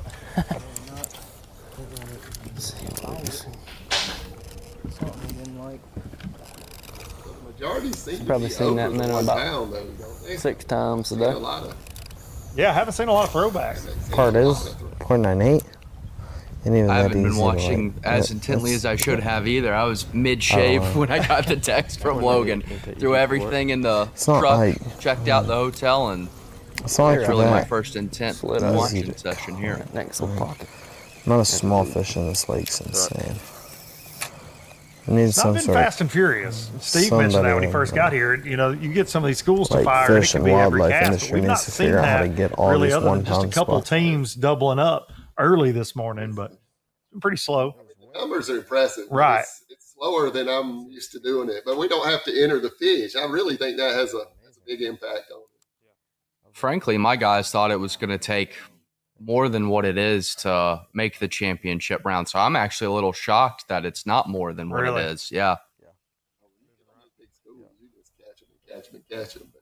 You wonder how much, I mean, this is a big field for this body of water. And you look at 3 days, I mean, they've been out there, I mean, they practiced Tuesday, Wednesday, Thursday, half a day Friday, half a day Saturday. That's a lot of catching been going on out there, probably. 11,502 fish have been caught. Those are just the ones logged in, too. Right. Yeah. Right, exactly, yeah. Not ones that didn't go a pound. Actually, 11,504 now. Yeah. It changes it 5. Yeah.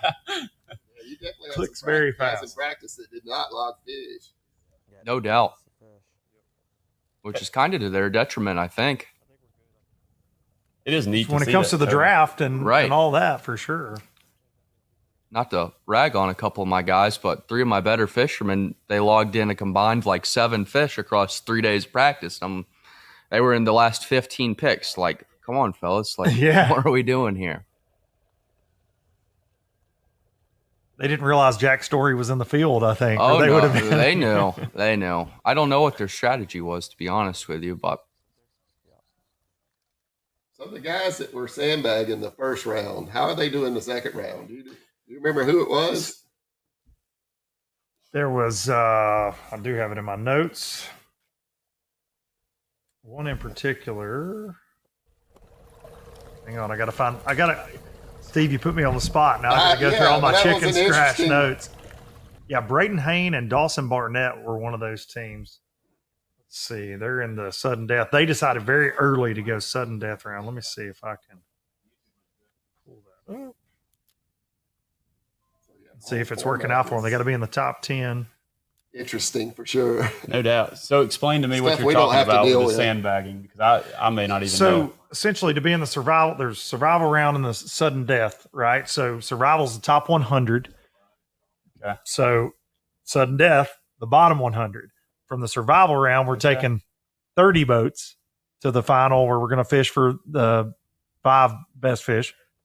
But the top 10 in the sudden death round will go. So, but the weights carry over. So if you're hovering around 100, you're better off to be 101 to 200. For sure. And so we had teams this morning that were making that decision early, like, hey, we're out of it. Let's shoot for the sudden death round. So one of those teams was Braden Hain, Dawson Barrett, who's Dawson's from Alexander City there. And I'm not seeing them in the top 10. So so it didn't pay off. They are. It's rolling right here too on the bottom line now. So now we've got it live there. So not so much a conscious choice, but there's just certainly the way it went down. There's certainly some sticks right there in that line of anglers that, you know, if just knowing who they are as people, that was probably their strategy as well. Oh, I think you had a lot of teams start when you're 80th to 100, like, hey, let's just lay off and see how this, because you've got to climb from 100th all the way to 30th. I mean, it's a smart decision, right? Mathematically, especially if you're right there around 100. Makes sense. And just a wild tournament format. It's unbelievable. It definitely makes things interesting. Am I going live after that? Oh, geez, there's a big school. I wish we could see the screen. The active target. We went to move spots for a last minute. We need about 2 more fish to make it to the final round. It'd blow your mind. And our boat I think the battery got shot and died.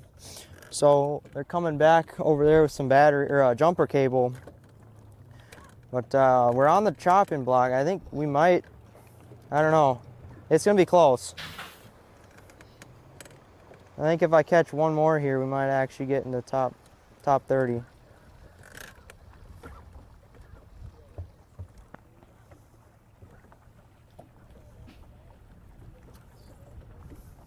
I heard a story that came from a coach this morning. One of the guys chocked behind the Can I plug your patrol motor in? on a slope going the other way. You guys got it? Oh no. It's one of those life Yeah, lessons but you're we talking ain't about. gonna- It Oh, wow. doesn't shock me one bit. Y'all hadn't heard that? We ain't gonna have time to go Luckily, anywhere, the so we'll have to truck stick was it right so here. it went up We're in under the truck. 31st right now, last time I checked. Well, is this trail motor not on? Friendly fire. Oh, it's just low. We're in 31st. Holy cow, it's not going back. Dang, why is it? Oh. Hunter, you said we're in 31st right now?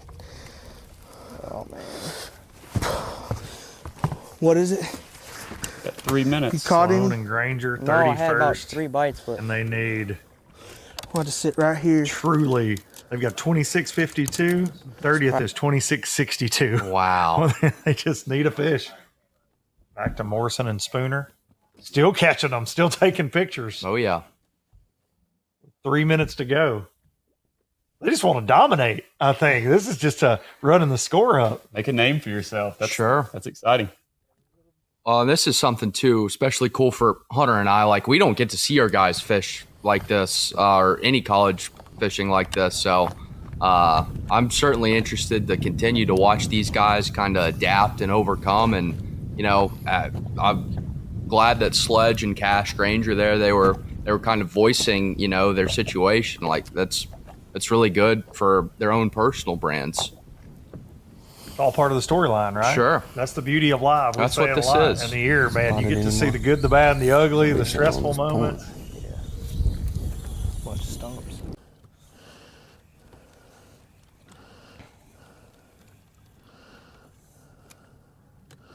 Hunter Sloan, the Tennessee Tech angler there on the left, took a win on Douglas a few years ago. We had our hometown boys ended up second in that tournament. Drake Kimby, Ewing Minor, and Hunter Sloan got the win in our backyard. Speaking of seconds on our home pond, me and Liam might have to arm wrestle again here because this year in the Bassmaster Championship on Cherokee, we had guys tie for the win with Liam's Garrett Smith and Andrew Blanton lofting the fish off, and so we ended up second and third in that national championship, and Liam got him a win there. So sudden death in a national championship, unlike anything. Amazing. Yeah, it depends on which side of the coin you were on. It was if it was the amazing kick, or the not, kick but- six of bass fishing. Is what it was. No, Yes, not sir. us. It's getting the fish roaming a lot more instead of stuck to the bottom like we were. Or at least that's what we're seeing. 1 minute. Brutal. There's a catch one. Does it have to be in the boat? I would assume. I would assume. Picture might have to be taken. Freaking it, cast one. Yeah, that's true. Submitted. Yeah. They right. shot him. I'm going on, right on. Forget about that. Yeah, it's not. You got my line, you got my line. Damn. Got to submit the picture. Oh, great. Well, there goes the Gonna be tournament. mad. Yeah. Sounds like Auburn. That's tough. That's going. Well, we ain't getting this one out in time. I'll tell you that right now. Oh man. What? Well, this period did not go like the first, I'll tell you that much. Seemed like our fish just got broke up, weren't eating good. You had a lot of just hits and misses and then had a lot of shorts. It seems like all the somewhat good sized fish we found here just disappeared. So, you know, it was a rough period, rough circumstances with the boat. I don't know if it would have helped much, but when we went over around, we was going to go to the next pocket over there at Wind City, but when I went and got my jump box, I seen a bunch of loons diving, and when you see loons diving, you know there's fish around. Mm-hmm. So that really hurt us. I think we could have pulled some last-minute heroics if that motor wasn't, or those batteries wasn't dead. So tough circumstances. But yeah, had a lot of fun. It was a lot of fun this morning. Honestly did a little better than what we expected this round. So yeah. Let's see. I don't know if there's a prize for anything like that if we do good in the 3rd round now, or if we just need to go like home. $1 grand or something like that. We'll see. But yeah, tough round. It was. But looks like we got a mess we got to clean up. So, and jump a boat off. Oh man, I got to get my line out of the water. Yeah. That's just tough break for Sloan and Granger, needing some last-minute heroics, and instead have a little bit of a battery issue and a hot mess to end the day. Take a look at the sudden death leaderboard as we look at all these anglers that got to fellowship together there. Jordan Hare, been on the Auburn campus all week. Such an amazing school here in the state of Alabama. Unless you like to say Roll Tide like some people do, and they don't think it's that amazing. I'm a Tennessee fan, so you know what? I'm good either way, Steve Kennedy. They're hard. It's close enough, right? It is close enough. And we appreciate everybody tuning in to this Logan Parks NSANE tournament. We've had so many special guests. Man, we got to see a recruiting battle right here, Steve Kennedy. That's pretty cool. I got another question for the guys. Yeah. How much sleep have y'all gotten this week? Man, we've had a lot of conversations. A lot of the who's of the high school guys have been in the rooms, and so I know me and Liam both taking it serious. Trying to get in front of the mamas of the kids. Yeah, the important part. That's the key. Sure. Probably averaging 4.5 hours an evening. Yeah, I'm not getting much more, and I'm not even part of it. 2:45 wake up call to be at the Buc-ee's this morning. As you can see, I'm still sipping on my coffee. Going to take a lot of Buc-ee's coffee. I had to be there to check them in, so I had to get up at 2:30. So y'all are troopers. I know that. We appreciate y'all helping out. And as we ease to break, we're going to take a look at a fish that I'm going to bet somebody's going to want in the 5-fish round. We're going to take a look at a 424. Clayton Ellis caught just a little earlier, and we'll see you back in just a few moments for more live action from this Logan Parks Insanity Tour. Giant largemouth, dude. Gosh, we should have saved this one for later. Oh my god. Yes, sir, dude. Oh my gosh. Dang it, we should have caught this one later. Oh my gosh. Dude, we gotta leave that brush pile. We're leaving. His buddy's just the same size. Maybe we can catch him later. There was 3 that rushed that thing. Oh, you love it, but you hate it. That's what we get for fishing here. We said, and we were just talking about big green ones too. They do exist. They exist in here. Here you go. You zeroed? Yeah. I bet it goes 3 and some change. Oh, Biggin! Let's go, baby. As a professional fisherman, every decision I make is to win. Every decision I make is to win. Every decision I make is to win. Every decision I make is to win. The boat I drive, Baits I throw, the gear I wear. I do it to win. I do it to win. I do it to win. I do it to win. Because when I'm on the water, I want to be the best. I want to be the best. I want to be the best. I want to be the best. That's why. And that's why. And that's why. That's why. We wear the best.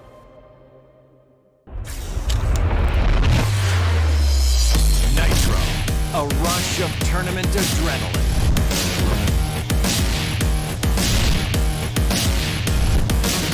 Nitro, the choice of champion, where performance meets play. Nitro, a big water beast, a pure fishing machine.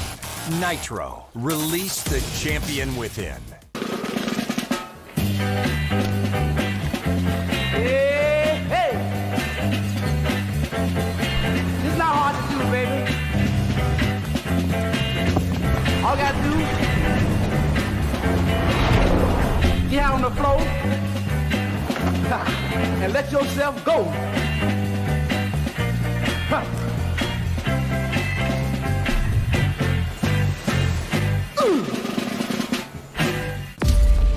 The greatest adventure is what lies ahead. When the water calls, we have decisions to make. Figure out what works and what doesn't. Then move on to what's next. Knowledge is earned. It gives back. We live it. We know. Engineered for every condition. FXR Pro Fish built to perform, made to conquer.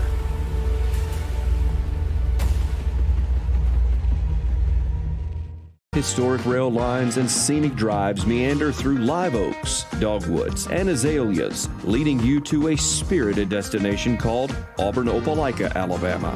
A distinctive place defined by warm hospitality and a surprising mix of experiences, made for travelers seeking something authentic. It's America's coolest college town and his hip older sister, Auburn Opelika. It gets into your soul. There's a reason we call this the NSANE Tournament. The format is fast-paced, dynamic, and ever-changing.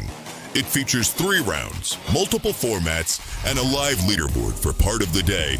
Teams will take different paths with one goal: reach the championship in round 3 for a 1 in 40 shot at $30,000. All 200 teams start in an every fish counts format with a 1 pound minimum. The mission? Finish in the top 100 to advance to the survival group. The rest fall into sudden death. Weights carry over and the leaderboard stays live through both rounds. In round 2, survival teams fish against each other, and sudden death teams do the same. Both can still reach the championship, but far fewer advance from sudden death, so round 1 placement matters. After round 2, the top 30 from survival and top 10 from sudden death move on to the championship, where 40 teams will have a shot at $30,000. But the action doesn't stop there. The remaining 70 survival teams move to the consolation bracket to compete for $2,000, while the 90 sudden death teams head to the last chance bracket for $1,000. In round 3, the chaos round, weights reset, leaderboards go dark, and the format switches to best 5 fish. It's total chaos, and everyone starts with a clean slate. That's the NSANE format. Fast, unpredictable, and designed to keep anglers and fans on the edge of their seats all day long.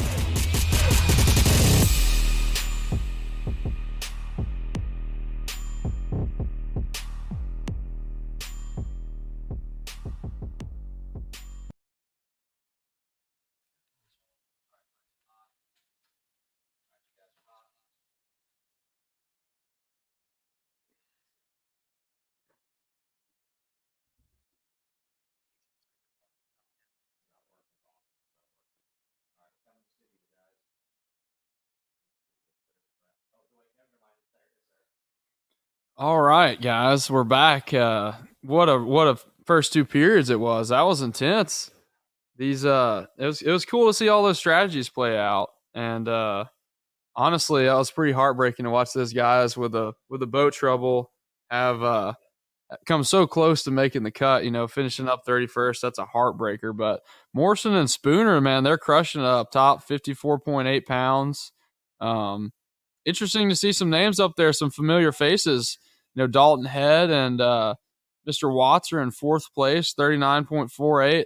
That's one to watch this last round because they came up less than half a pound short last year, finishing 2nd place. And I know that was devastating for Dalton, so he wants get some redemption. We got Stevenson in 10th place. He actually, Kieran was part of that winning team last year where he fished with Bank Shaw. So really, you know, we got some strong teams in that top 30 that make the championship.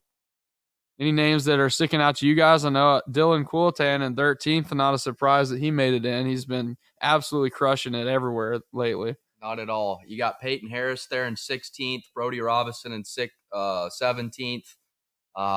Brody surged up the leaderboard that last period, so not really shocking to see him here, but be interesting to see how he adapts for the 5 fish round. Yeah, cool fact about this event. Brody and Max fished together the first year, and they finished 2nd. And so it looks like they got to reunite this year, and, you know, they're in the championship round, and that's going to be fun to watch. Crazy how tight it got around 30th. I know I saw Lane Parker, Carson Newman guy in 3rd, Dylan May in 11th. That's exciting. But, man, look how tight those weights get, around 27 pounds. No doubt. That's insane. That's insane. Longlois and Jones, the last duo to make it into the top 30 and advance to the championship. And it's not over for 31st through 100th. They're still fishing for $2,000 in this last period, winner take all. We're going to move over and take a look at the sudden death.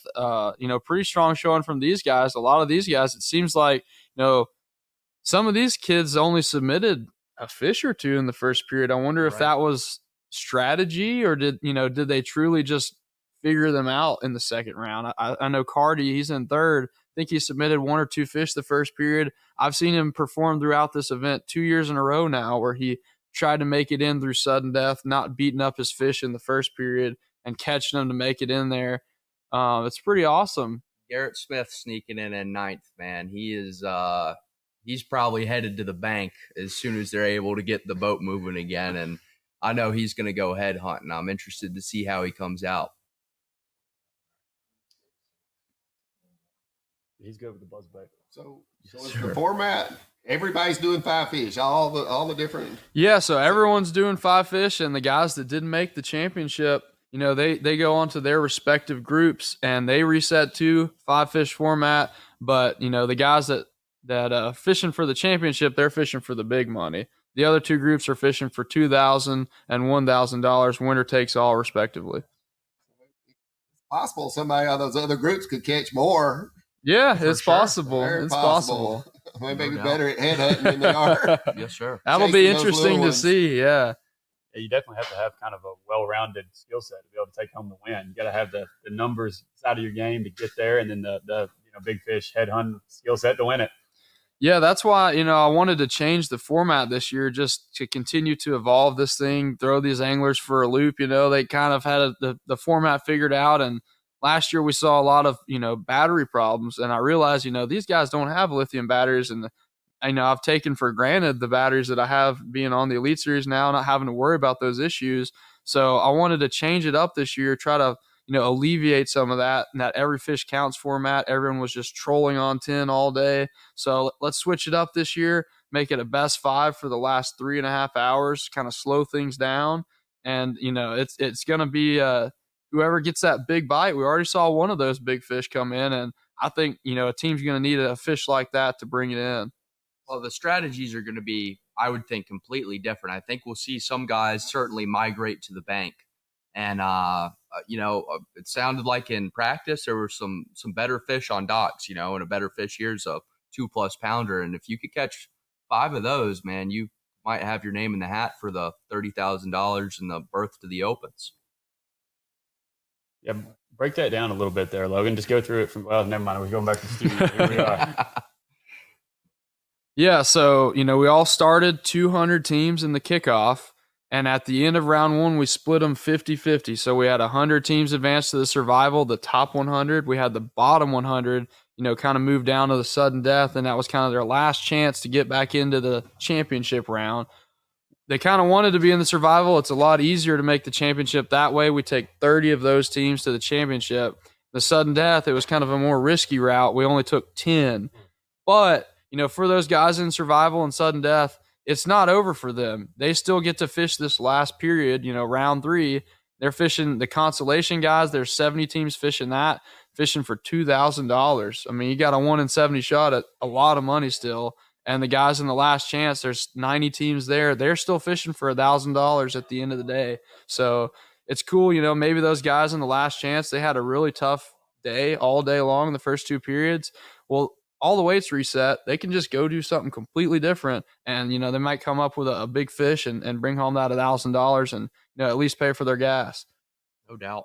Keeps it exciting for sure. Definitely. That's one of the things you hear guys talk about that, we had last year just a few guys fish, and they all talked about how much fun the format was and, what a great event. And this year, a lot more guys. Man, I expect your participation in this thing just to keep growing. It's really truly a great event for high school, college anglers. Completely agree. I mean, and we had one guy fish last year, and he said it was a great experience. And I was like, and with the increased, incentives to come here, we brought the ship. We brought 10 guys. So, certainly commend you on this platform that you're offering. And, chances, even if you were in the bottom 100 anglers, is going into this final period, always something to fish for. And another interesting layer to this very complicated omelet that we have here is the team award that we're doing in this last period. So it doesn't matter what group these anglers are in, your top 4 college anglers from your school will be a cumulative weight.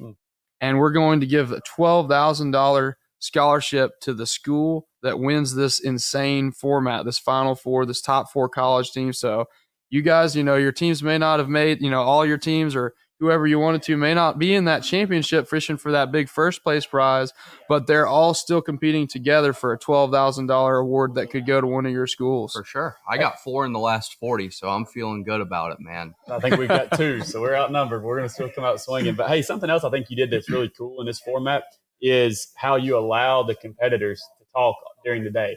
And I love that. It's one of those things that it's always been so hard to police at the college and high school level is the cell phone communication. So why not open it up and let it be a true team type format, where they're allowed to, if they need to call a buddy and say, hey, they're biting good in this area, that puts the team aspect into it, which I think is really cool. So I like that. Yeah. I appreciate that, Hunter. That's one thing that's really cool is I've had the unique perspective of coming up through high school fishing and started my high school team, going on to fish in college, fishing 5 years for Auburn, and seeing, the ins and outs of it from the aspect of being a competitor.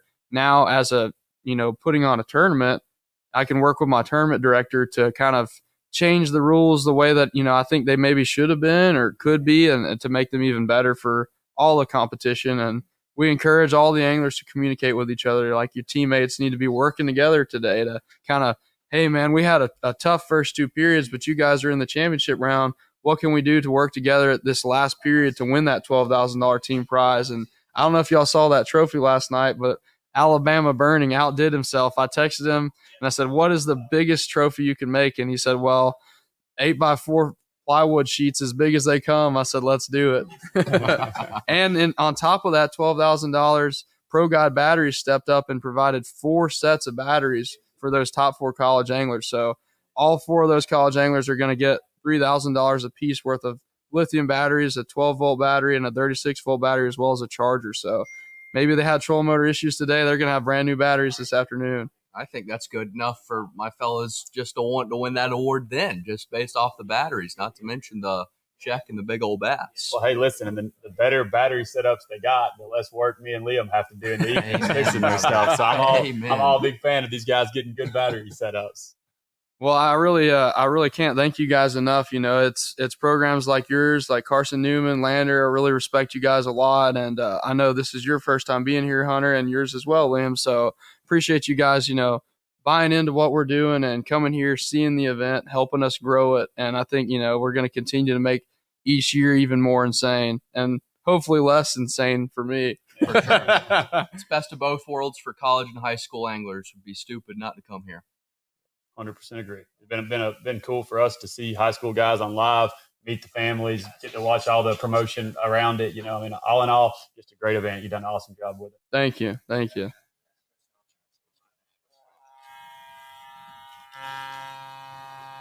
Got some technical stuff here in my ear. I don't know what we got with that one. I don't know what to do with my headset. That was almost had a.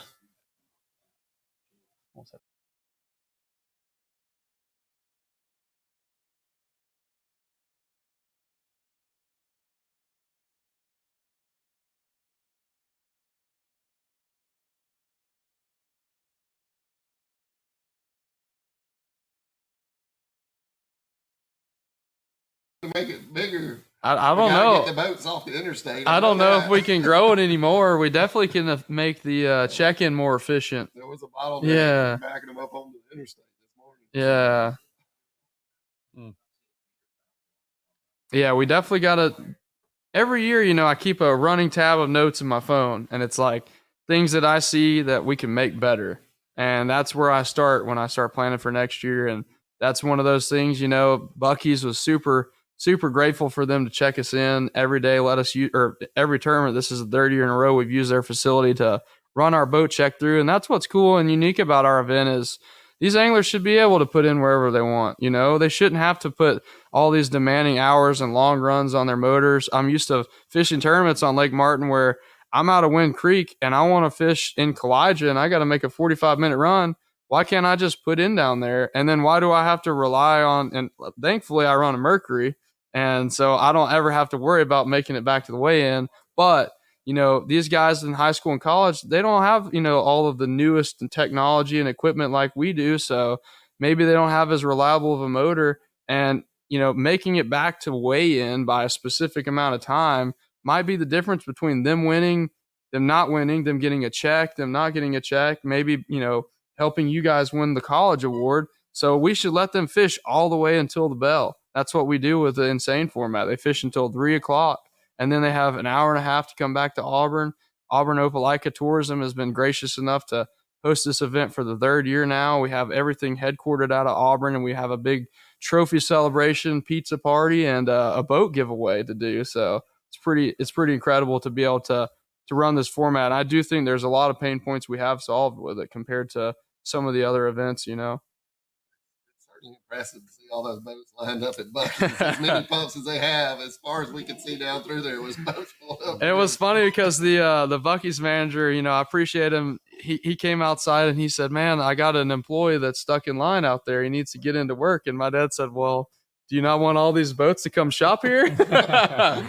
I think you can wait a little bit. No doubt. Wow. Yeah, but that's what it's about. It's hats off to you for keeping a running tab each year of what can be better. And I think this event is kind of pushing the industry, around like what college fishing and high school fishing could look like and should look like. And so, you've kind of got this unique platform where you can test things and try things and see how you can make it good. And I think, if the powers that be aren't paying attention, they certainly should be. Good job with that. And content wise, like we don't get this sort of interactive live coverage on any other sort of college fishing, maybe the Bassmaster bracket, but even still there's more commentary and direct dialogue with the anglers in this format. And for whatever reason that is, I mean, that's bringing value to the whole of college fishing, and can certainly bring value to, team sponsor wise and recruiting wise. Yeah, I mean, I got to give a big shout out to our content guys. We've got an insane team. We got, my main man, Jack Leventree, who's been with me on the road for 2 years in a row, filming with me. He's here filming. He works for Fishing Chaos. We got Jacob Harden. We've got Copeland Pruitt. We got Strickland Palmer. And we got Chase Sansom, the man behind the lens. Yeah, bud. For, he contracts for Bassmaster, and he's helping us run our social media. And so Chase has been absolutely crushing it this week. And then on top of that, I call up my buddies over here at Fullcom Media and really not near enough heads up to pull this off.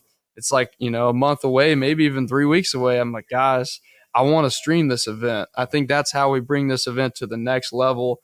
And initially they shot me down, and then I took some convincing, but we're here, and it's incredible. We got Luke Duncan here hosting with us, and I couldn't be more proud to have this, have this event live. Got Steve here commentating with us. It's just, it's something that high school and college anglers don't get the opportunity to do. And I think that there is opportunity to make it happen for them. So by us doing it first, it'll push all the other, events to follow. That's what they go to college for, is to grow their brand and get ready for what's next. And I think all the college coaches have that as a goal, is when the kid graduates, you hope they've got a platform to be able to go on and chase it to the next level, right? And so being able to shine a spotlight on the kids that are out here killing it and let the world see the personalities that are behind, the results is certainly really, really important. For sure. And mix it up with high school and everybody else. Yeah. That's another dynamic. And I spoke about it, last night at our dinner, but I was lucky to grow up here in Auburn, Alabama. And, like even Steve, he came and spoke to us at the high school team. He probably didn't want to come speak to us, but he was there. I'm not anyway, I love sitting around talking fishing, but yeah, standing up in front of a crowd is not my favorite thing to do. But I enjoy it. We had some incredible mentors, coming up and helping us grow as anglers. And I realized there's a lot of high school anglers out there that don't. So to be able to bring them all here to Auburn, introduce them to a college angler that could be a mentor of them, and to hear, seeing Brody and Max fishing together 2 years after they first fished together. And like his mom submitted an email to me nominating him for our mentor award, which he ended up winning last night, the Scott Russell Mentor of the NSANE tournament. To hear him continue to work with Max and help him grow as an angler, 2-3 years after they first met at the first ever NSANE tournament, that's what it's all about. Yeah. I heard it at dinner. We had one of our guys, Jacob Berryhill, and I don't think he had a great day today, but him and his partner, and I'm dropping his name right now, but the partner and his parents came up and introduced themselves to Jacob. Said, "Hey, thanks. He learned so much today on the water with live scope. We don't have the ability to be able to teach him those things, and he learned more today than what he's learned in the last year trying to do it on his own. And so like just another way that it can shortcut that that learning ability for these high school kids. I mean, it's certainly a great thing. For sure. And, the relationships that we build through fishing and, the networking opportunities, granted, everything that you could win today is incredible, but, that's the stuff that's really invaluable.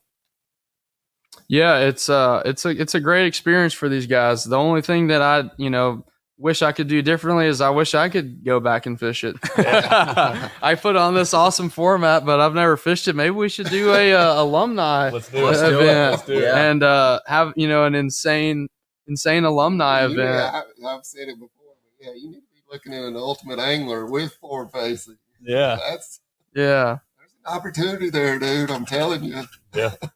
We don't discriminate at the NSANE tournament. No, we actually encourage technology. We've got Fishing Chaos that's been so instrumental in putting this event together.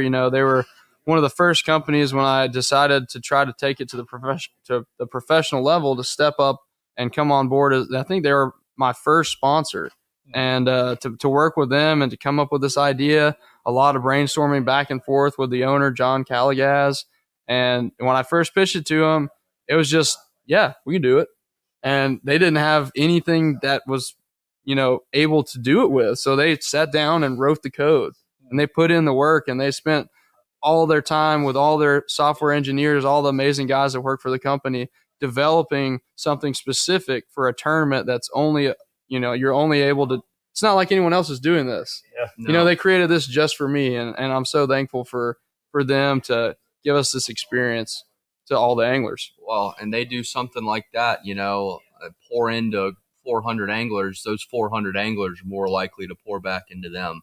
And the value that can create from all parties involved is it's something that, once again, makes this sport special. Yeah, absolutely. So they got about, what, is that 2 more minutes, and then they kick off the final round? Is that right? Yeah, 2 more minutes.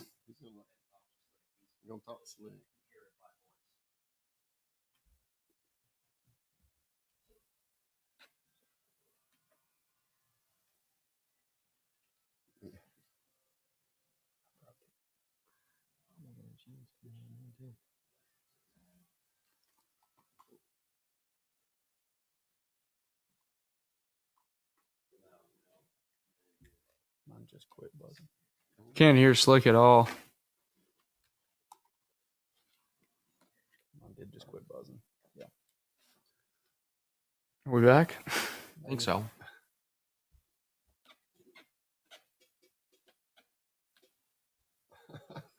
Gotcha, Slick.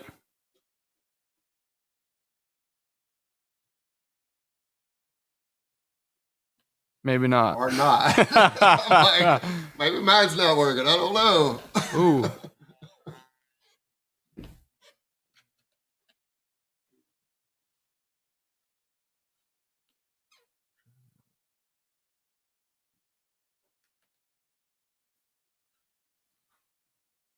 Why don't we just call him? We could just call him on speakerphone. He stays on that phone, man. He should be watching us right now.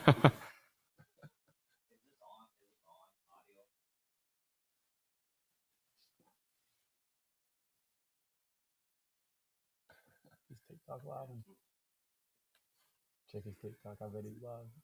Right, we're gonna do some improvisation here.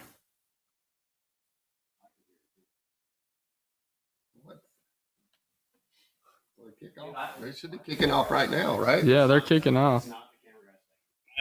Hey, we can't hear you on our end, so we're just gonna call you. Yeah, what I said was, you'd forgot to talk about all the changes we're talking about with Fishing Chaos, and then this year changing to the 5-fish format for the last period and the things they're able to do. That's awesome. Oh, we've been covering it. We've been covering it the last 20 minutes pretty heavy. Well, I'll tell you something I noticed. I don't know if y'all heard me, but like this morning, I noticed the people we were covering in the top 5, everybody had started back in the ditches. And everybody we talked to talked about how they had spotted bass lakes or herring lakes, and they kind of knew the deal, And it was cool because we were going into this one pocket to get to the guys that were in third, and there were some guys that only had 12 pounds. And so we stopped to talk to them, and they said, yeah, our fish aren't starting to bite till about 11 o'clock. Well, when we got back there to the guys that were in third, they told us, they said, yeah, we've been catching them out here in the morning, and then they go out to where those other guys are about 11 o'clock. So it was kind of cool to watch. It was cool that, you could see what the fish, were doing by what the guys were catching, So it was pretty awesome. That's incredible. But, I talked to different people about what they were going to do in the last round, and most people were going to stay put and try to catch like 2-pounders. And I'll tell you that the Domingos and Morgan kids, we watched them. They caught a 240. They caught another one that was like 212. And, I mean, if you catch 5 of those in the last round, you're going to have a good shot. Yeah. What do you feel like the conditions out there you should be doing in this final period? Man, that would be so hard for me knowing Lake Martin. I'd be wanting to go fish the bank and flip docks and try to catch a big one. But right now, when y'all said lines in, there is boats going everywhere. So, a lot of movement. I mean, I see at least 12 boats now, and Dalton Head was right here by us. He left. There's probably 4 boats heading up toward Wind Creek right now, so they're probably thinking, like I am, to go fish shallow. But, I mean, the guys that are in first, they were catching so many fish, and, like, they're on them in the area that they're at. They're there, and they're better fish. They're 2-pound fish. So I think they're going to stay right where they were. But there is a lot of boats moving right now. Yeah, I think we'll probably see a good mix of both. I'd say probably 60, 70% are probably thinking maybe they need to do something completely different, and 30% are just going to say, like, maybe I catch 12 pounds out here, and that'd be enough. But we did change the time of the rounds, too. Last year, they were, all equally the same amount of time each round. This year, we shortened the first 2 rounds to 2 hours apiece and gave this best 5 format a 3.5-hour time period. So it really gives those guys a more time and more opportunity to try to get a big bite. And we're seeing people just running all around behind you. I know. And listen, I don't know what y'all talked about all on live, but think about it. This is the first time you've ever been able to see like a high school tournament and a college tournament like this live. I mean, it's live, cameras everywhere, and showing what the guys are doing. This has just been awesome. And then this format, I mean, you got to think more people will get excited about changing formats and doing things like this, because this is incredible. Yeah, it's insane. Yeah, we've used that word a lot this weekend. It's a good adjective. Yeah, it's branding. Every time anyone that fishes says insane, they're going to think of the NSANE tournament. Yeah, absolutely. But it's been good on the water, talking to people, and God, everybody catching fish. I mean, could you ever imagine that over 11,000 fish were going to be submitted this week? That's amazing, dude. I mean, these guys have flat out warm out 5 days. Really only 4 days if you think about it, because Friday was a half day of practice, Saturday was a half day of practice. So it's really only, 4 days of competition, and today, obviously, they're limited to fishing until 3 o'clock, and we're at 11,587 fish. That's unbelievable. Truly insane. Yeah. Was that 3,000 a day average or something like that? That's a lot of fish. And once again, doesn't count shorts and ones that guys didn't log in during practice. Yeah, I mean, how many fish did they catch in practice they didn't submit? I'd say at least 30% more. I would have to think so. Yeah, and there's a lot of sandbagging and strategy that goes into practice. So then we're talking 15,000, 16,000 fish. John told me that a 424 got caught on live. Yeah, dude. We had the biggest fish of the tournament caught on live. How incredible is that, dude? It's just been amazing. It's how this live stream has worked out today. Unfortunately, it didn't work out their way, but somehow just so happened that the camera was in 31st place's boat. So we kind of got to see that heartbreak at the end of round 2 of those guys just barely missing out by like a quarter of a pound of making the championship. I mean, we've seen some awesome things so far in this event. Yeah, we went to the guys that are leading. When we went to them this morning, they said, yeah, we were started in that pocket over there and somebody was in it. And I didn't have the heart to tell them, yeah, that's the guys in third right now. They were catching them too. But the guys that were in first, I asked him, I said, you know, what made you come back here? And he said, I didn't see any fish. And he said, I let my bait go to the bottom and they come up after it. And then I saw them. And he said it was just loaded with fish in this pocket. And they were stuck to the bottom. And he said when you would catch them, they would have like mud on the bottom of their stomach where they were just sitting pinned to the bottom. And he said then later in the day they would come up a little bit. But he said he almost missed them when he came in there. That's awesome. I've been saying that all morning. Yeah. It looks like we got Talus there scoping shallower than what he was. So that's the overall leader moving up shallow for the third period. Yeah, it'll be interesting to watch what they do this period. I was just searching apps on my phone trying to find the leaderboard, and for whatever reason I typed in ESPN. We keep making this thing insane. Maybe they'll give us a shout. I want to see somebody call just a dang audible and just start, catch a few good largemouth in the last round. That would be an awesome storyline. Right. That's what's cool too is, we hide our leaderboard during the third round. So these anglers have been able to see exactly where they're sitting in competition compared to their, other competitors, what place they're in, what they need to do. This final round, this last 3.5 hours, we hide the leaderboard, so no one has a clue what anyone else has. The parents aren't able to see. And through this live stream and working with Fishing Chaos, we've actually been able to, integrate with the leaderboard and show, only on our live stream can you go and see how these guys are doing in this championship round. Yeah, the parents really love you until about 10 minutes ago. That's when Mike Freeman does not like me very much because all them parents are like, "Where'd the leaderboard go? Where'd the leaderboard go?" Yeah. Wow. You got to tune into the live stream to be able to get it. Yeah. Looks like most of the guys in the top 10, they've already caught a fish. I think one thing that's impressive. 2-pound fish? Looks like 1.5 pound is leading right now. One fish for 1.5 pounds. What's impressive is watching these high school kids kind of, like hop back and forth up on the trolling motor. A college kid, it happened all day. A college guy go to retire or something, and they're working well in the boat as a team. That doesn't always, how it is. Like a lot of times putting new pairings together, it might take some time, but it hasn't looked that way today at all. The practice I noticed that this morning. Yeah, they're dialed. I mean, they're really, really good anglers. Like kind of like our guest, literally shoulder to shoulder right there. Yeah, kind of like our guest speaker Greg Stubbe said last night. Like, the dumbest man in the room might be me for stacking this competition up and giving helping them kind of come up and make it. So I think we're seeing a lot of interesting things happen, and these kids are learning so fast. They have such a unique, they've got that early mindset to it. They're just there to learn and pick up on what these college guys are doing. And I can't think of any better mentors, really.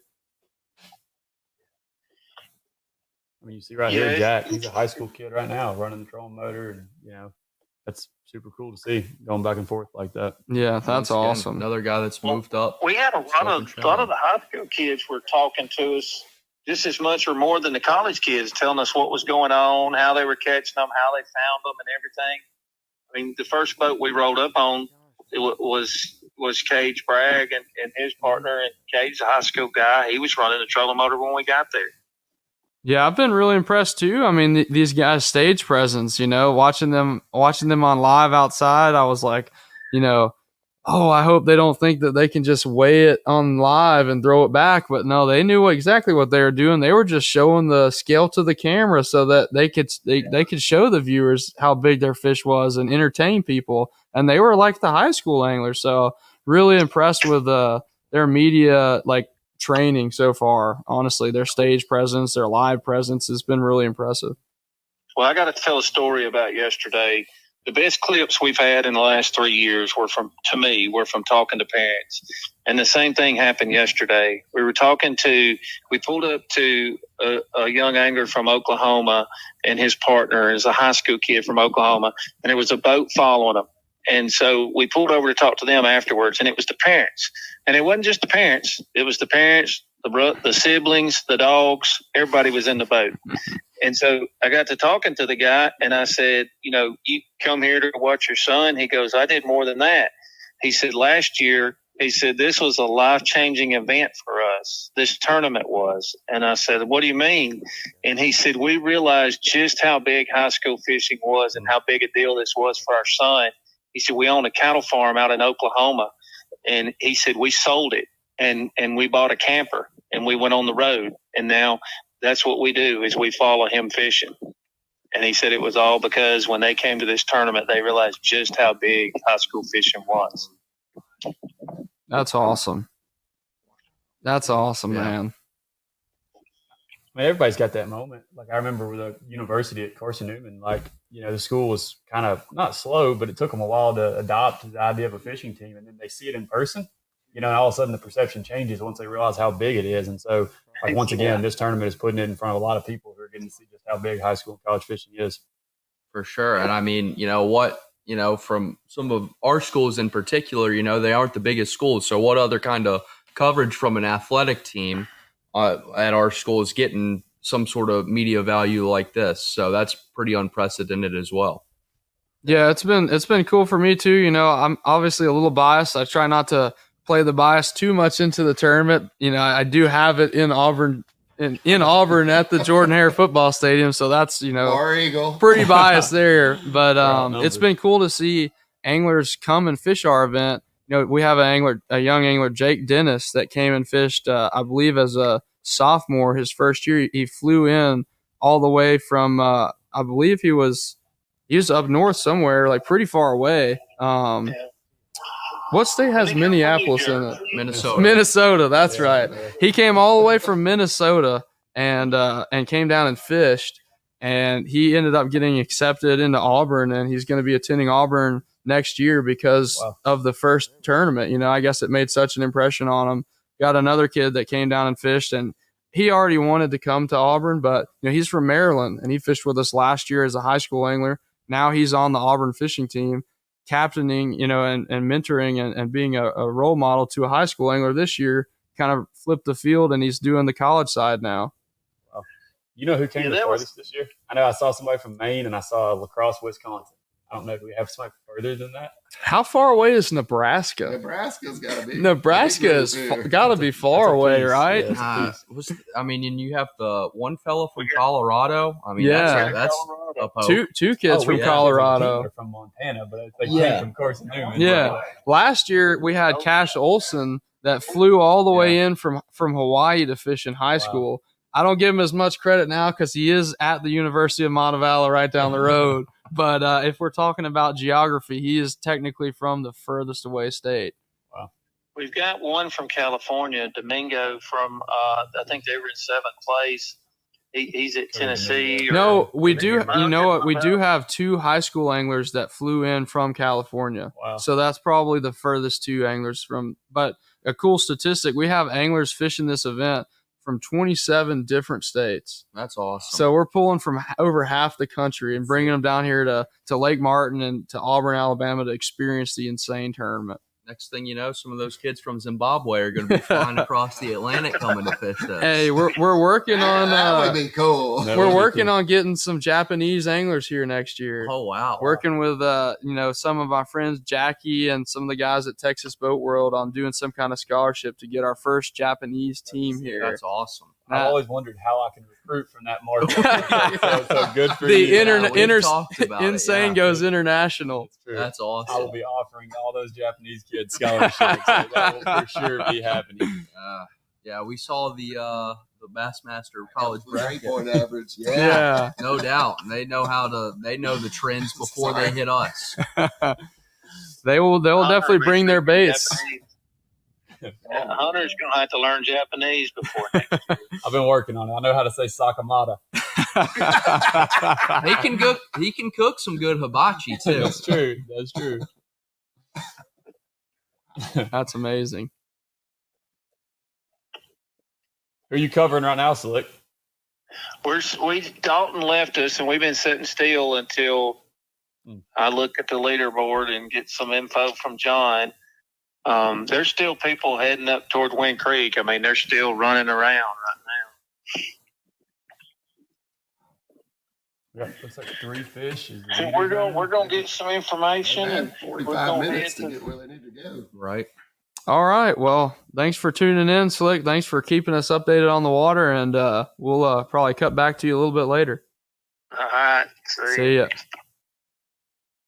I noticed when Slick normally calls me, or I call him, he answers stud speaking. He didn't do that on live. He had a 6th sense. Yeah. Yeah. A little bit of a different personality there. He's pretty media trained himself. Yeah. Notice that this leaderboard, it's looking interesting. You know, we got someone that's the closest to their 5 fish limit. We got one angler with 3 fish up there. Only 11 people submitting so far. So, you know, I think we're seeing a lot of that top 30 maybe doing something different, completely changing it up. And maybe that 11, 12 anglers, they're kind of doing the same thing. 6, 7. That's right. You two, I'm going to cut that one off. You two have fished out here a bunch. Like, what's it going to take to have a chance to win it? Man, I think we're going to see someone pull something out like that 4 1/4. Okay. And that's going to help them get that 12-pound mark with some solid 1 3/4, 2-pound fish to go with it. I think, you know, and with the limited time, 3.5 hours, if you get a big bite like that, it'll completely change the trajectory of your day. One of my guys that was in one of your Instagram reels this morning. Yes, he is. Oh, wow. Decent. Yeah. It looked huge right in front of the camera. Like, my gosh.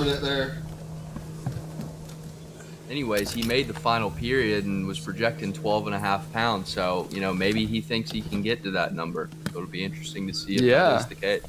I think it's going to be pretty hard for us to get to 12 pounds in February, Steve. It'll take more than that to win then. Steve's a 25-pound bag, though, you know. He's Mr. 25 pounds on Lake Martin. Caught 25 out there once? I've caught more 25-pound bags on Martin than I have on Eufaula. That's a crazy statement. That is the truth. But that's on a Thursday. That was also a while ago, right? Yeah, no, that's a long time ago. Yeah, so it used to be really good before the spotted bass got in there and just took over, right?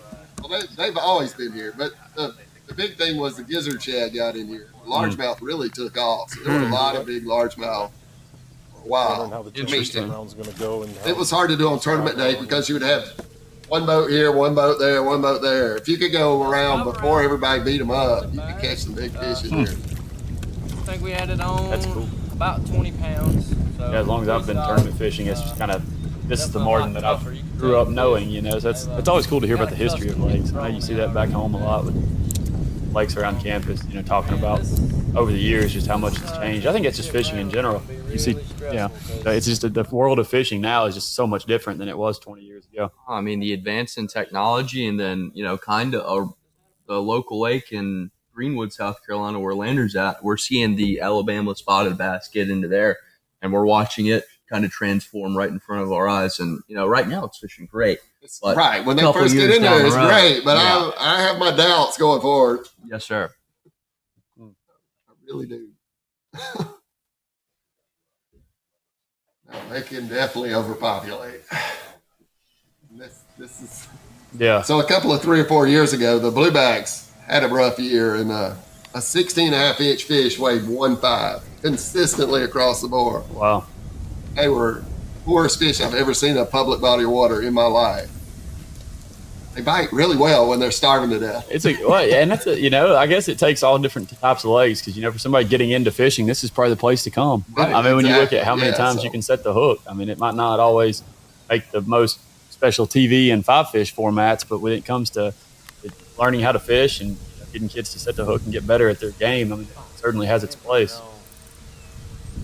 I grew up fishing here.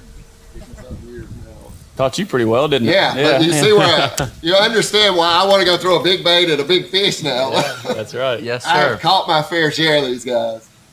No doubt. Got to do what you got to do to win a derby, man, especially something that's got this going on. Got a new leader, Reed Rook from Talas's University, Erskine as well. Yep. 2 for 4.5. 2 solid ones. Yeah, it's 2 good ones. See one of your guys, Cody Abbott. Yeah, he's hunting, man. He's felt really good about this week. So that fish doesn't take me a quick concession break as well. I'll be back.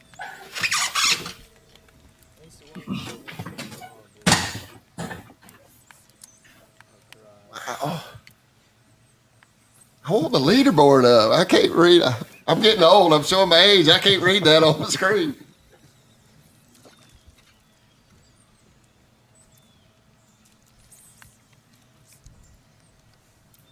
Yeah, that's not helping you and I, Steve, at all. I was impressed when he was reading all that off. I'm like, what? Well, when a few of my guys are up there in the top 5, You're in 10. I got a keen eye for it. Yeah.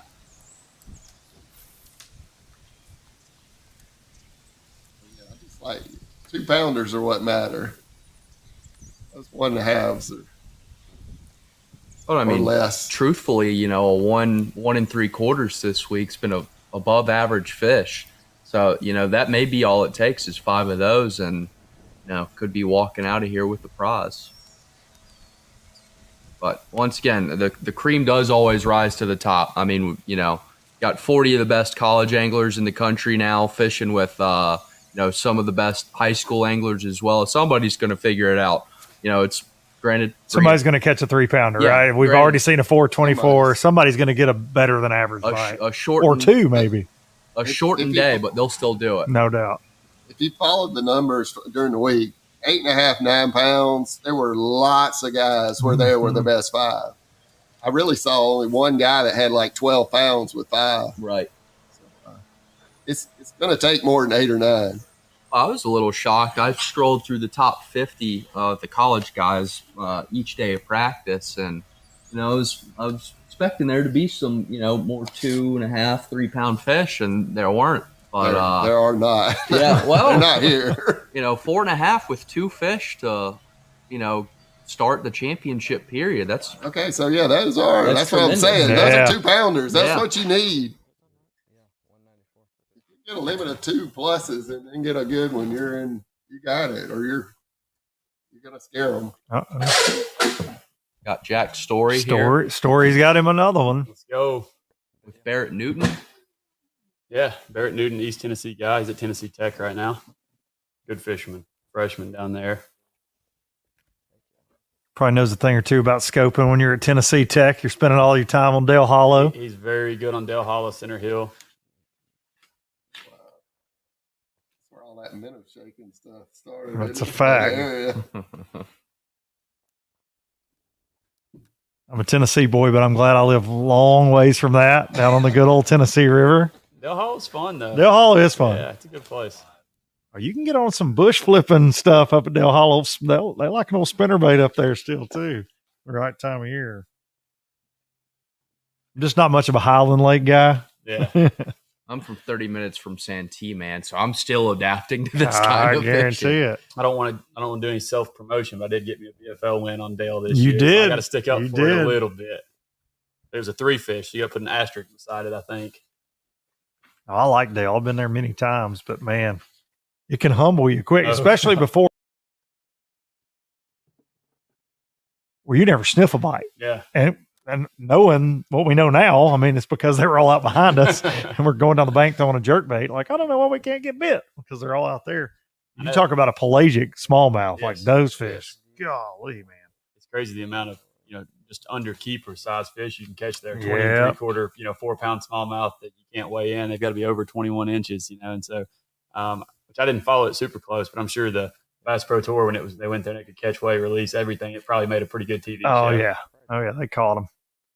I'd love to see an elite there in PFL. It'd be so awesome. Go in the spring.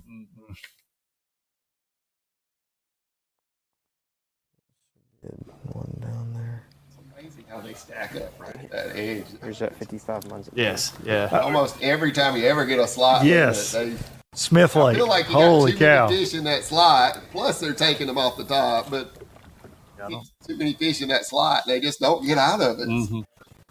Yeah, you can catch plenty of 14 and a half inchers on Smith. They got to be.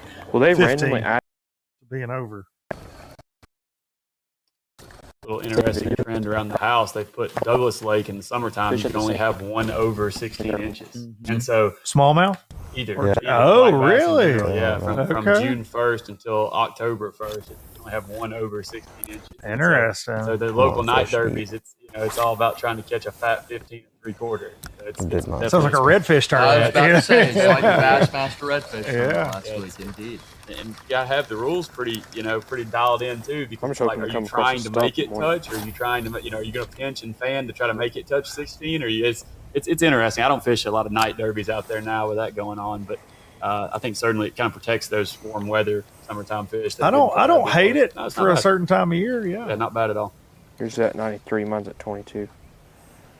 The guy that lives close to Pickwick, and we have 4 tournaments a We'll be able week to see down that there. bag on there. We just Or don't it can be fish. tough on the fishery. How I feel with Hartwell being an hour away. Because I won't, we won't be able to know if ours A lot of actually went tournaments out through. there, no doubt. You know?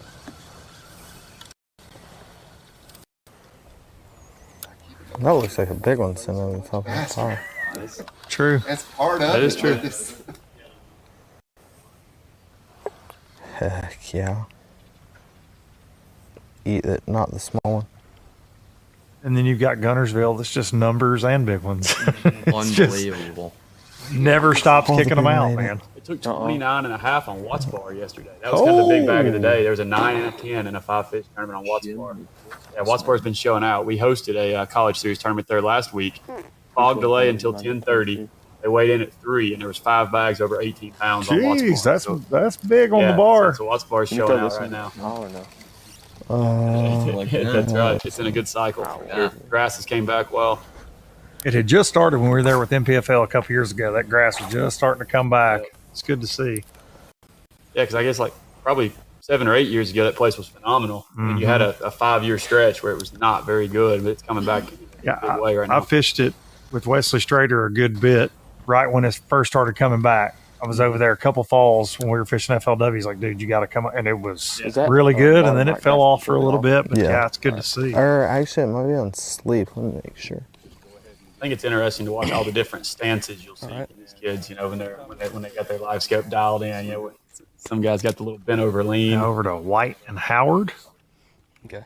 13th place currently. Going back to that fish off at Cherokee Lake over the summer, Andrew Blanton, golly, man, he's got the hunchback going on looking at his scope.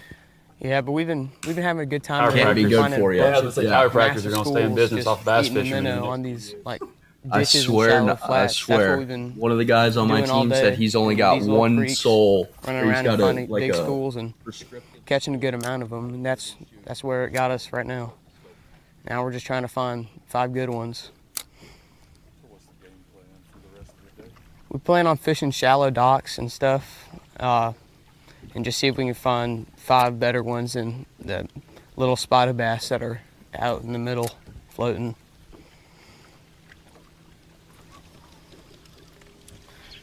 Oh, my bad. You good? I need to retie that anyway. Okay.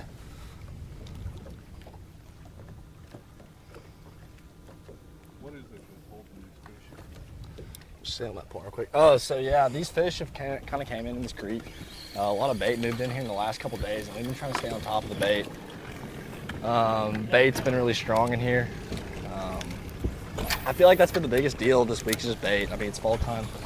These fish move with the bait all times, and if you can stay on top of the bait, you're probably gonna be around some decent fish. It's just about making those key little adjustments to find that better quality, higher average size fish on martin specifically, really.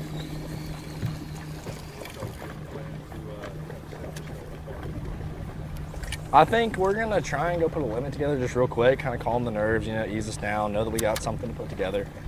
But we're gonna put the cards in the big man's hands upstairs. We're gonna hope it's our time, and we're gonna run new water all day. Things we haven't laid our eyes on, things we haven't done. And we're just gonna try and put 5 quality bites in this boat.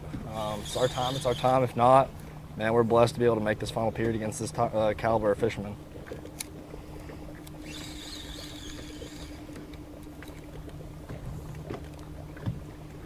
Trying to follow Colton's the top from guys, Montevallo. So yeah. Somebody might be calling them, but they're not calling. That's fair. That's fair. I don't know the rules. Logan said they can make phone calls to other competitors. Yeah, they can work together, and of course, the top team's going to take home $12,000. Yeah. The overall top-ranking college, so they can work together in this final round. Around that dock a little bit to that figure point. things out. We've kind of pushed on that dock a good bit. Mm-hmm. Colton is a I got a few Montevallo bites off angler. of it, but they weren't big enough to grab it. Yeah. There are decent ones in there. I think they're congregating on that corner. That far right corner? Yeah. I think they're rotating that little flat right there.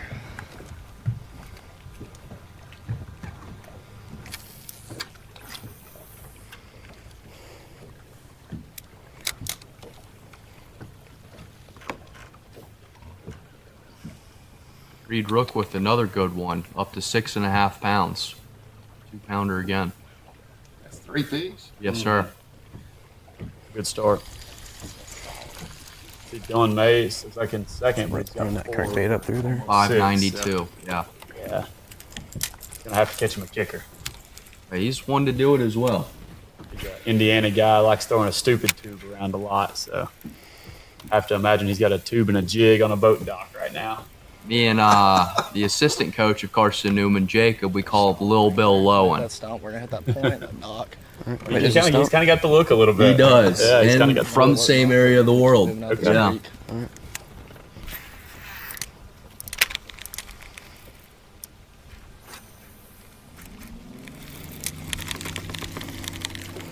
I think those better ones are on that main lake right now. Is it a better one? No, I was saying I think the better ones are on the main lake. Oh, come on, do it. Oh, yeah. Let's go, Colton. Here we go.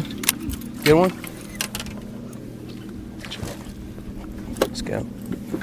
That's a better one. That'll keep. So are we no nets? No nets. No net. Have they used nets in the past? Logan question.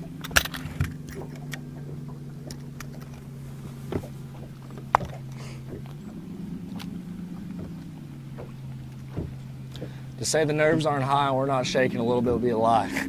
I'm pretty amped up right now. Bro, this scale, it's saying it's... Come on.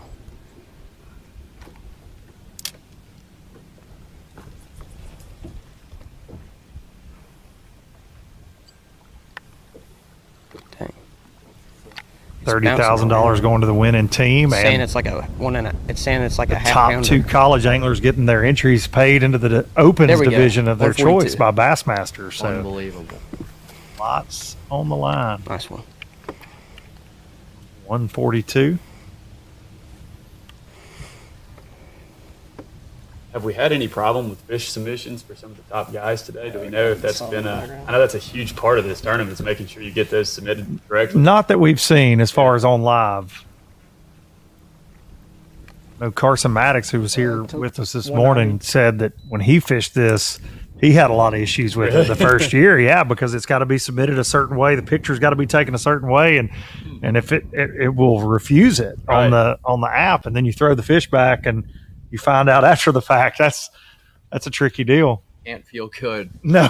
Can't feel good. I looked over the rules packet, and I mean, it's pretty intense. I think once you get it down, but I mean, it's got to be a certain way before they'll accept it. Well, with the circumstances and incentives from this tournament, you have to be that way.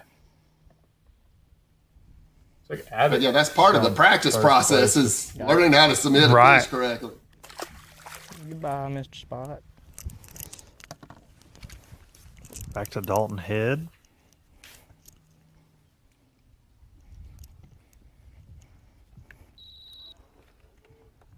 Jackson Watts made a big jump this morning. Bigger one. cruising. Started out kind of slow and ended up in they're actually cruising top 3 better than they have been. You almost hit him. Dalton, certainly no shortage of college fishing accolades. Got to be getting up towards his senior year, I believe. Seems like he's been there for a while. A lot of teams competing against him are probably hoping that's the case. Yeah. Yeah, I caught the 4-pound largemouth right there. I'm looking at a 2.5.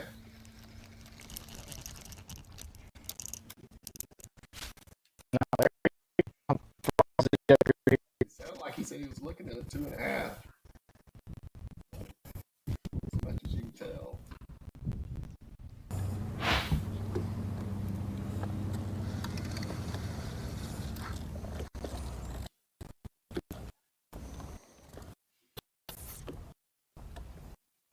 Final. Submitted. 100. Yep, Okay. submitted. All right, let's see here.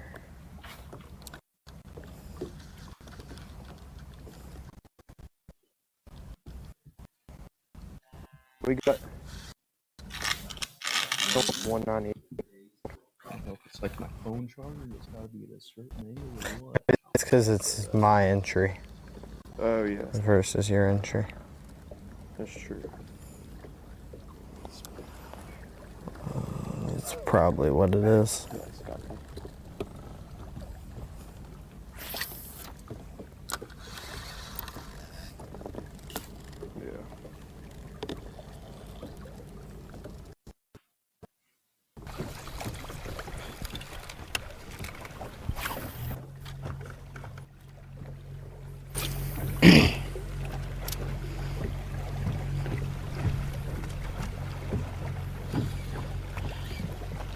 .40 teams competing in this final round.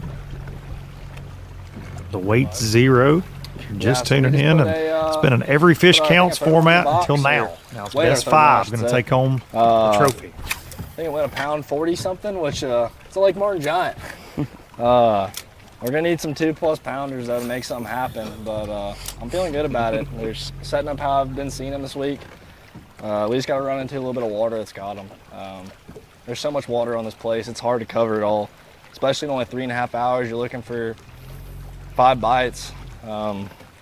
It's tough, but kind of excited, getting to fish on the fly, just try and make it happen, and we're just gonna give it everything we got. Seen a lot of fish, it's just the water. They don't want to commit. Pressure's got to them this week with so many boats being on the lake, and they're getting smarter.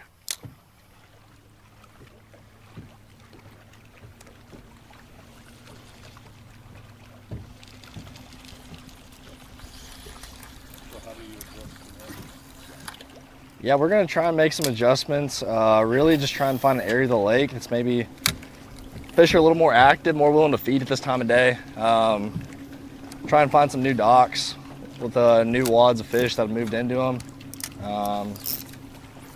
Brush and stuff's been our best player, it seems like, this week. If you can find some brush or a good stump, you can normally generate a pretty decent bite off of it. So we're just gonna keep looking for that. I think we're about to make a move out of this creek. Spend a little extra time than I would like to in here. So that's okay. Learned a couple things while we've been doing this. We're just gonna keep moving new water. Still hung? Yeah, it's on a rock or something. Where's it at? It's on that back post. I'm just gonna pop it. Yeah, I can't get that. It's a little too shallow up there.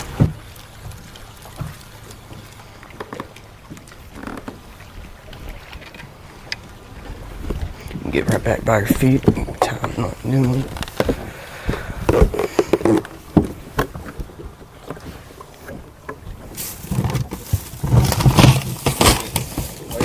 That 6 freezer, bring it up to 10. They'll be at the top for a long time until somebody does something magic. I saw a 9th place team that had 2 for almost 4. It looked like the team of Newton and Story.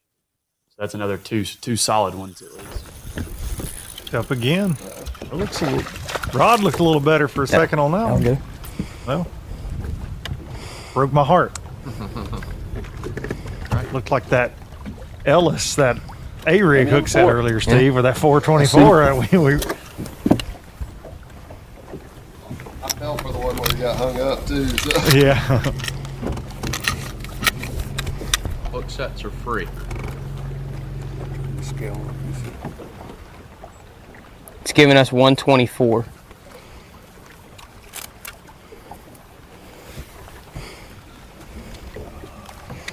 Good fish, Colton.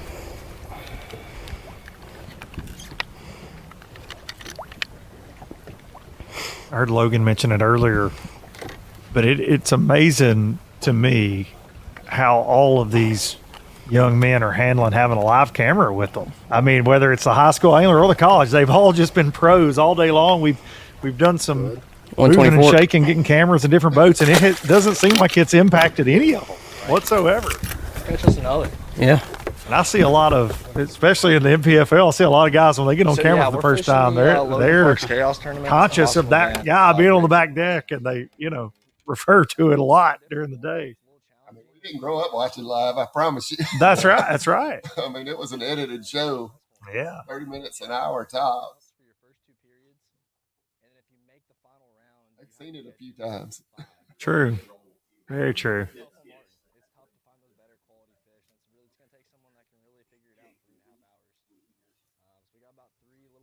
My memory just came back to me on Colton White. He's a junior from Montevallo, Oklahoma kid. Montevallo, Oklahoma, got down here.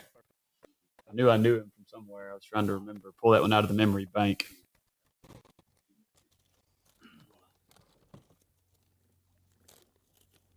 I believe when we roll back around, there's a new leader.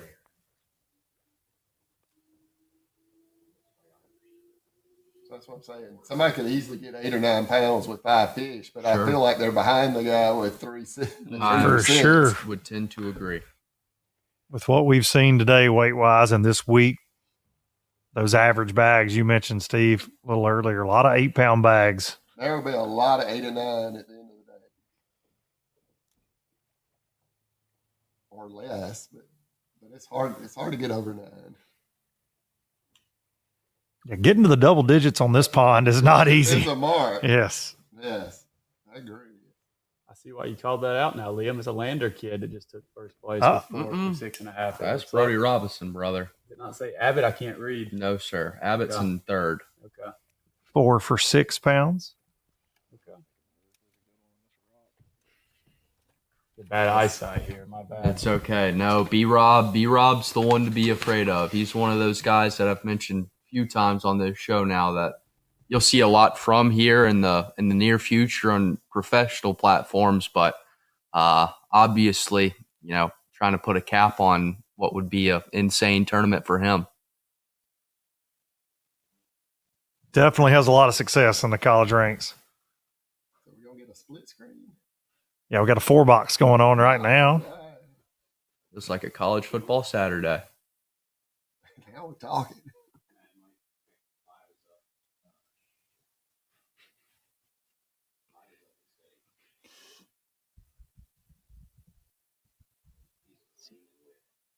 Some service issues there. Couple teams right now. Not hard to run out of service on Martin in some areas. That is for sure. Hooked up, though. Newton and Story, man, we have watched them lean on them today. I don't know what happened there.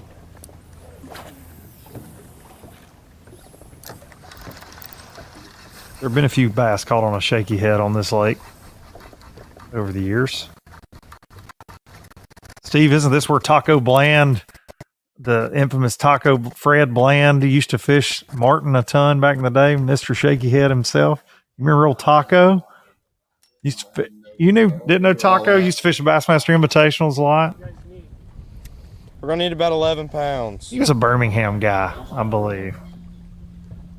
I mean, the name sounds familiar. Yeah. I don't know anything about Fred Taco Bland. One of our freshmen There you go. here, Lane Parker. Okay. I do know that stuff.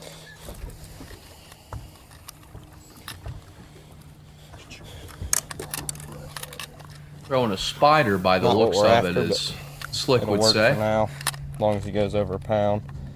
120. Yeah, just 120. the First guy to get a limit to me. Get rid of him a little later. You got to be catching 2 pounds. All right. I'm Lane Parker.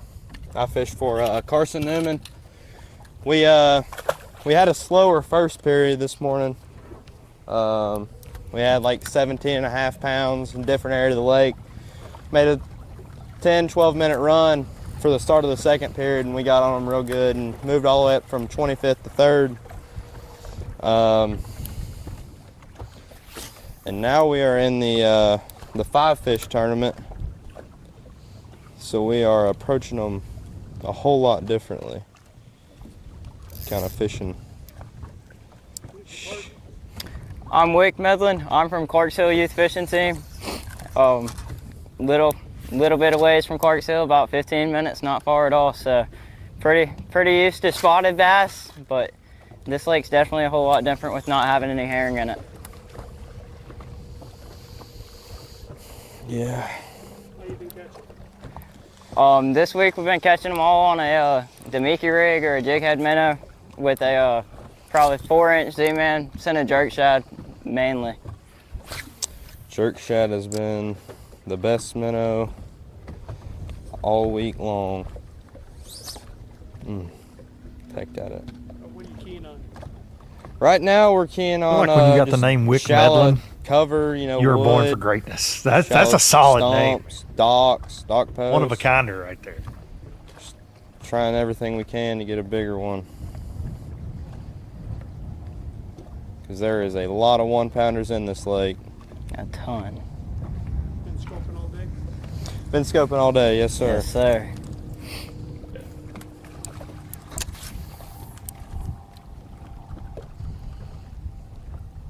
Lane is the young man I was telling you about that won the Savannah River BFL points last year. Okay. So that just impressed me so much as a 17-year-old to go out there and get an AOY trophy.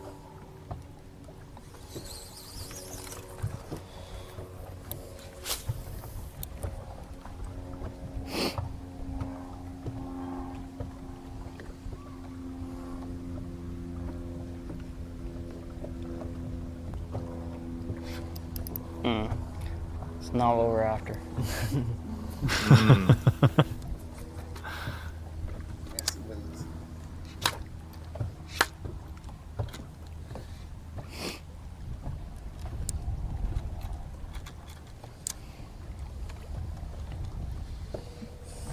Flip me over to this rock real quick.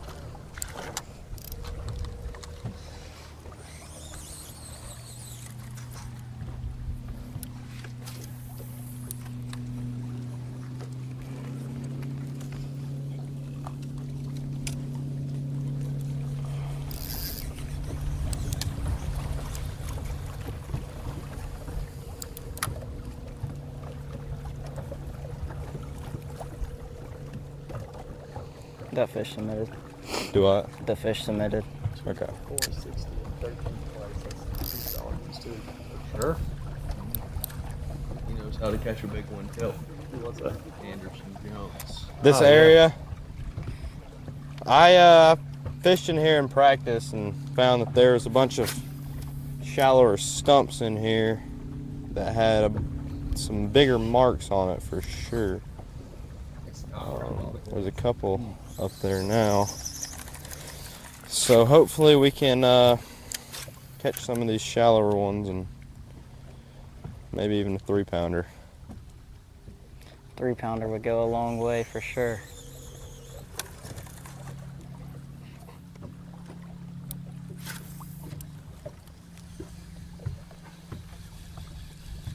I also saw a 260. The boat that had one fish for 260 on there. So that's certainly one of the right ones. Back to a quad box.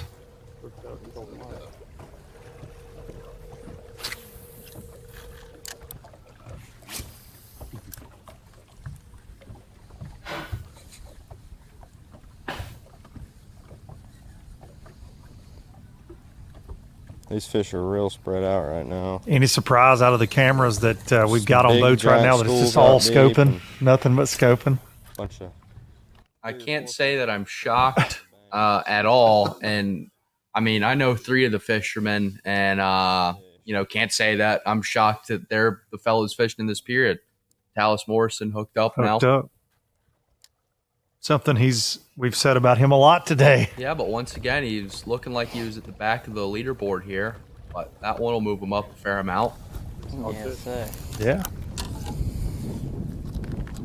Morrison and Spooner led most of the day.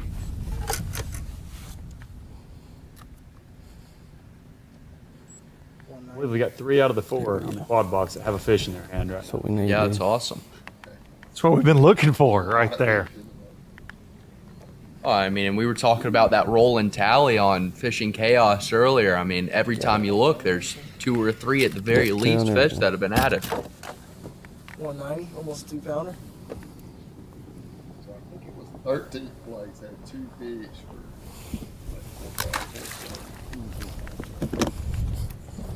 You gotta watch right there. That's one of my guys, Mr. Steve. I'm rooting for him. Where is it? Okay.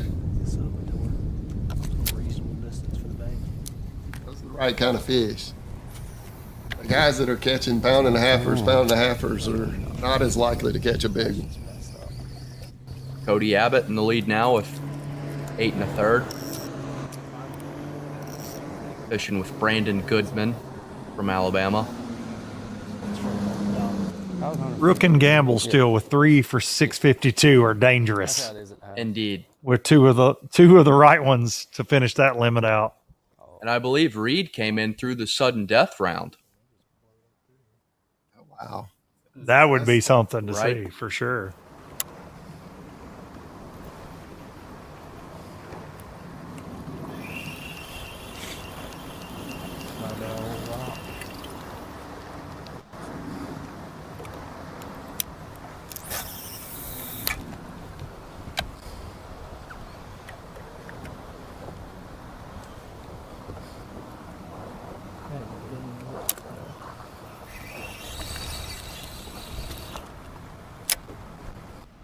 Mr. Steve, how do you feel like this is progressing? There's 2 guys that seem to be catching the right fish. I'd be up there fishing shallow, hunting a big one. I mean, you're going to catch fish. You're going to catch the same fish you're catching out deep. So go fish for the big ones and see what happens. So, yes, sir. You putting a jig? I'm old school, so putting a jig in your hand. I'm throwing a top water in. Glad bait, and that's all I'm going to do, right? And take what I catch. But kid's been kicking my butt for the last 2 or 3 years at least. So I know what I do, and I can't get away from it. 50 years of history is hard to erase. You know what I mean? That experience goes a long ways. The last time we were here, I broke off a 6. Who's the guy in the green boat from Jersey? Adrian Avina caught a 6 on the opposite side of a point from me. And anyway, I was around some big fish. They weren't many, but they were around some big ones. 6-pounders are not easy to find on this pond. No. So they stocked some Floridas a while back. So those fish were about 6 pounds when we were here again. So they're gone now. There's these shallow wolf packs that are roaming up here on the bank, just through these rocks and stuff like that. They're swimming real fast, a lot harder to hit when you're using a lighter weight. Trying to just trick a couple of them. They're being a little hard to get right now, for sure. With just a couple of fish away, there's 2 guys that seem to be catching 2-pound average or They're better. most definitely up here.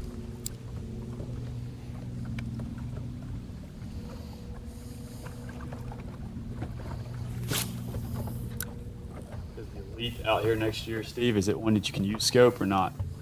We can use it, yes. And we'll use it. Yeah, have to. Yes, have to, right. Reed Rook went from 6.5 to 8. So that two and a half pound average just went down a little bit, but still decent, ahead of the curve. Still in a solid spot, hooked up. Not a bad one there. There's a better one. Some of the ones we're after. Like a minnow either, does it? Don't work for now. Be our fourth one of the period. Many names for those already. 168. I'd just rather not discuss it, guys, to be fair. Yeah, well, if you watch the Bassmaster College bracket, Oh, we're catching a few. whether we like it or not. For selfish reasons, I'd rather not talk about it. Yeah, it looks like a minnow. Look at that jig. I know some boys that get heartbroken. That was our fourth one. We got one little one and 3 right about the same size as that one. So not a bad start. Fishing till 3, so just trying to keep our head down and keep grinding.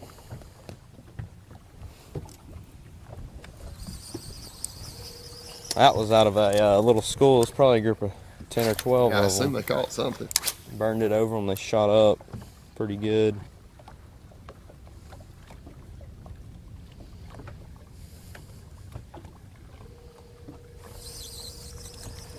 A lot of these docks have brush stuck off the end of them, and they're definitely in that stuff too.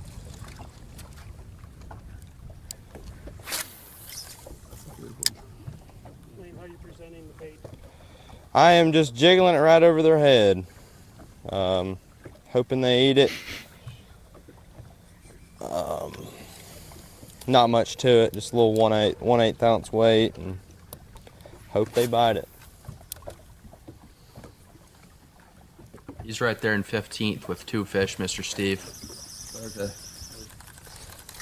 I fell down.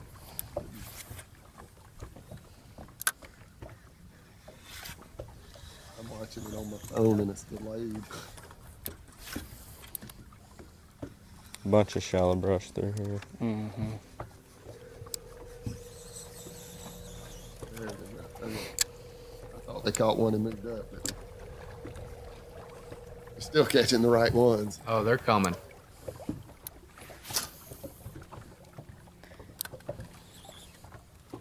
That's something we could talk about that we haven't yet. Hunter, how do you feel like your guys could benefit in this format? Like the league guys? Or like college guys and Carson Newman anglers specifically. You know, I think that I've always kind of said this about guys from East Tennessee. I feel like you kind of learn how to be scrappy. You know, and I think that certainly in a 5-fish format on a lake like this, I think you can kind of junk fish around and be scrappy to try to get that bigger bite. And you know, I don't feel like when we get in a TVA shootout where it's going to take 30 pounds to win, that the guys that grow up in East Tennessee are super, super good about catching the 30-pound bags. But I think that, you know, these Highland Reservoir, you know, you need to catch a 3-pounder. I feel like you look down the guys that grew up there, hooked up here. Wow. I don't think it's going to help. I'll aim just in case you get back in there. We just caught our 5th keeper, now our 6th. I don't think this one's going to help. Just found a little area with some good ones up there, but they're pretty smart. We're just going to keep moving. Seems like these better ones are better largemouth. I think they moved out of this main ditches and main creeks, and they're high sun right now. They're kind of congregating on these flats. Any piece of isolated wood's kind of holding a good one. So right now we're kind of playing the numbers game for just a minute to see how many pieces of wood we can hit, and we can't get a big largemouth to mess up or a big spot. 106. 106? Yeah. Isn't our smallest a 102? Yeah, I think so. All right. Get you back there. Should I hit spot lock? Nah, you're good.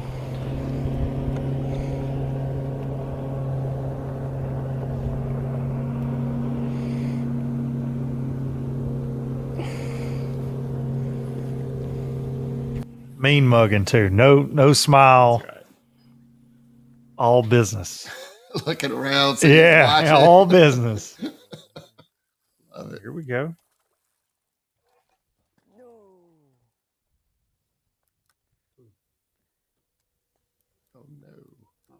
see there. Well, guess that's what happens when you're not allowed to use a net.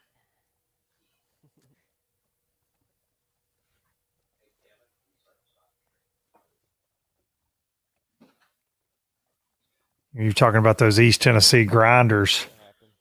Yeah. Andy Morgan, Ott Defoe, Bunch of guys. Wesley Strader. There's some.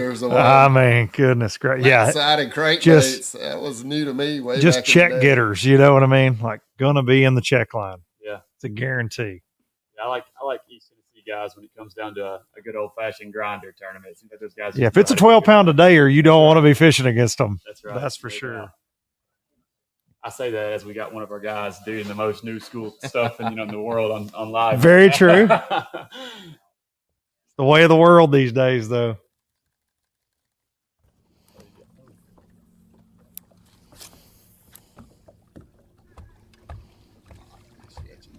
I love it.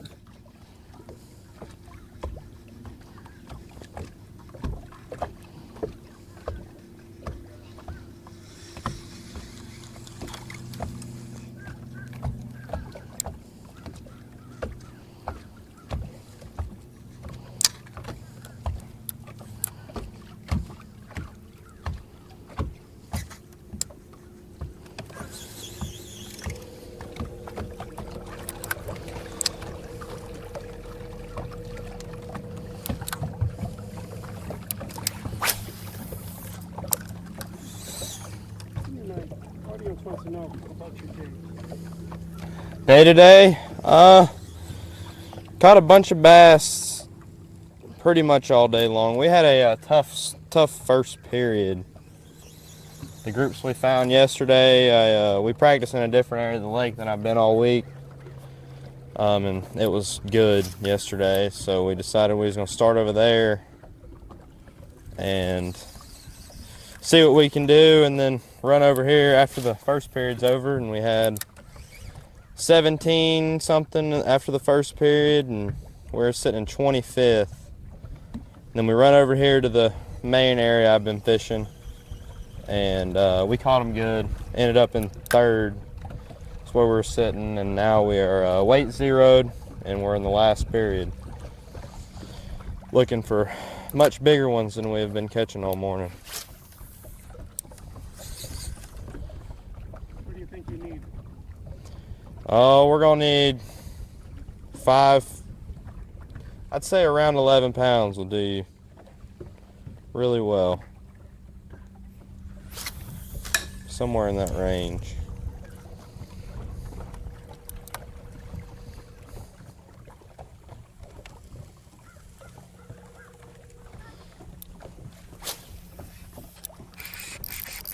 Got one. Good one.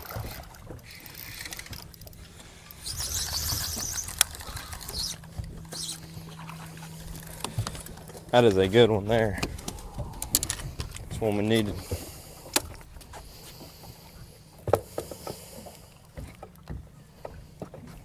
That is out from under that dock.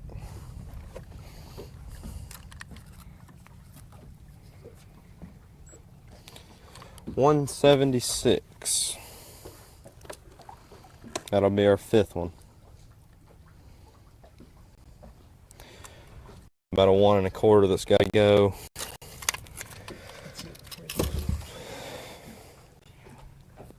A little skinny, but not a bad one.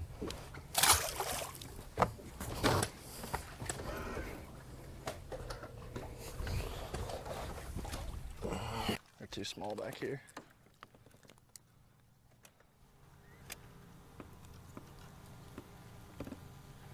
Wish a 4-pounder was as hungry as this one.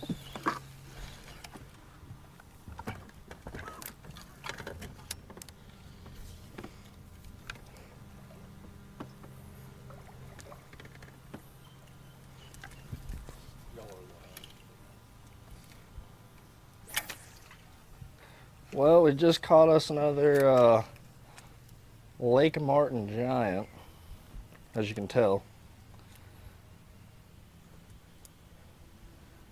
We just lost a decent one off a dock here. think we're about to make a good little move out of this creek. I was watching a little bit before I got here, Luke, and it's kind of interesting to watch these guys that go from wonder if some of those better large out scoping in deep water to now fishing docks. I was kind of, watching I'm surprised somebody hasn't kicked in. I hadn't seen a buzzbait thrown yet.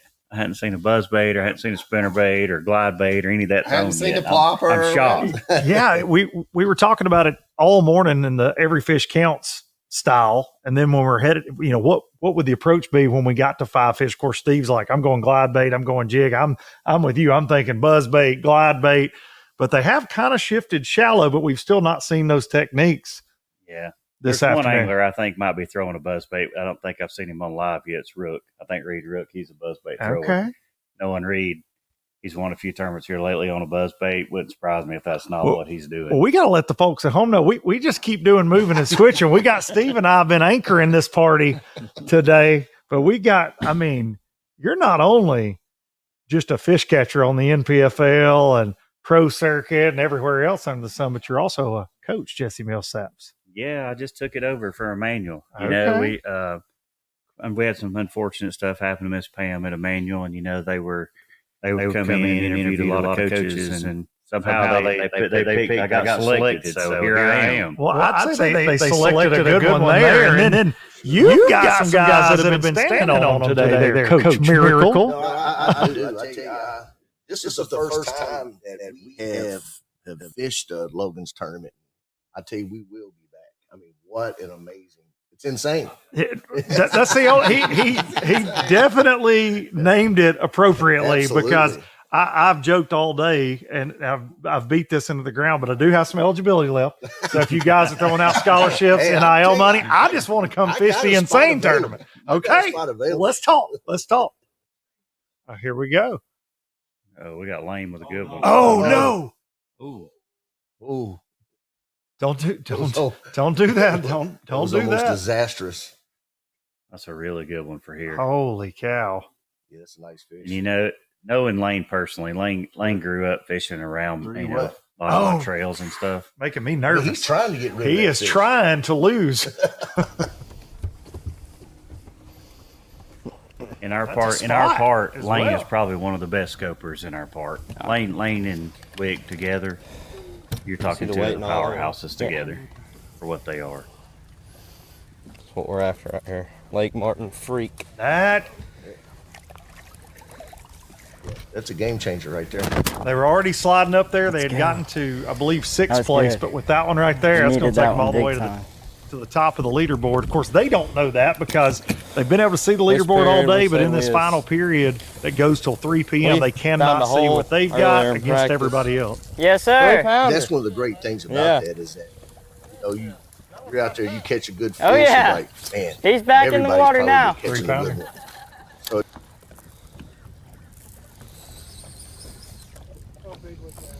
I was right at a 3 pounder. That helps a lot. That called out a 120, so it gave us big help for sure. That fish could go a long way by One itself. more like that, we'll be right there. Get there at it. Hear that nervous energy right there from Wick. You can hear it. They're starting to, man, $15,000 a piece. They're starting to do that math. right. Can we get another one? That's right. One more. That's going to be tough. I'd say so.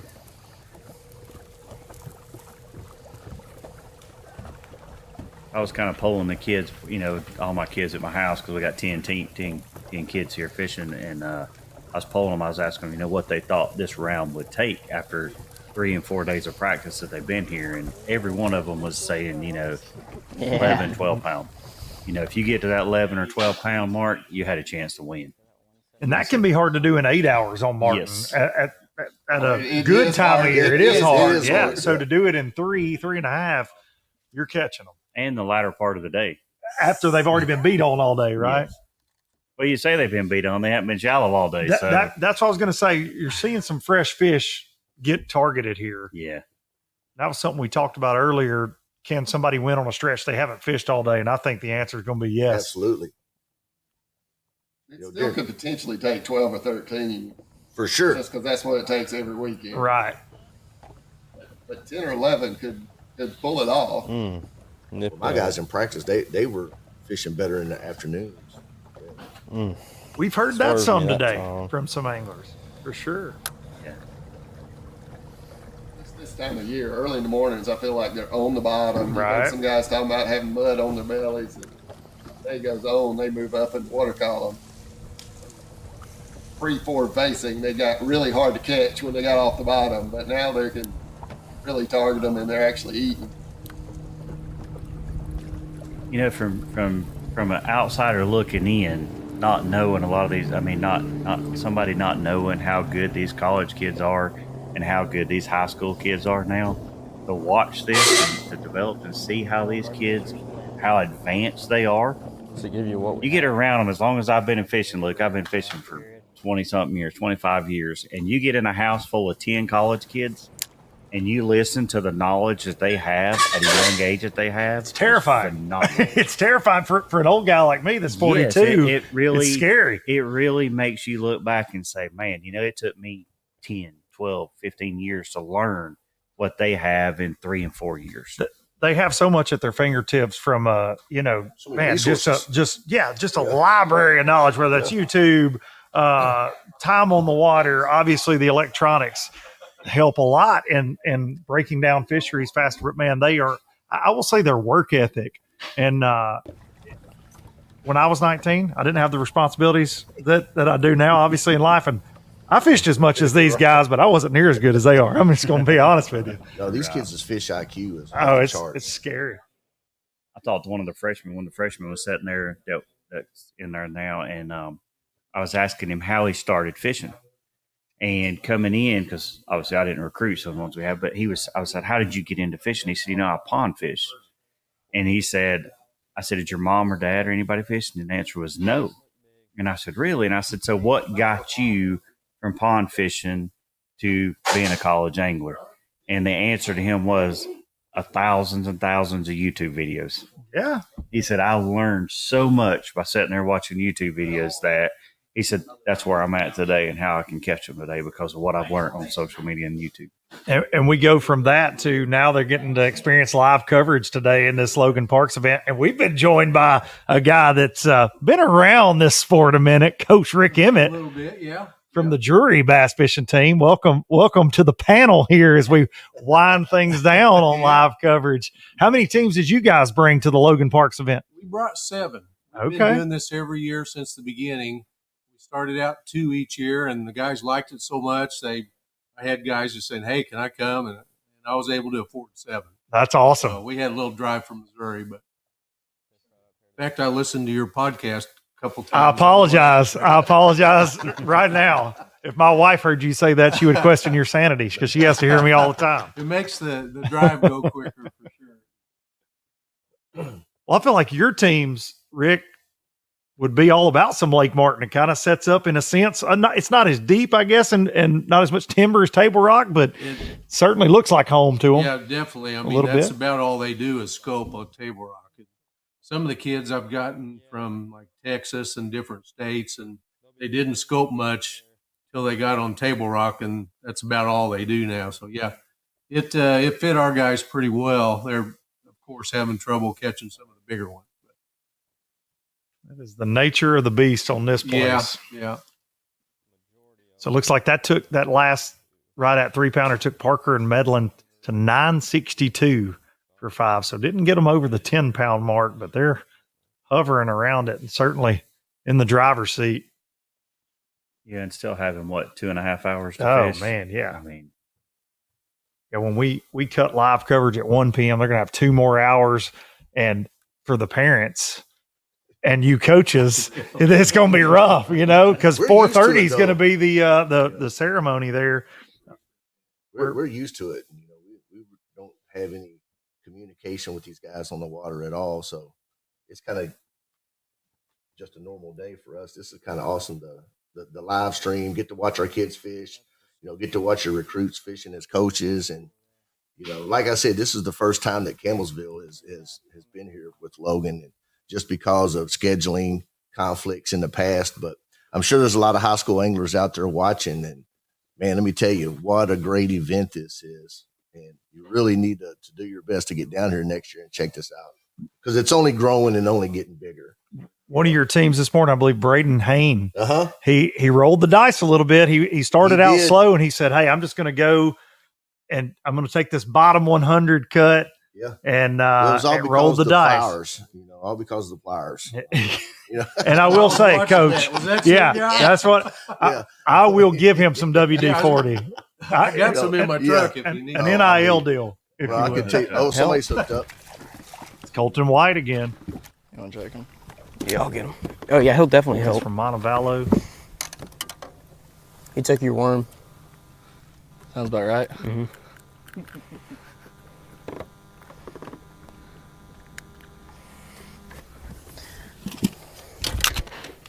Colton has a lot of success at the college level. Yes, he does. I was down at Montevallo back in August. A young man actually bought my boat and moved here from Hawaii. Cash Olson, Hawaii, to go to Montevallo to fish. Yeah. Unreal. He's been in this tournament.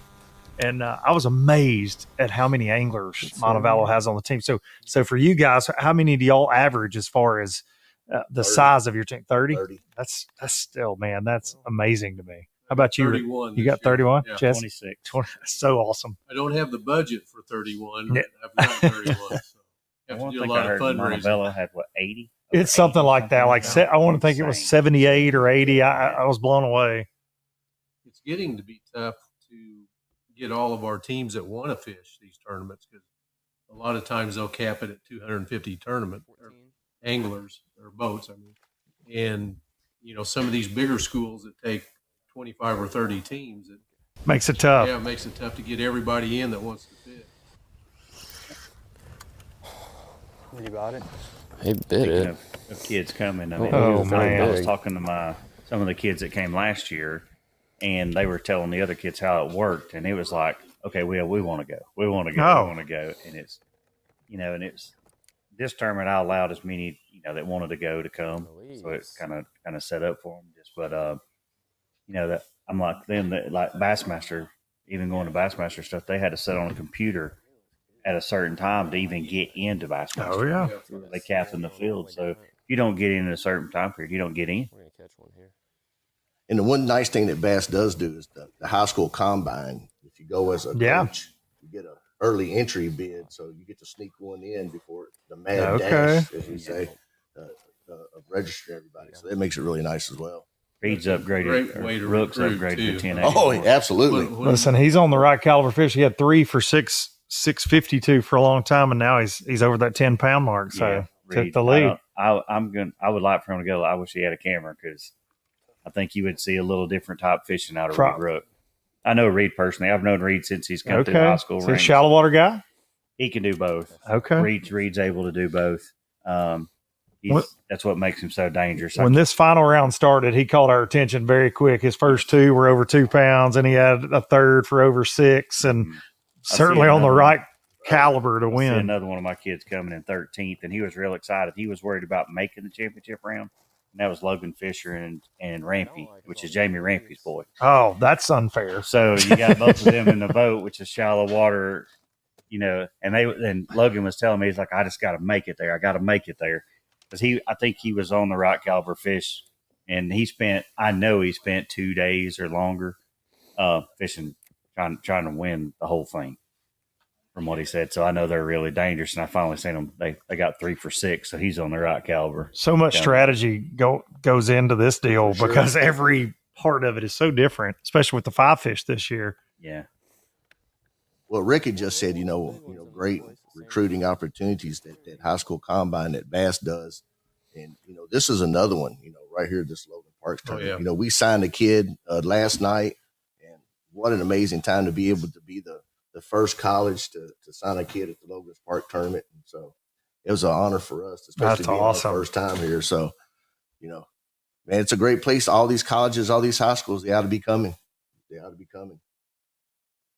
I'm just blown away. The format of this tournament is just so incredible. It's just such a nice change from what we're used to all the time. The 5 fish, all the time. You know, this just gives us a little bit of a change, and it's fun. It's a lot of fun. Well, it's cool to be able to watch it and see. Yeah, oh, absolutely. Like I had a kid on the drive over here. He was in 7th, and now he's down to 21. It can happen fast, changing quickly. Yeah, but it's cool to be able to watch it as a coach. Like you say, we never get to, for sure. We don't know till they pull in and we say, "Do you need a bag?" You know. Yep. Well, you know, it's great to just, you know, you get to really see, you know, what these guys are actually doing, you know, on the boat. You get to kind of critique some of their methods, and you get to watch and see what you could do to help them to get better. And it's just a great thing. This also helps. I don't know if you guys have found this, but as a college, coming into the college side of things, for me, this gets some of these high school kids in with my college anglers, and they give feedback. Oh, absolutely. On how they participate in this event. Sure. So they're like, okay, you know, this kid really understands scoping. He really understands fishing shallow.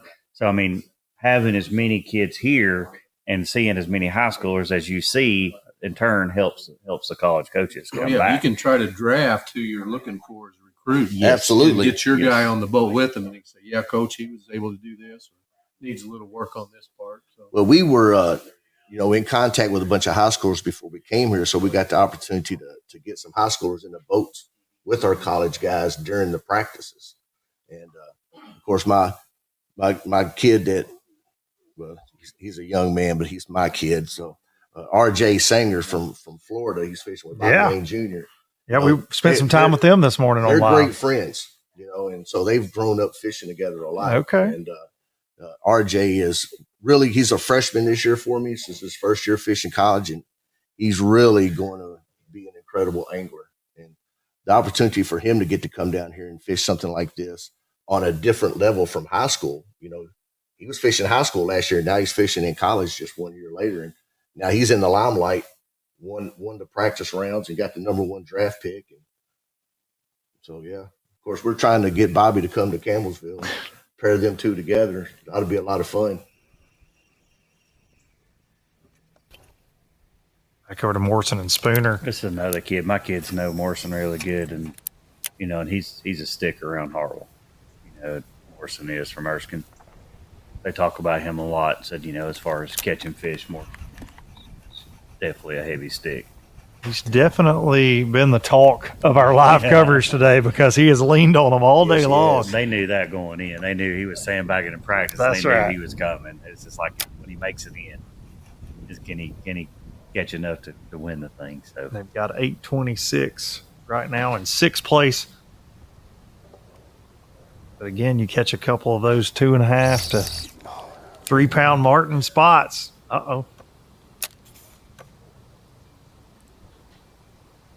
But I mean, they just leaned on them in those first 2 rounds. You know what I've really all week. That's very, very true. I mean, you know, even buy about over 10,000. 12,000 fish caught. I'm glad I don't have a tournament here tomorrow. Yeah. It's normally not too hard to get a bite on martin, but it might be tomorrow after these boys get done. Couple days. Need a reset. Yeah, you better go crappie fishing or something. Yeah. The bass ain't one bite. Or go way up the river. Get away from the scoping areas of the lake.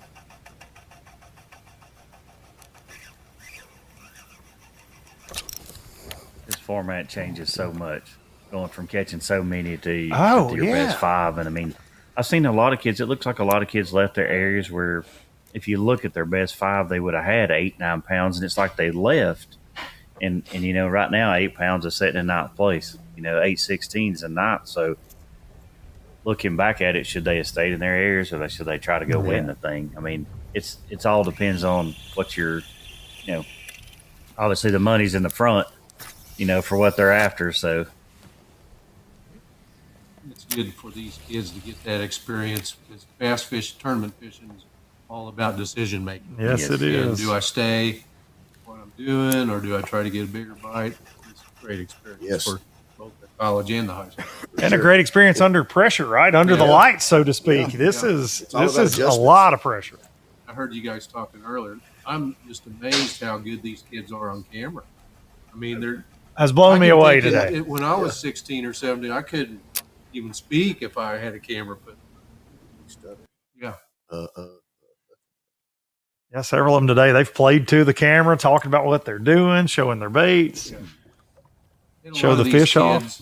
And I've tried to teach that to them in our program. You know, you've got to promote yourself and your sponsors. Yeah. Build your brand, and these kids are really good at it. It's funny you say that because, you know, obviously Berkeley and Abby Garcia, you know, they're one of the sponsors for Logan Parks. And Logan Parks, this insane the world tournament. to, and, you know, both of us. We signed them. $30,000 opens entries. Just being able to, you know, beat.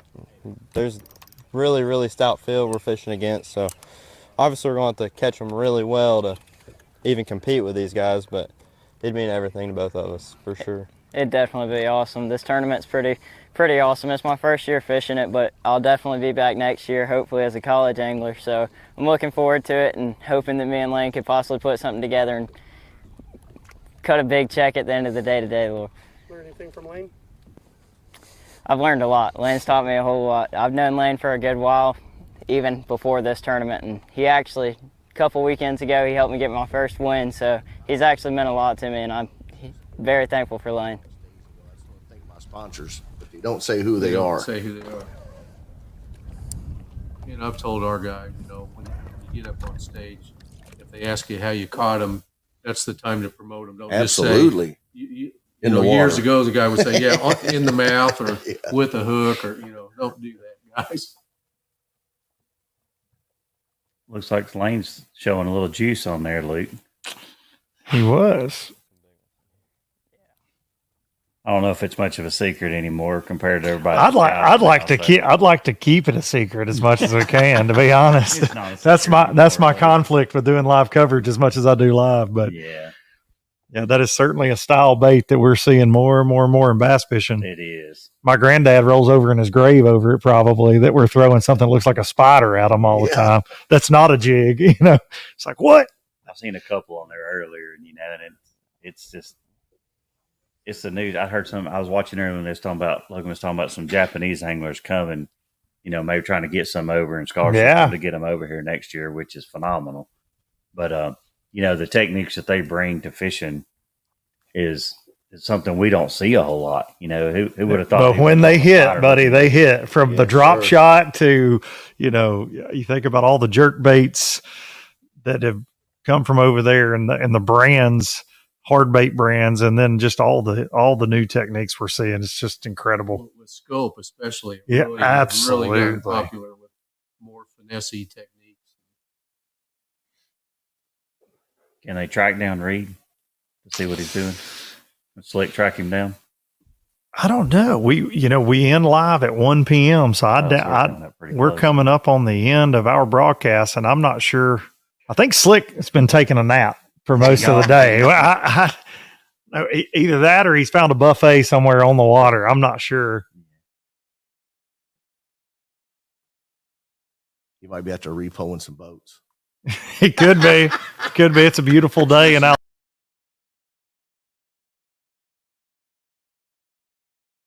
For side job, side hustle.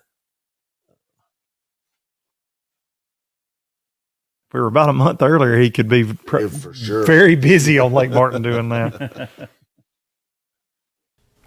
don't know. It's been so warm this later part of this week. They're probably out and about today as well. I think that's kind of what happened to a lot of the fish. I think when we got here earlier in the week, it was still, we had some cold, we had mornings, and you know the fish were starting to group up, doing a lot more. My kids were telling me they've seen a lot more bigger groups, and as the weeks went on, the warm fronts kind of scattered those fish.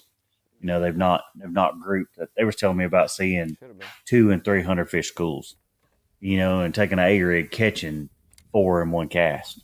That like earlier in the week, it was really good, but as the temperatures rose, I think the fish kind of scattered, and you know, obviously they still caught them. They caught over 12,000 fish, but if it would have stayed cold, I think you could have seen upwards. Been a lot better tournament, probably. Well, not a lot better. I think you've just seen a lot more fish weighed. I know that we'll wrap up the live here, and I just want to say one more time that thanks to Logan, thanks to this insane fishing chaos, just everything that everybody's done to put this on, and just what an amazing tournament, what an amazing deal it is for these kids. And we've loved every minute of it, and we can't wait to come back. No doubt about that. Absolutely. I think our kids have been here since it started with Miss Pam, and we'll continue. I mean, my kids, they've had an absolute blast being here. So, we'll bring back as many teams as we can get here for what we have. But they've really enjoyed their time here. Enjoyed Lake Martin. Martin's a great lake. Oh, it's so much fun. Loaded with fish. Lake Martin is. So, and being around Auburn, it's a town here. It's real busy around here, but it's got everything you need. I mean, you can't go anywhere. If you need something, it's here. Our kid, our school's pretty small, and they look at Auburn's campus, and the students are going to class on a big Greyhound bus. Right. You walk to class, you probably have to allow an hour between classes just to get there. Our campus is like 90 acres, so it's definitely huge for us.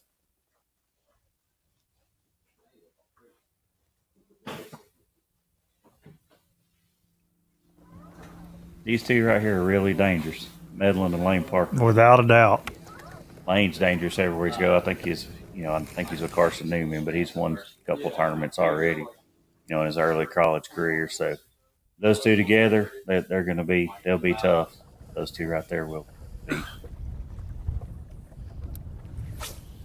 But at this point, anybody in that top 40 can come back and win it. Without a doubt. They got 2 hours left, and you get on the right. So I think from my past experience here at Martin too, and Steve probably couldn't illuminate this, but you can get on the right stretch of docks, the right stretch on this lake, and those fish seem to pull up. Like I heard one of them say they were wolf packing shallow. Oh yeah. And if you get on that right stretch, it can happen and happen fast. Really, all you need what they're doing. One big kicker. Yeah, we saw 424 on live earlier. Imagine when you're sitting there with 8 pounds and about 6 right now, what that would do for you. I think it's going to get better as the day goes on. I really do.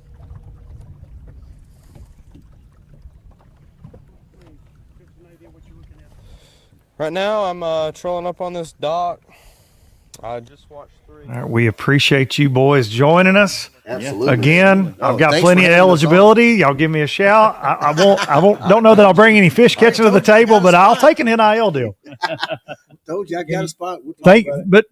Seriously, guys, thank y'all for what you do. This is it's amazing to me how this sport is growing with the youth, and I know the time, energy, and effort you put in, and it means a lot for somebody that loves this sport as much as I do to see what you guys are about. It's awesome. Just thank you all for giving us the opportunity to spend a little time with you today and just talk about fishing in college and high school.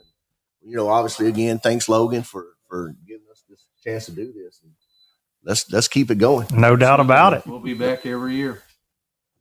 Thank you, guys. We're gonna sneak the rest of this motley crew back in here to wrap things up.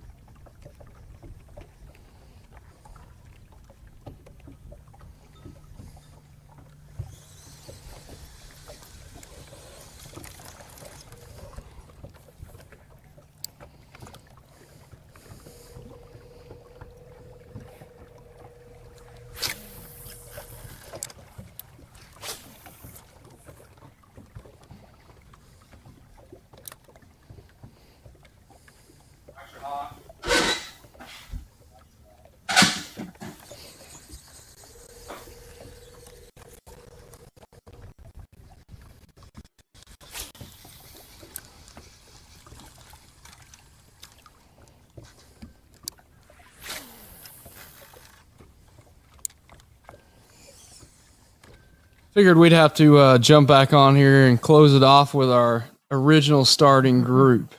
So it's pretty awesome day today. The weights are still really tight. Anglers got about hour and almost 2 hours left. I think there's still one kicker left that is going to be the key to taking home that $30,000, the championship round. But one thing that we haven't really talked about is the other anglers in the field. You know, we've been watching this top 40. We also have our consolation group of anglers that didn't advance from the survival. They're fishing for $2,000. It's a winner take all. So let's take a look and see, you know, who is trying to take home that $2,000 for the consolation. All those guys right now. It's all those guys. Pretty much. There's 70 anglers there, or 70 teams. So 140 anglers hoping to split that $2,000. And we've also got, you know, our last chance, the bottom 90 from sudden death. They advanced down to the last chance group. And they're fishing for $1,000, winner takes all. So pretty much a lot of boats still on the water is what you're telling me at Lake Martin, and lots of opportunities to win. We've said all day, tournament within a tournament, but it certainly is that. And man, kudos to you. I don't know if you come up with all this craziness, insanity on your own, but buddy, they need to turn some big tournaments over to you. I think let's, you know, for me, as long as I've kept up with this, you know, fishing can get stale, right? I mean, like we've had the same formats over and over and over, and to do 2 different formats in the same day, man, I applaud you for what you've put on here, because it's been very exciting. No doubt about it. I appreciate that, Luke. And has there ever been a tournament that had every fish counts and best 5 in the same day? I don't think so. Not that it's insane. For this amount of money with live coverage for these young anglers, man, it's certainly a great opportunity for them. And just talking about the consolation round, the $2,000 prize for that is typically the grand prize in these high school or college tournaments, and most of them aren't even that. And that's the consolation round in this tournament. So there's just a lot of opportunities for these kids, a lot of ways to get their feet wet in the fishing industry, just meeting all these people. There's a ton of people over here at the event, and then also time on the water, getting to go and have the live camera. It's pretty cool to see. No doubt about it. That, and we're going to award 2 spots to the Bassmaster Open, which is insane. And on top of all that, one college, one university is going to take home $12,000 for having the top 4 heaviest weights from, you know, across all the anglers. We're taking each angler from that school counts. So, you know, obviously the more anglers you bring for your university, the better chance you have to win. And we're taking the top 4 from each school's weights, comparing them, and whoever has the most cumulative weight at the end of this round 3 is taking home $12,000, which is, I think, the biggest ever college award in an event. Yeah, I'd say so.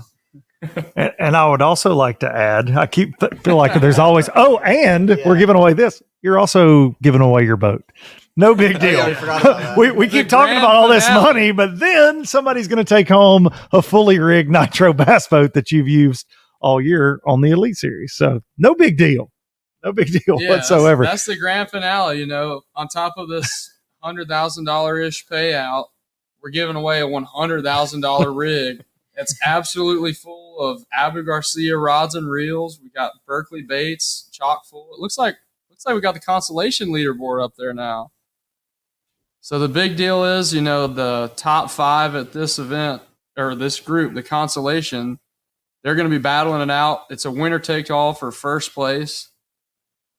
And, you know, 7 pounds all the way down to 11th place, 16th place. That's pretty strong for the consolation guys.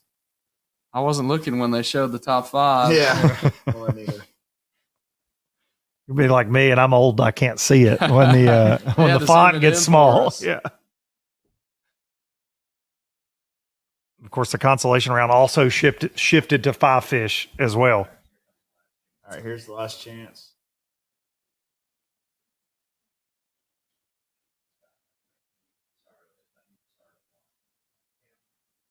They're hiding it from us. Suspense. Yeah. 4 fish for 6.5 pounds. That's strong, honestly. That's not that bad. Will we see a limit in one of these other absolutely beat the main round? That's the major question. I don't know. It's like man, that would make you throw up to not be in that final round fishing for the $30,000 and then catch more than somebody does in that round. That would be It'd be a heartbreaking ride home unless you win Logan's boat, of course. It really requires you to be the best overall angler of the field, this format. You know, you have to be good at everything. You have to be able to catch them and stay up with the pace of the first 2 rounds, everything you can catch. And then you have to know how to adjust and get those bigger bites, or maybe keep doing the same thing you're doing. It would be a mentally exhausting day, I feel like. It's an exhausting week. It's been a mentally exhausting day for me. I can imagine. Or month. Yeah, it's been a mentally exhausting month. Any teaser on what you're going to do next year? What's the new insanity? I think I'm going to go on an insane vacation. Yeah, to think about it or not think about it. We got first place right there. All right. Holy cow, that's tight. Yeah, very tight. 776 on not top. Not even 0.2 of a pound, not even a quarter of a pound separates between Fields and Thrower and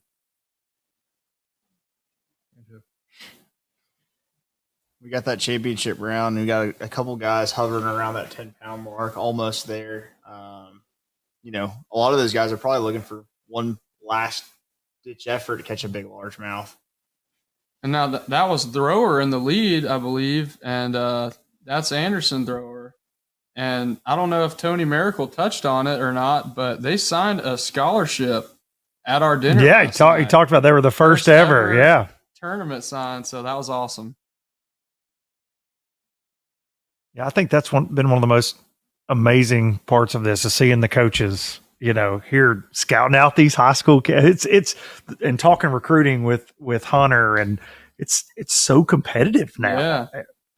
And you see these coaches have different strategies just like the anglers do. You know, some like Tony, he was asking me for a list of the high school participants months ahead of the event. Really? Some of the other college coaches, you know, I think they may reapproach how they target practice and try to pair their college anglers up, because that's what's cool about our practice is they're allowed to practice with the college competitors. So we actually do encourage that.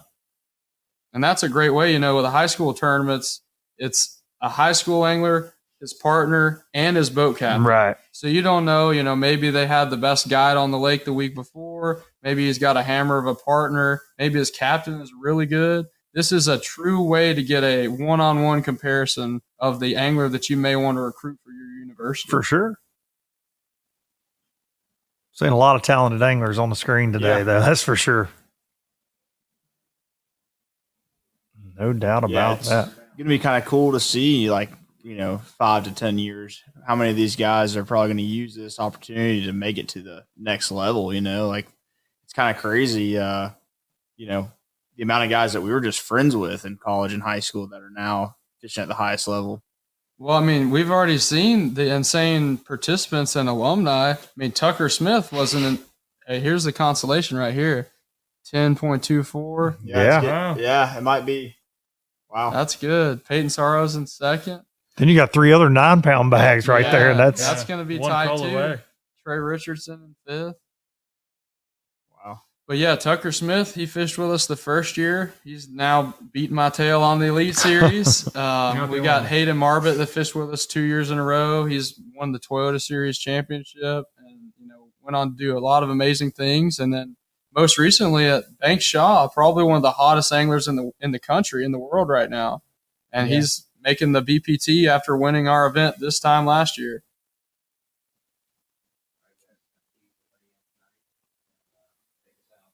$4:30 this afternoon. These guys all have to wait. They only know their weights and their boats. We cut the leaderboard off. So all you moms and dads and coaches out there, we apologize, but you're going to be stressed out till 4:30 p.m. Talk to us about that award ceremony. Where's that taking place this afternoon? And that's when everything will be unveiled. Yeah, so we've got everything going down back in Auburn, Alabama. Shout out to Auburn Opelika Tourism for believing in us, letting us put on a tournament that's, you know, on a lake that's 30, 45 minutes away, but still supporting us and out of their region.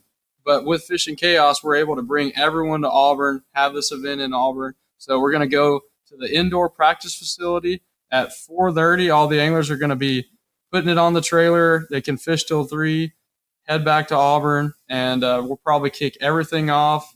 Plan to do a live stream of the whole trophy presentation. Kick that off around 4:45, 5 o'clock. So tune back into the YouTube channel. We're going to go through all of our winners, and we're going to end it off with the grand finale, the Nitro giveaway. So thanks to all of our sponsors. We got some incredible support. Thanks to all the coaches that brought their students here.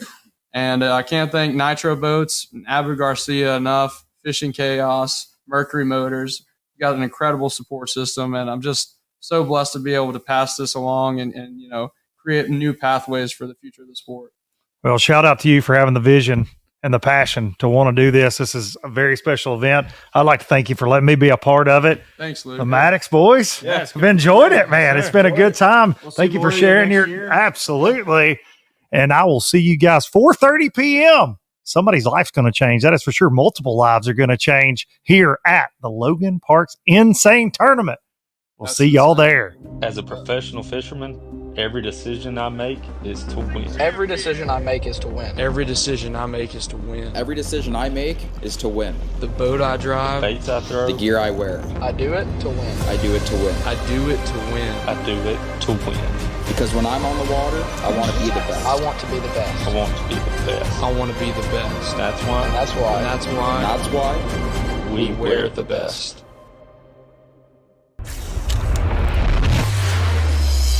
Nitro, a rush of tournament adrenaline.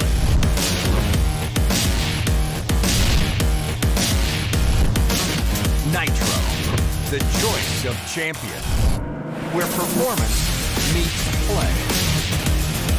Nitro, a big water beast, a pure fishing machine. Nitro, release the champion within.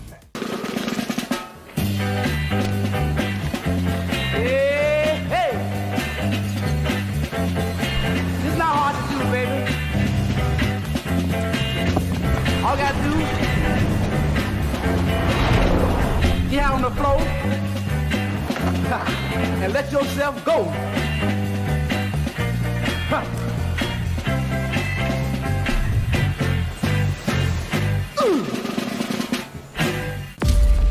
The greatest adventure is what lies ahead. When the water calls, we have decisions to make. Figure out what works and what doesn't. Then move on to what's next. Knowledge is earned. It gives back. We live it. We know. Engineered for every condition. FXR Pro Fish built to perform, made to conquer.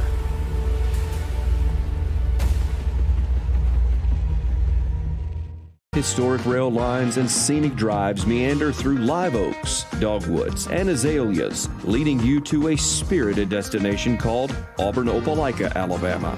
A distinctive place, defined by warm hospitality and a surprising mix of experiences. Made for travelers seeking something authentic.